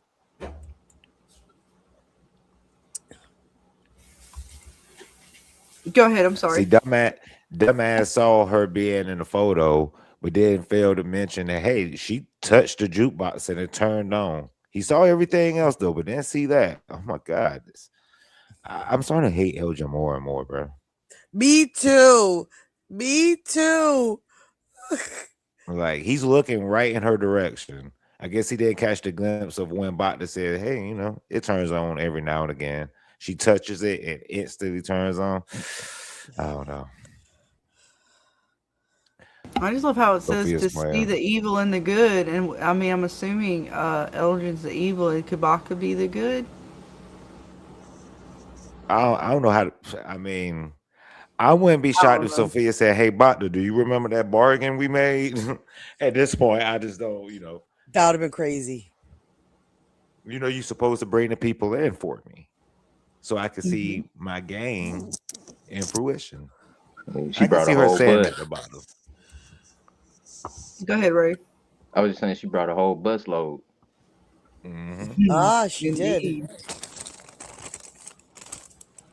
There's so many She ways this show sure could go did. tomorrow night. I'm just ready for it. There's so many ways it can go. I Right. just, whew, I'm ready. Anybody else on the panel got any thoughts on this scene? And then I think I'm going to get ready to talk about the trailer here in just a minute. Nope, I'm ready. That trailer was bugged. That trailer was bugged out. Yeah, I'm I ready don't for have. the trailer. I'm good. I'm ready for the trailer also.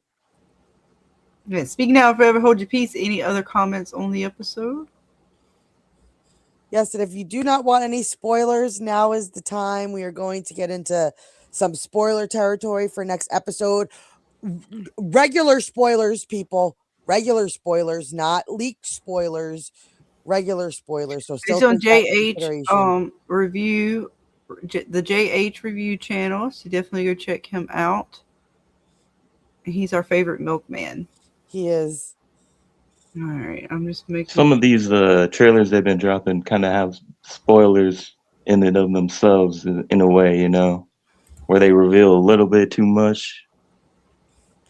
sometimes. Yeah. We're only talking about the trailer that dropped at the end of the episode. We're not talking about any of the clips That come that out today. MGM Oh, just okay. dropped. Yeah, they dropped some other stuff today. But this was like the one that comes right after the episode airs. Actually airs on. See, that's another. You know what? I can't with it, Dana. I don't even know Right. how to call that because it drops for us at midnight, but technically it airs at like 7 o'clock or something that next night. 9 o'clock. 9 Eastern. o'clock, whatever the hell time it is. I'm sorry. Irritate me with that. All right, let's see. I don't know when I'm trying to dual screen this here the way I like it. All right, I need to take that down.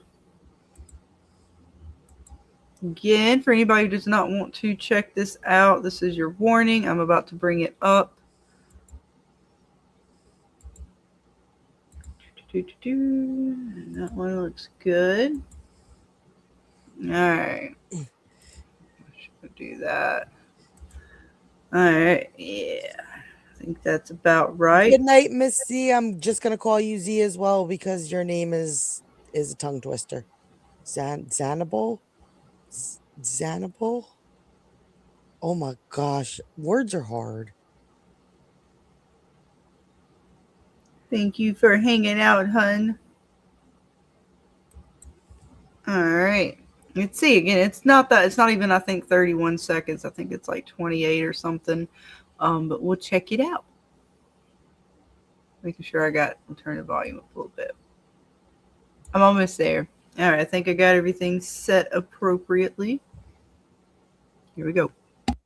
We're getting close to the end. We're getting close to the end. It gets very messy at the end. You need to finish this. You need to break this. I even go lie. That the lightning alone, Dana, made me. We about to show off some pictures in a minute. Remember that red lightning, folks. Just remember that red lightning. Yes. I just thought I was Eddie Munson was about to pop up. Boy, that red lightning. Cycle. Your children deserve to go home. What happens next? There is no plan B. There's no plan B. Boyd says he's all in. We're going Right? in deep. That's it, Scarlett. We're doing it. What's gonna happen? One here is gonna die. Oh no, You can't Ethan. just give- Is that the moment? Now again, I'm gonna stop it right here before we continue on. Oh, did I get the right? There it is. Whatever happens, Ethan in this moment freaking out. Is this what causes Julie possibly to return to her story walking? Maybe. Yeah. You can't just give up. All right, then tell me You how to move can't just forward. give up. There's nowhere for you to hide. Now I light the match. Oh no, Victor. And she's lighting the match. Right? And he's just stuck in there. He's just stuck in there. Makes me even more mad, Dana. Why they gotta leave him in there like that? See, this kind of shit pissed me off. This is not fair. Okay, yeah, I feel bad for Victor, but what the fuck is Sophia doing? Well, she lit the match. And I watch it burn. And she watched it burn. It was perfect. Right? It's kind of creepy, actually, baby Clay. I watched it I'm burn. telling you, she was doing some creepy shit in this video, in this trailer. Oh yeah, she is on some bits here, boy. Let me tell you. At the end. Getting So close to again, the we get. end. It gets That I lightning mean, is they're crazy. back at the place. And he's got fresh blood on. Is that blood or dirt? I don't know if it's red ish. I can't make out what that It looked is. like blood. Blood. Hang on, Dana. You keep talking for a minute. My cat's being difficult. I'll be right back. I'm sorry. I apologize, Is folks. that Nope, that's Fatima in the fine. background? I think that is Fatima in the background. I think that Wasn't she is. just fucking screaming and shit? That's crazy. You too. Why don't you That come just means outside, she's all Fatima, and stop all gravy. that screaming? Like, damn, you got well quick. I thought you was in pain last episode. Now she just It, outside. What's wrong, boy? I don't right? know. Very. Is it just me, or I know me and Scarlett talked about it, but very Stranger Things vibes I with thought, that like I said, I lightning. thought Eddie Munson was about to pop up. Mystic It's says, the upside Sophia does down. not scare me, nor is she menacing to me. She reminds me of somebody's high school mean girl. I don't know what she makes my mom angry. Mystic. She just makes my mom very angry. She makes Mama Susie very upset. And when Mama Susie gets upset, she tends to throw things. Yeah, I don't fuck with so fella. Too sneaky. Like my mom was mad this last episode. Like she was legit mad.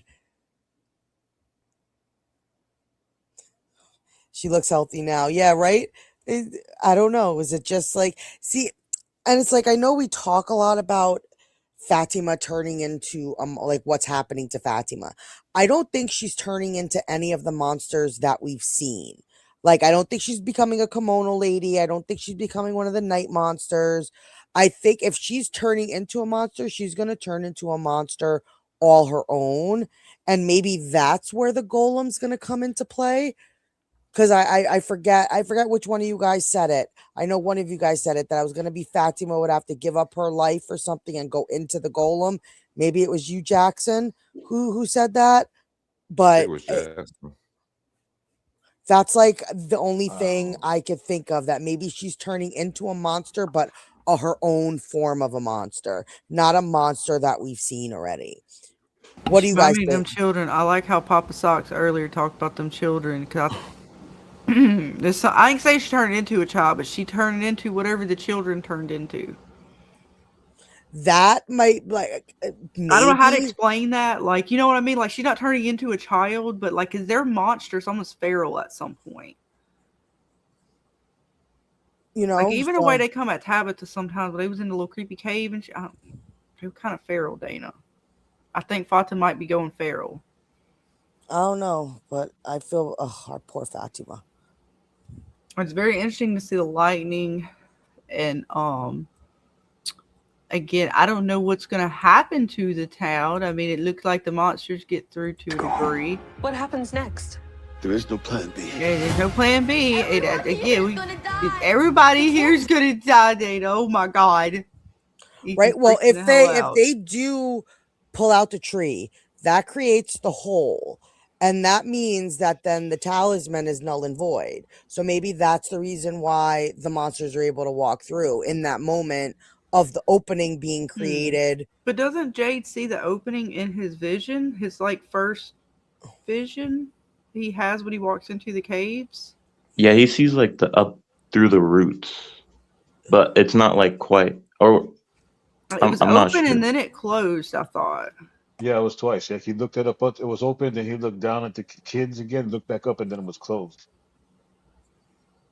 But So see, I don't know if the pulling up the tree. I know there's some other stuff out there. So if you guys have seen any of the things that are out there, prior other than this trailer, for the next episode, please do not share. But it's appearing as though they are going to pull the tree up. So if they do, like, I don't even know if that's good or bad, because we talked about that before the trailer. And Data, like, it's 50-50. Like, I really don't know, because I would assume them pulling that up is going to cause some. that doesn't seem like that's the way they're supposed to go about getting the bones out. That just doesn't seem right. I assume they had to go through the door with them. I And this feel place like tends to like what did it say? The place tends to make you like try and not believe in the things that can help you or well, something like like what did that. it say? Like when you push, it pushes back. Yeah, That's yeah, what I was yeah. That's thinking what of. So like if Sarah they're and doing it the wrong way or something, is it going to push back? Is that why it's lightning outside? Like, yeah. I mean, it or can't be is there good. something else, or is it something that's it has nothing to do? Like I don't even know if it has anything to do with the tree. I mean, I'm assuming it does. I'm actually kind of. Do you guys think it's the tree? I What think else could it so. I be? mean, bringing down the tree can't be good if it was, the manifestation of the children's hope. I think. Mm-hmm. And I'm curious if it's like a delayed reaction or something, because it shows like, well, the lightning is striking, but they're like back at the. Like, what else happens? We're getting close to the end. That causes Boyd to have blood on him. Did they have to fight one of the monsters? Did Tabitha or somebody get scratched up? Because they were down in the hole. Did we see Tabitha? We see Jade later, right? Yeah. Well, that's when they're down in the hole. Oh no! Do they make it out alive? Oh fuck! Actually, hang on. Well, they. This trailer gives everything away if you pay attention. Yeah, but it doesn't show Jade or Tabitha after the cave scene. So does that mean We're getting close to the end. whose blood is that? Is that Tabitha or Jade's, or am I just tripping, Dana? Because I'm pretty sure me going back through, just kind of looking real here. No, I'll they just play it skipped through the through. whole scene. That had to have taken Very place messy in before, here. like in the middle, and then this is probably towards the end. So that happened. This happened after they pulled the tree out. What The other happens? shots were before they pulled the tree out. And if you look at right here, We can't just give they're up. walking in. It's a different frame, There's nowhere and then to you see the light on his face. It's dark on there. They don't have flashlights. So that means the tree's out and the sun's beaming in, and they're in the back because there's no lights down there. They only have the flashlight. How is it shining in on there? They had to have What's what pulled the I'm tree out. saying though? Like it doesn't show Tabitha or Jade after they pull the tree up. Like it doesn't show them back out of the caves. So I was curious to see whose blood this is on Boyd. Oh, we don't know who went down to the caves with them. It was just I'm assuming. Tabitha and What I'm Jade, assuming right? is they went down there. Well, it showed Something them by must have happened, but themselves they went down down there to the while they caves were to go up get top getting somebody. ready to pull the tree. Everybody else was up top getting ready to pull the tree, and it was only Tabitha and Jade down there. Right. So, and Boyd was up there also. Remember? But he was up top. I'm talking about Yeah. Tabitha and Jade were down in the caves. Nobody else was with them other than the monsters. If they go and pop this tree and try to get Tabitha and Jade back up with the bones, whose blood is on Boyd? Is it Tabitha or Jade's, or is it somebody else's? Somebody else's. You don't think the monsters don't get a hold of one of them? I think what's going to happen is that plan A that failed has something to do with them climbing up, and they have to go rescue them. And whatever team that went down there to go rescue them, somebody didn't make it back. Could be. What do you guys think? Victor. Oh, Baby Clay? I don't think it's Victor. Shit. It could be anybody. It could be Christy. It could be Marielle. It could be hell. It could be Ken. It's just I Kenny don't shouldn't be know, there. but Remember? I'm scared. Huh? Remember, Kenny's already safe. He's not even supposed to go nowhere. They already Okay, yeah, eliminated true. him from what happened last episode, right? So if you eliminate Right. him being safe, and Ellis is right there. So and Fatima. So I'm assuming them three went down together along with somebody else other than Randall, and whoever went with them is probably I would guess Chrissy, Marielle, or Sarah is what I'll guess. Yeah, I'm thinking they And one snatched of up them either didn't come back because Tabitha. this is after the I'm whole. thinking Tabitha or Tabitha and Jade are gonna be fine. Well, I I'm don't not think none saying of they're them are dead. dead. I'm saying I think they got scratched up. Oh, you think so? I think somebody died. I think that's from somebody dying It down could there. be. Yeah, it's got to be.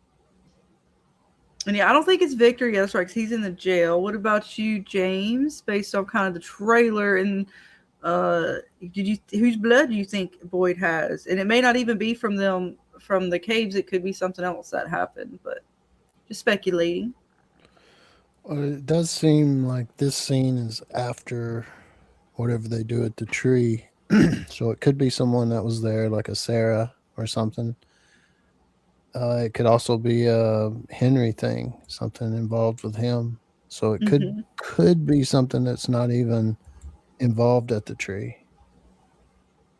Very So much I so. mean, I don't know if there's enough clues to really know.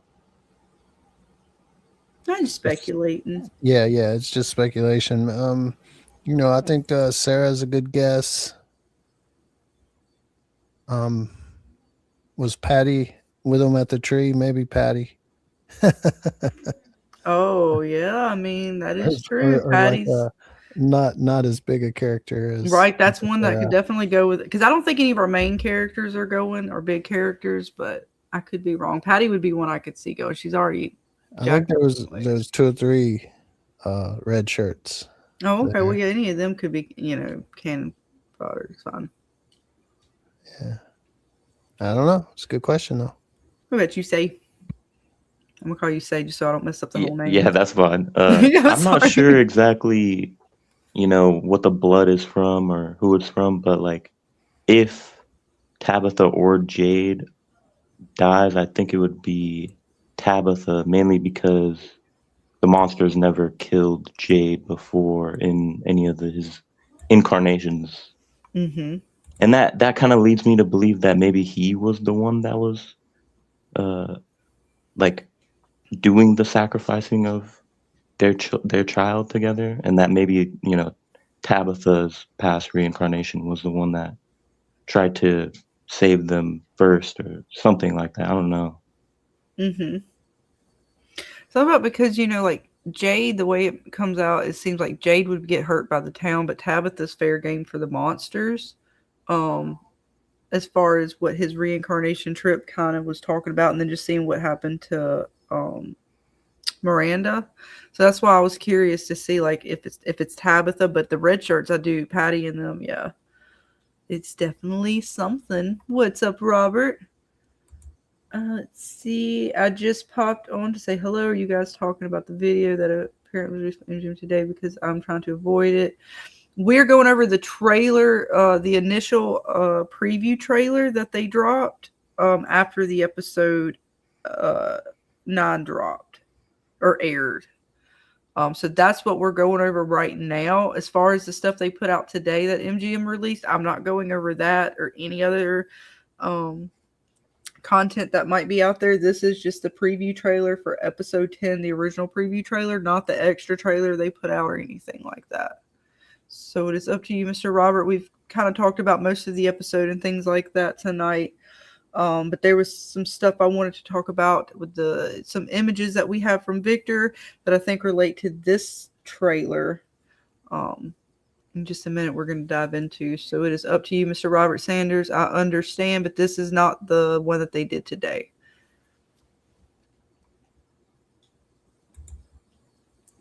Yeah, I don't know. We'll have to see with all of that. And again, she's lighting the fire. And I mean, I can't wait to see with the monsters. I mean, something happens where the talisman. I mean, I assumed it worked, Dana. I can't wait to see if it was all a hoax, if it's because of the tree, if it's something else knocked it off or so. You know what I mean? Like, why did it just? Oh, we just gonna pop I on think they there. work. I think it's the little earthquake that you see Victor shaking in. I Uh think huh. that's what knocks the Talons down in the caves, and that's how they get through, and probably in the houses. Possibly. And that is true, but Randall made it from a slash from the monster, so I'm just saying our girl Tabitha might take a little scratchy scratch. But Paula might not make it. That is fair, James.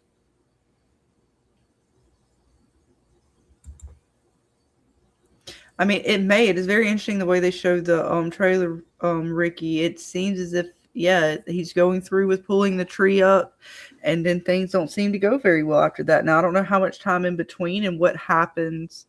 Um, like, is it an instant thing where, oh my god, everything? Because it seemed like they made it back to the town before the lightning started to pop. So we'll have to see. Plus, Sophia's also doing things, and she's aware of their plans now. So we don't know what else she's doing with Fatima, Henry, and how that might affect things as well. They don't really show that in the trailer, I don't think. Let's see. Of course, Smiley looking like he's coming in the doorway somewhere. So again, do the talismans no longer work? Were they knocked off by the whatever shaking is going on? Or did our girl Sophia take them down? Is this sort of uh, what they want us to believe is the final sort of massacre? I think it might be different because that's what the man in yellow was saying, Sophia, right? This Mm-hmm. time you're doing things differently. So I don't think it'll be a traditional massacre in the sense of what we saw in Victor's cycle. I think this might actually, because we don't know, is this the first time that a cycle has attempted to pull up a tree? Are the fallen trees that we've seen past cycles that have pulled up trees? I, Well, the you know, bones seem to be Yeah, new. they that person may not be the only person that's doing something different. There may be other people doing stuff different too. exactly. So this might be different. It's I possible. agree with Dana. I don't think it's going to be the same thing like the Victor cycle. I think it's going to be a totally different thing. And I don't even think it's going to be a massacre and like we think it is.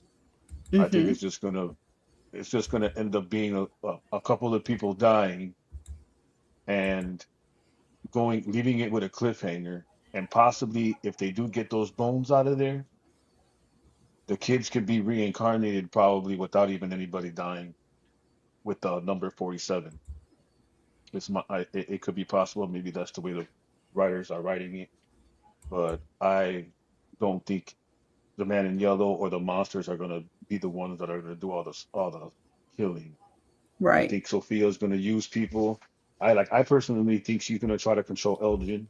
I think she's going to Mm-hmm. try to use Elgin to go collect the talisman and kill Sarah.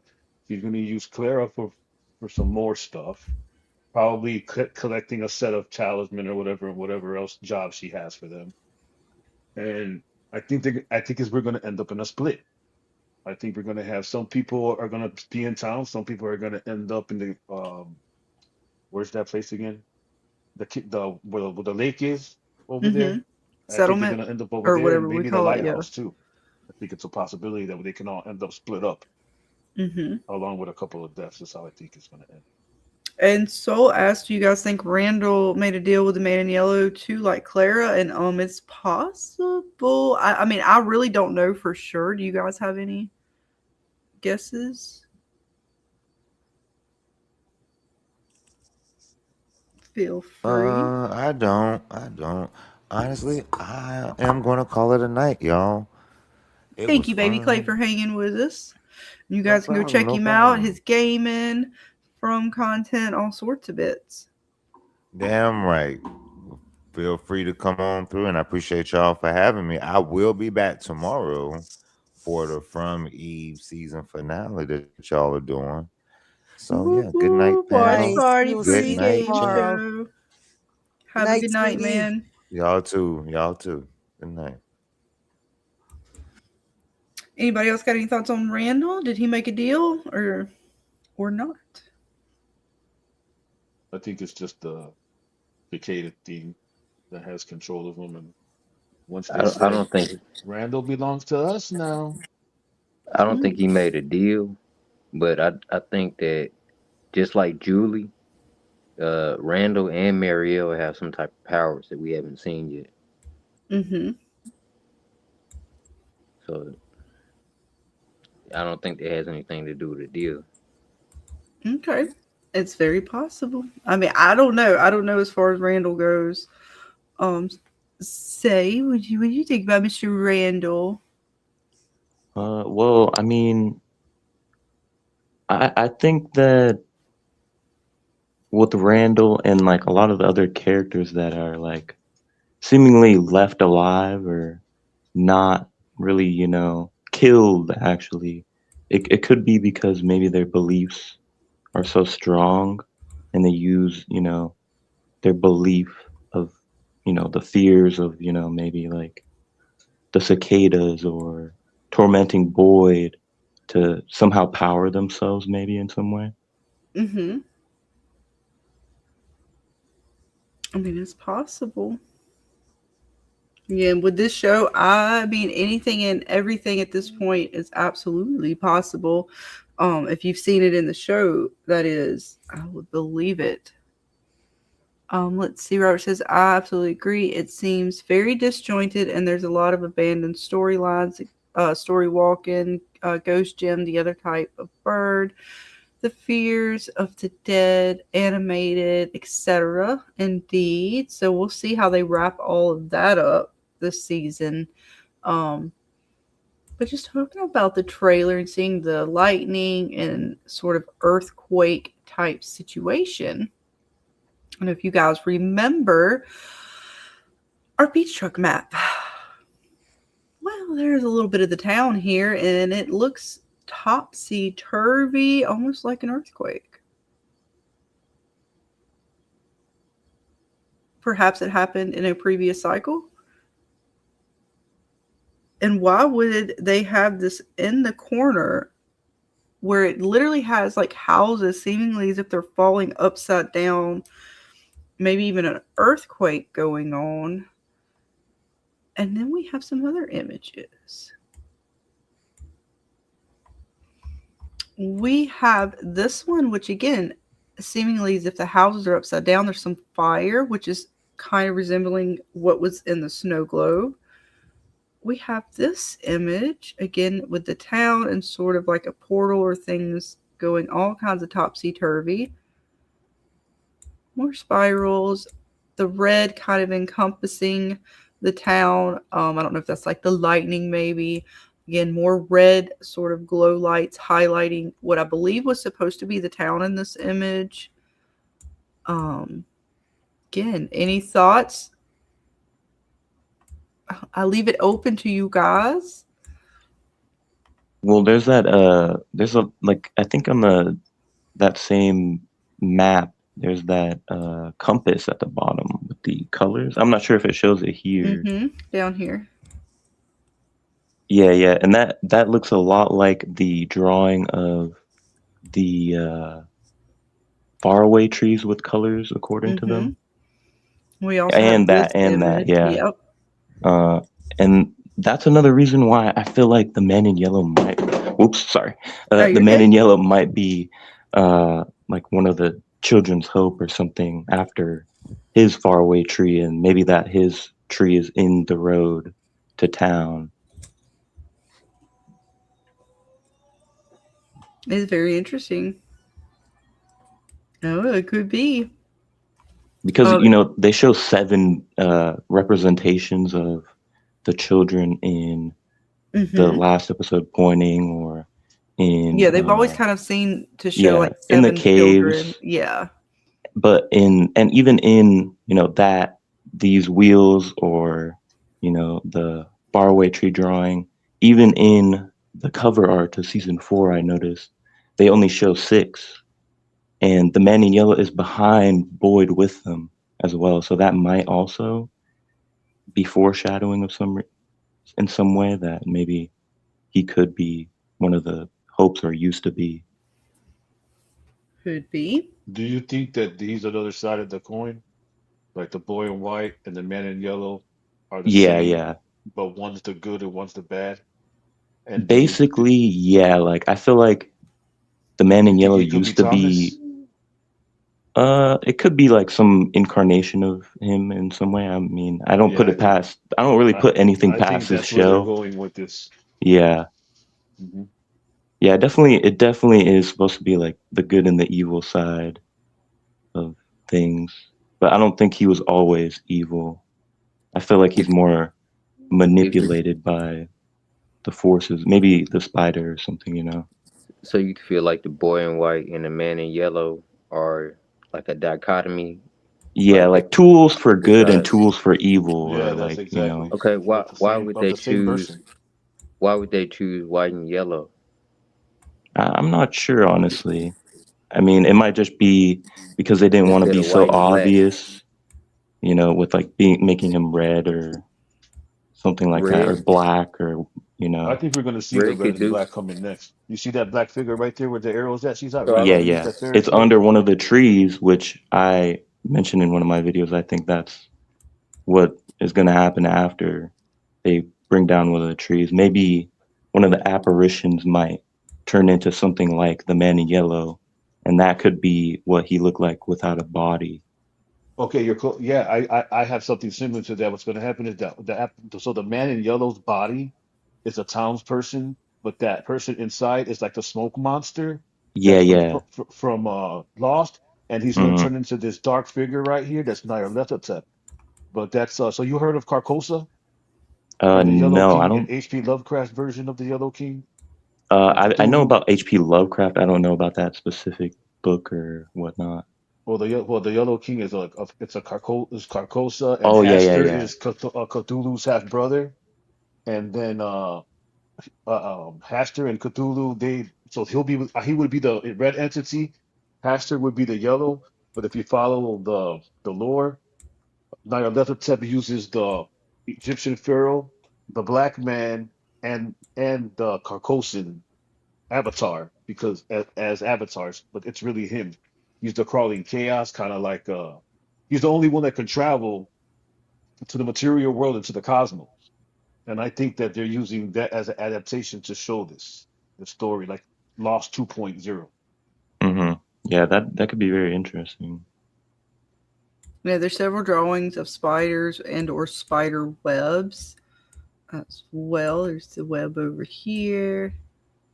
Then we get these weird ones too that are almost like there's something in the clearing. These again, it could be the spider type situation, or it's like a hole. Like there's these several ones where there's like a hole. You can kind of see it down here a little bit. It's hard to see, but there was another one as well. I'm trying to remember which pictures.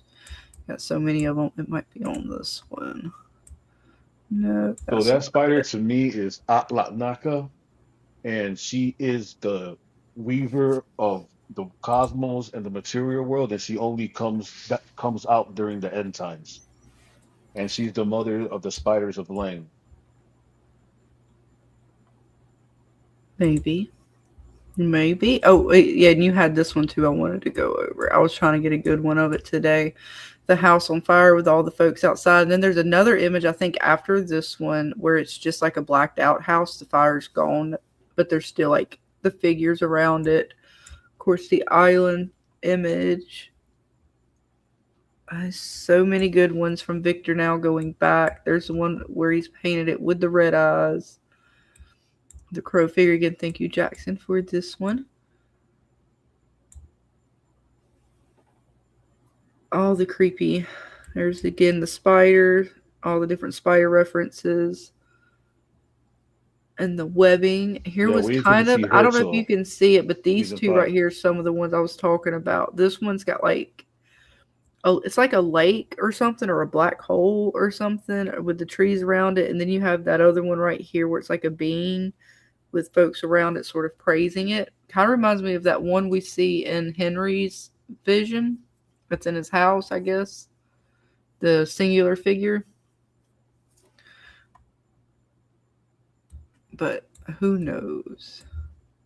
And here's another one. I mean, it's the same one, but you can kind of see him a little bit better. There's the hole sort of surrounded by the trees. And here's this like figure, the singular figure with this like almost shiny presence. Again, it reminds me a little bit of what Henry had in the image he had in his vision.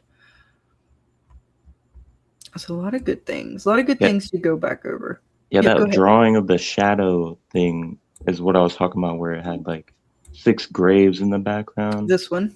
Yeah, yeah, yeah.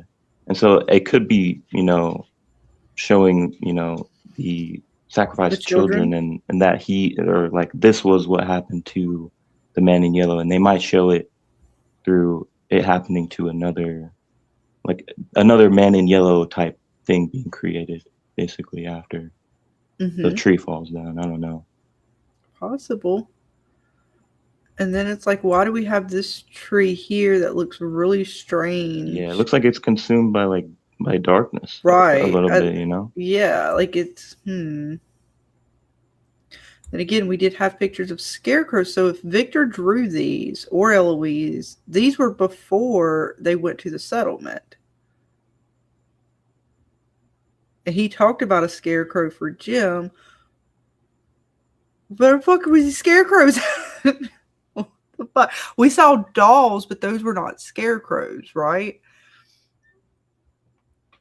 I don't know. A lot of different bits.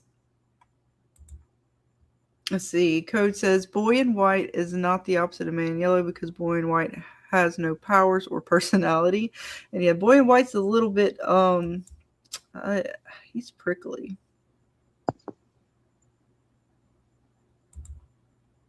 So I don't know, a lot of bits to go over. And I'm trying to remember all of them now. It's been a fun night with all you guys. And any other thoughts or theories you guys want to go over, let me know. If I have an image, I'll bring it up. But we are pretty much open for whatever. Again, we got all the snow globe references or fishbowl sort of deals.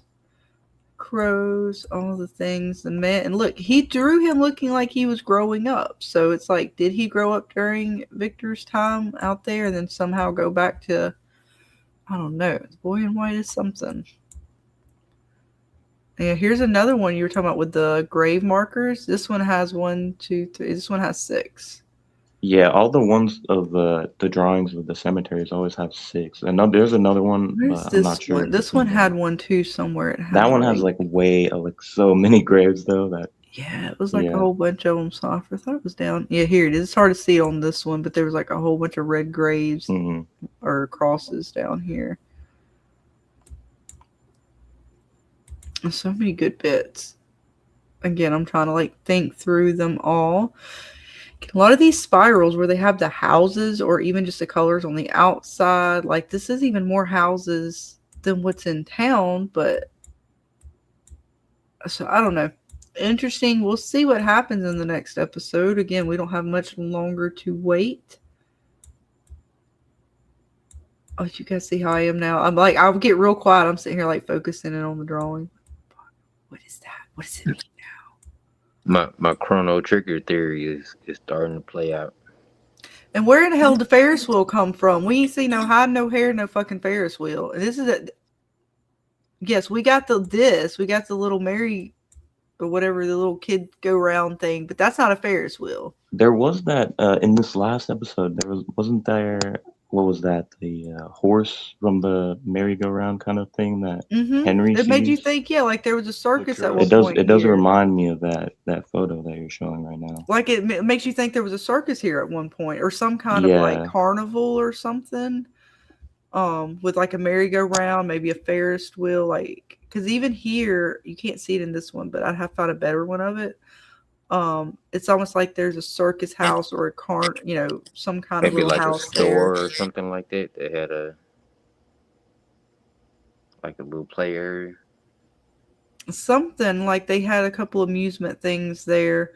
And it could have been a merry-go-round or some kind of carousel type situation with it. So yeah, like what happened to it? Yeah, and then we get a diner. Since they showed that freaking carousel horse or whatever, I feel like they're definitely going to bring that back in some way. Right, because I mean, if it is attached to this, then of course you would hope they would. I mean, why would they draw the pictures of it and then never kind of touch back on it? So it is cool to see. Maybe Henry will figure out some mystery with it. That would be pretty cool. Because see, even the balloons, right, make you think of like a carnival. There's like a picture of a balloon. And if Victor drew that, was that during his time? Like, these are him and or Eloise's drawings.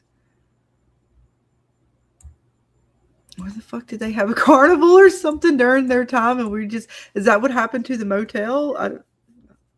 I'm still so confused, Dana. Even when I think I understand things, I remember, wait, what does this part mean? Where did that fit in? And so many more bits to go with one more season after this one. Oh my I would love goodness. a carnival next season. Oh That would yeah, be interesting. creepy carnival, Yeah, creepy carnival. slow down music, messed up freaking sound and stuff. You Kind want of to see like Hear Carnival that somebody's Watchmen voices scene. nightmare? and shit like If that. anybody's seen Watchmen, where like the freaking squid, I don't want to spoil too much, but squid come down and there's that music slowed down that plays and stuff. Well, do you remember what they did at what was it, Silent Hill 2 when she ends up at the carnival and it's also like in the Silent Hill world or whatever, and she's in like the carousel or whatever I've with never seen Pinhead. Or Silent not Pinhead, Hill. I'm sorry, but Triangle dude. Fuck, I said Yeah, yeah. I Pinhead. think it's Pyramid Head, isn't it? Pyramid Head, my bad, yeah. I think I said Pinhead. I Silent was Hill saying fucking that's 2. Hellraiser. Yes, Silent Hill 2 was they Sorry, it's getting showed late. the carousel, but Silent Hill 3 is the one you're talking about. Is it 3? I thought it Yeah, was the second one. it's the one with the girl, I thought that was the the second young one. blonde girl, the I one when she swear goes. that was the second one, Yeah, as that's far as the I can second remember. one. I didn't know there was a. Is there a Maybe third maybe the one? girl is in multiple. I'm not The sure. third one just came out. The one I'm You thinking about is the second one when with the carousel with the you girl and her talking about the dad. movie or the The game? Well, I was movie. thinking about the game, so maybe I'm I'm talking wrong. about the movie. The Okay, second okay, movie. no, yeah, the game, yeah, I was talking about the game, the movie, yeah. No, never mind. I'm talking about the second movie. The girl and her dad. She ends up eventually with Pyramid Head at like a carousel, and he like operates it, and it gets all like flamey and shit. It was pretty cool, actually. I mean, even though Silent Hill, the second one, the movie is not my favorite, I still kind of like that scene. It was kind of cool. Wait, what? Oh, wait, we're not singing Triangle Man. Darn. Oh, wait. Triangle Man. Oh, shit. Triangle Man, Particle Man, fight Triangle Man. Triangle wins. Did I read that? I think I read that right. Pyramid Indeed. Head. Yes, Mr. Pyramid Head. He did. He was operating said carousel. I think it was a carousel. What's up? What's up? Welcome. Been going for a little bit. We'll probably be wrapping up soon because again we'll be back. I was gonna say tomorrow night, but it's technically basically tonight, Saturday night on Dana's for the pregame show / watch party, where we will gather ourselves with our final sort of thoughts before the episode drops, and then we'll sync up, watch it, and we'll see what happens, Dana. We will. You'll get our live reactions, folks. And we'll probably go over some more Clara bits since we didn't get to those tonight. We'll definitely carry that. Dana has all the time in the world to go over the Clara bits. I'm colorblind. So what color was that lightning? To me it looked like Red. pink. It was red. Red. Okay. For Yeah, what? ready for some red lightning. Oh yeah, it was almost like some what Stranger Things type situation going on. Like, oh god, the world's turning upside down. Save us. Save us. But we'll see what happens for our characters. Any final thoughts from you guys on panel? I'm ready. I'm sad, but I'm ready. It's the final countdown. It is. Final countdown. Indeed. What about you, Jackson? Any final thoughts before we wrap it up? But I can't wait for till tomorrow to watch the episode, and just want to clarify for the people who are watching, since we mentioned the Silent Hill reference, that the Silent Hill 1 video game was based on Harry Mason. Number 2 was James Sunderland. Number 3 was the daughter, the girl, when it comes to the video games. Just want to clarify that, the ones who don't know. Never played the video games, but I watched the movies. The movies are not canon and are terrible. Well, I still appreciated the movie. Well, my Hey, husband is can I the say my this? husband is the gamer, and it's just not one of the games he ever played.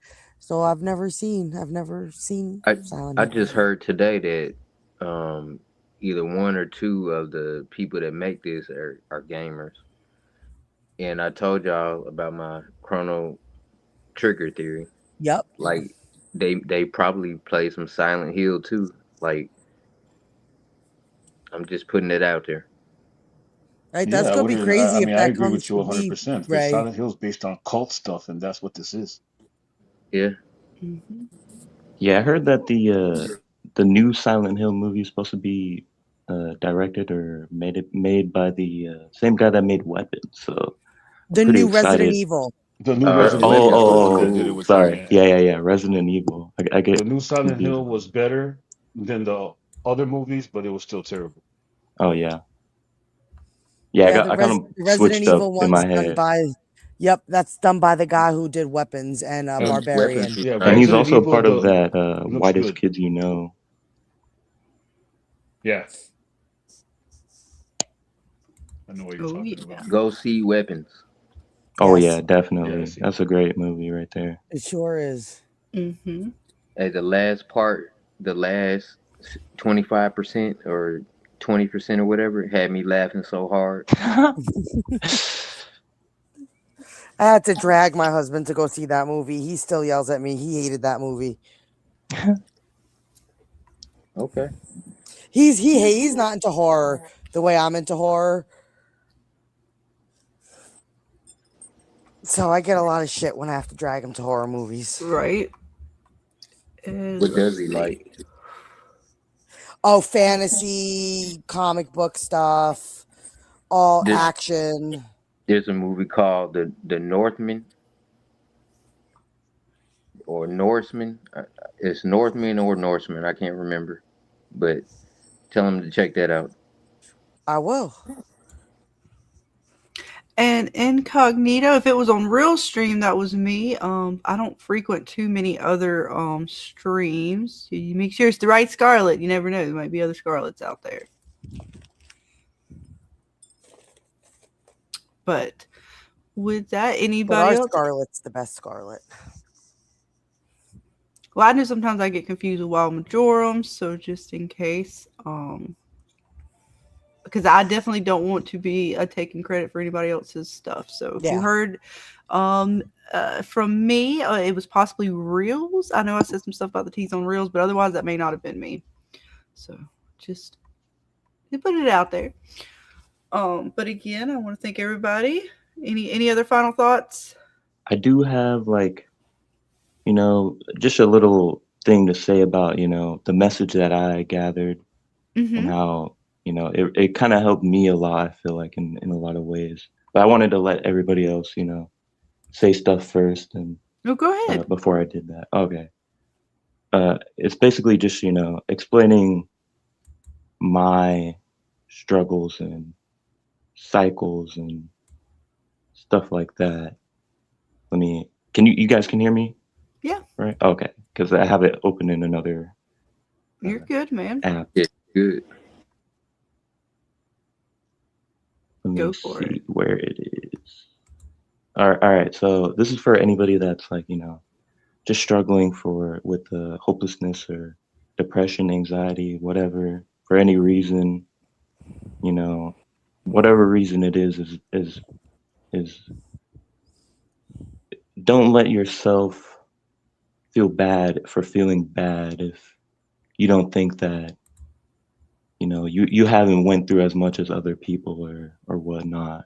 And I just have my story here that I wanted to get out here because I plan on making a video. Oh, did we lose you for a second? Oh, sorry. I plan on making a video about all this, after the show's finished on its Mm-hmm. impact to me, and by then I'll have, more of an understanding of if it really has, continued to impact me. But basically, when I was very young, one of my siblings was murdered Oh my by goodness, honey. their father, and not mine, but that kept That's me, heavy, man. yeah, that kept me in a cycle, as if you will, of grief, anger, sadness I can for a imagine, long man. time. Um, I'm sorry to hear about that. I Definitely. knew I should be sad about it, but I couldn't help but feeding into my cycles of anger about, who did it, and, not being able to do anything because, I was really young. Right. Oh, I can And only imagine, man. that caused, as a reaction to that, my mom never really trusted. Yeah. Oh, did we lose you again? Oh, sorry. Well, because of that, uh, my mom lost trust in a lot of people, and I never really had a strong father figure. And uh, sorry, You're besides good, my man. grandpa, which he Mm-hmm. wasn't my blood or anything, and he was like pretty much as young as my mom, so he was a very strong father figure to me. Well, how old And are you, man? I'm 24 right now. 24? Yeah. Okay. Well, You still a kid. sorry. Uh, No, you're still young, bro. I'm sorry you You going still through that. learning. Yeah. yeah, yeah. Mm-hmm. Uh, so basically, going back to my grandpa, is, am Oh, I it's actually you're sounding? fine. No, Oh, you're good. okay. It's Ray's. It's Oh, Ray's. okay. Sorry. Yeah, go ahead. So when I was in high school, my grandpa was diagnosed with cancer, and I felt, um, Oh, I I can felt imagine, very man. depressed and Yeah, dude, that's a hopeless because lot. of this, and I felt like, sorry about this. It is making me emotional a little bit, Oh man, but I can imagine, dude. That's a it lot did to make deal with. me feel very hopeless and like I had no control Mm-hmm. over my situation. I got disinterested with school. I skipped every day pretty much. Eventually, I dropped out. Uh, I was trying to escape the situation of seeing my grandpa like that, and Right, man. I I was know life going is hard, to, man.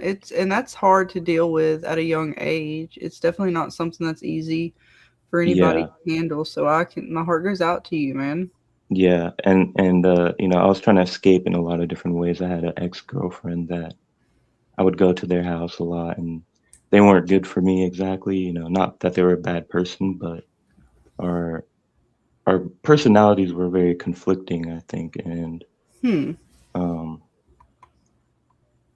basically, at one day, my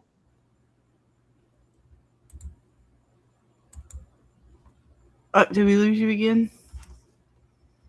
oh yeah, sorry, I'm really sorry about this. I keep having to go back and forth between my notes and stuff, but you know, But through all I that, man, it looks like you found like some. At least you're. It sounds like you found a little bit of something. At least you got a channel yeah, going. yeah, I mean, yeah, of course, like this realization that I have, which I explained a little bit after I explained, all my traumas and what I've realized from this show, honestly.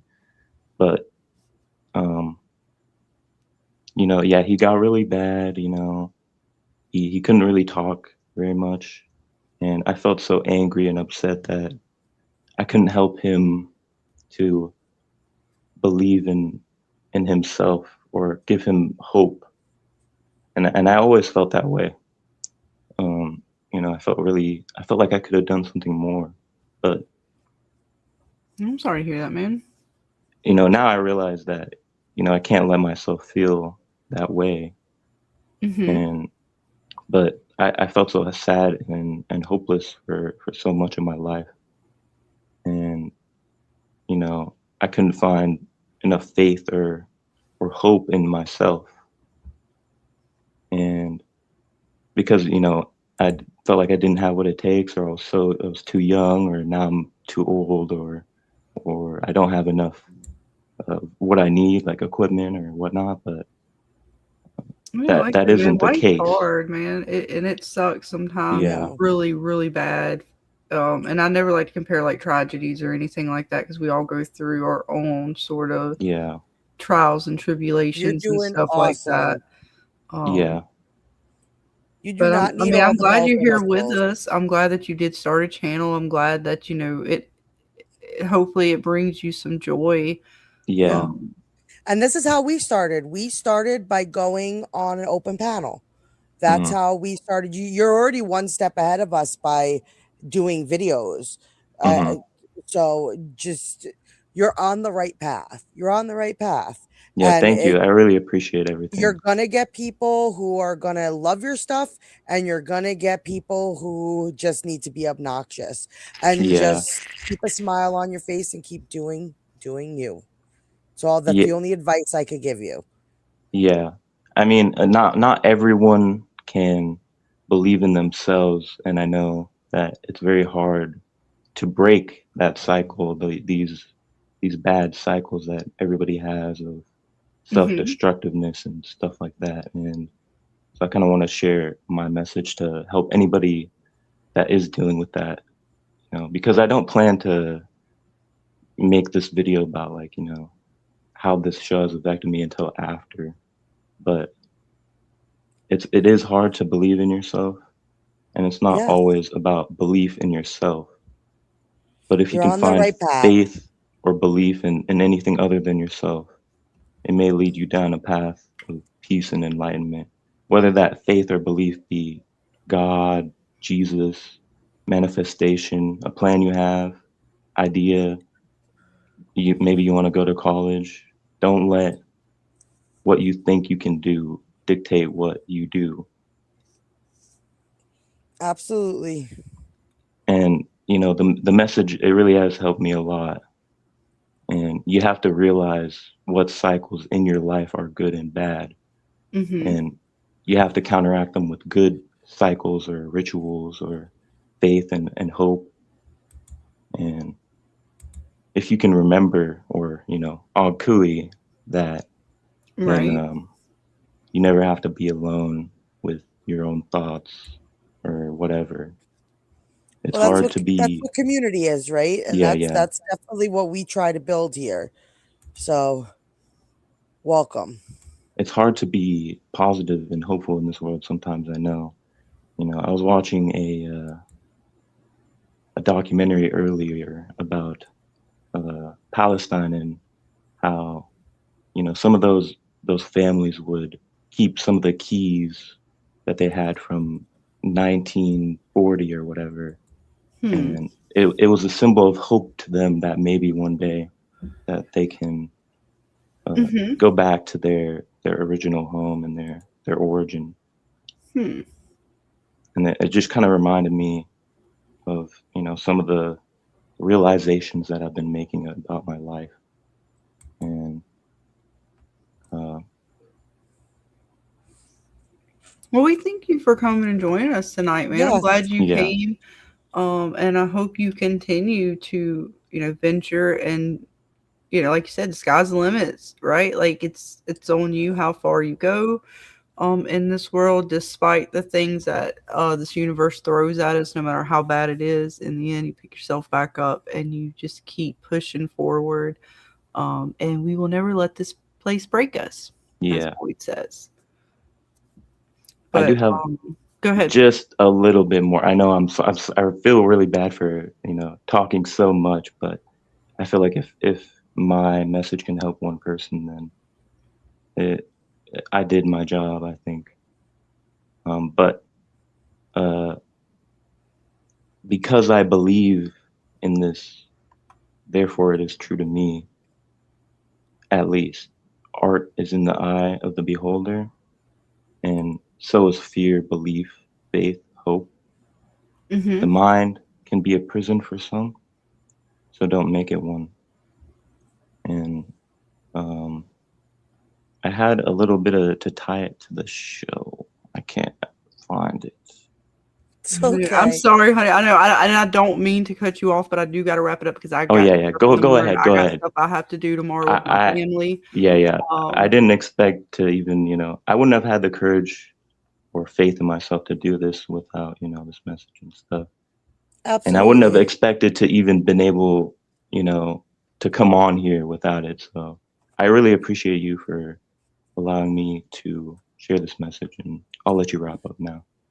yeah, man. And like I said, you're even you like talking on your streams, dude. Like, just get it out there. You'd be surprised at how many people will pop in and like what you did tonight. Do it on yours as well, man. Go out there and talk. Hit that live button. That's your platform to make. So Yep. like definitely take your channel and make it what you want it to be.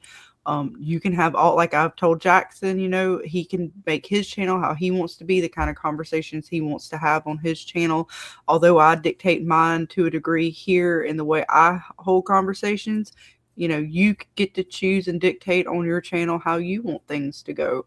And the kind of community and the kind of conversations you want to have. So definitely, don't stop here. Go, do it on yours as well, man. Get it out there. You'd be surprised at how the algorithm might pick you up and get your message out there that way as well. But I do want to wrap it up. Yeah, man. Always. It was a pleasure. Again, I want to thank everybody who joined us tonight on the panel and in the chat. We had a whole host of folks. We will be back tomorrow night, what have you, as it's confusing now at this hour, on Dana's Saturday night for the pregame / watch party. And then we'll be back again Monday night here for the final official round content creator roundtable discussion for the season, for the final episode. I'm sure we may have one or two more after, but as far as official ones, that will be the final one. We have at least Jerry, Thrifty, did you say Miss K? Miss K. And possibly JH, of course, our normal panelist. We're going to pack in as many as we can. And then that following Friday night, Fever, we will have our giveaway, and I don't know if that one's going to be full and open panel. We're going to see how the week goes. I know between everybody and streams, I might have to try to pack in another stream. We might even do like a Saturday night open panel somewhere. Mine, Dana, somewhere. We'll figure it out. We definitely kind of want to get through the giveaway, but we do want to get your guys' thoughts as well. So I don't know if Friday night's going to actually be an open panel or not. Just stay tuned for that. But we'll definitely do another open panel, probably several after next week, because again, we're going to be opening things up. It's not going to be like week to week as we've been doing it. It'll just be open conversations about the season and what's to come. So again, thank all you guys and gals out there. James, what you got going on? James, not too much. Oh, you still with us? Okay, I was gonna say, did you go to sleep on us? I'm sorry. Not too much. Are we getting back to Widow's Bay at some point? Possibly? Yes, I need to talk about it. Maybe, if not on mine, on yours, maybe sometime. Y'all keep throwing. All right, you know what? Fine, I'm taking it. He threw it to me, Dana. I'm taking it. We'll Well, I just want to talk about it. I was away. I didn't get to talk about what you guys had experienced, the storm and everything like that. So somebody better let me talk about it. I will work it out. I just have to get the screenshots, and I got to get. I mean, you got all the screenshots, James. Dang it. And we'll figure it out. It's fine. James. We'll figure it out. You guys, as always, stay tuned in the Discords. Hit that like, subscribe, hit the bell for notifications. Even though YouTube does not always appreciate that bell and send it out to you guys, it's just one more way to make sure you do get notified. But until tomorrow night, I guess, stay safe out there. Have a good night. And as Dana says, keep your magic at the ready. Yep. You never know when you're gonna need it. That's right, folks. We love you all. Have a good night, and we will see you all tomorrow night. Bye, everybody. Bye, guys. I can hear it. I'm telling you. I can. What's wrong?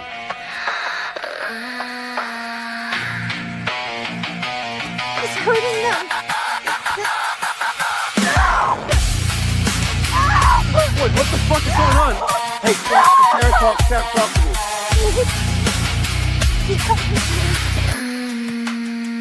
The man in yellow, quite a calm and violent fellow. What's with the stick, the dress, and the case? Do any of those things get you out of this place? From vile nightmares, mysteries to solve. Who is the man plaguing this town? Dead friends, loved ones, strange voices on the phone. A radio tower made from hope. A storm came in and crashed it down.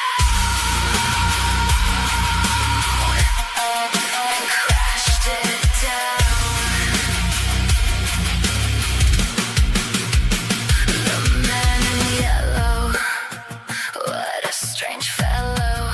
Shifting, haunting, is he deal making?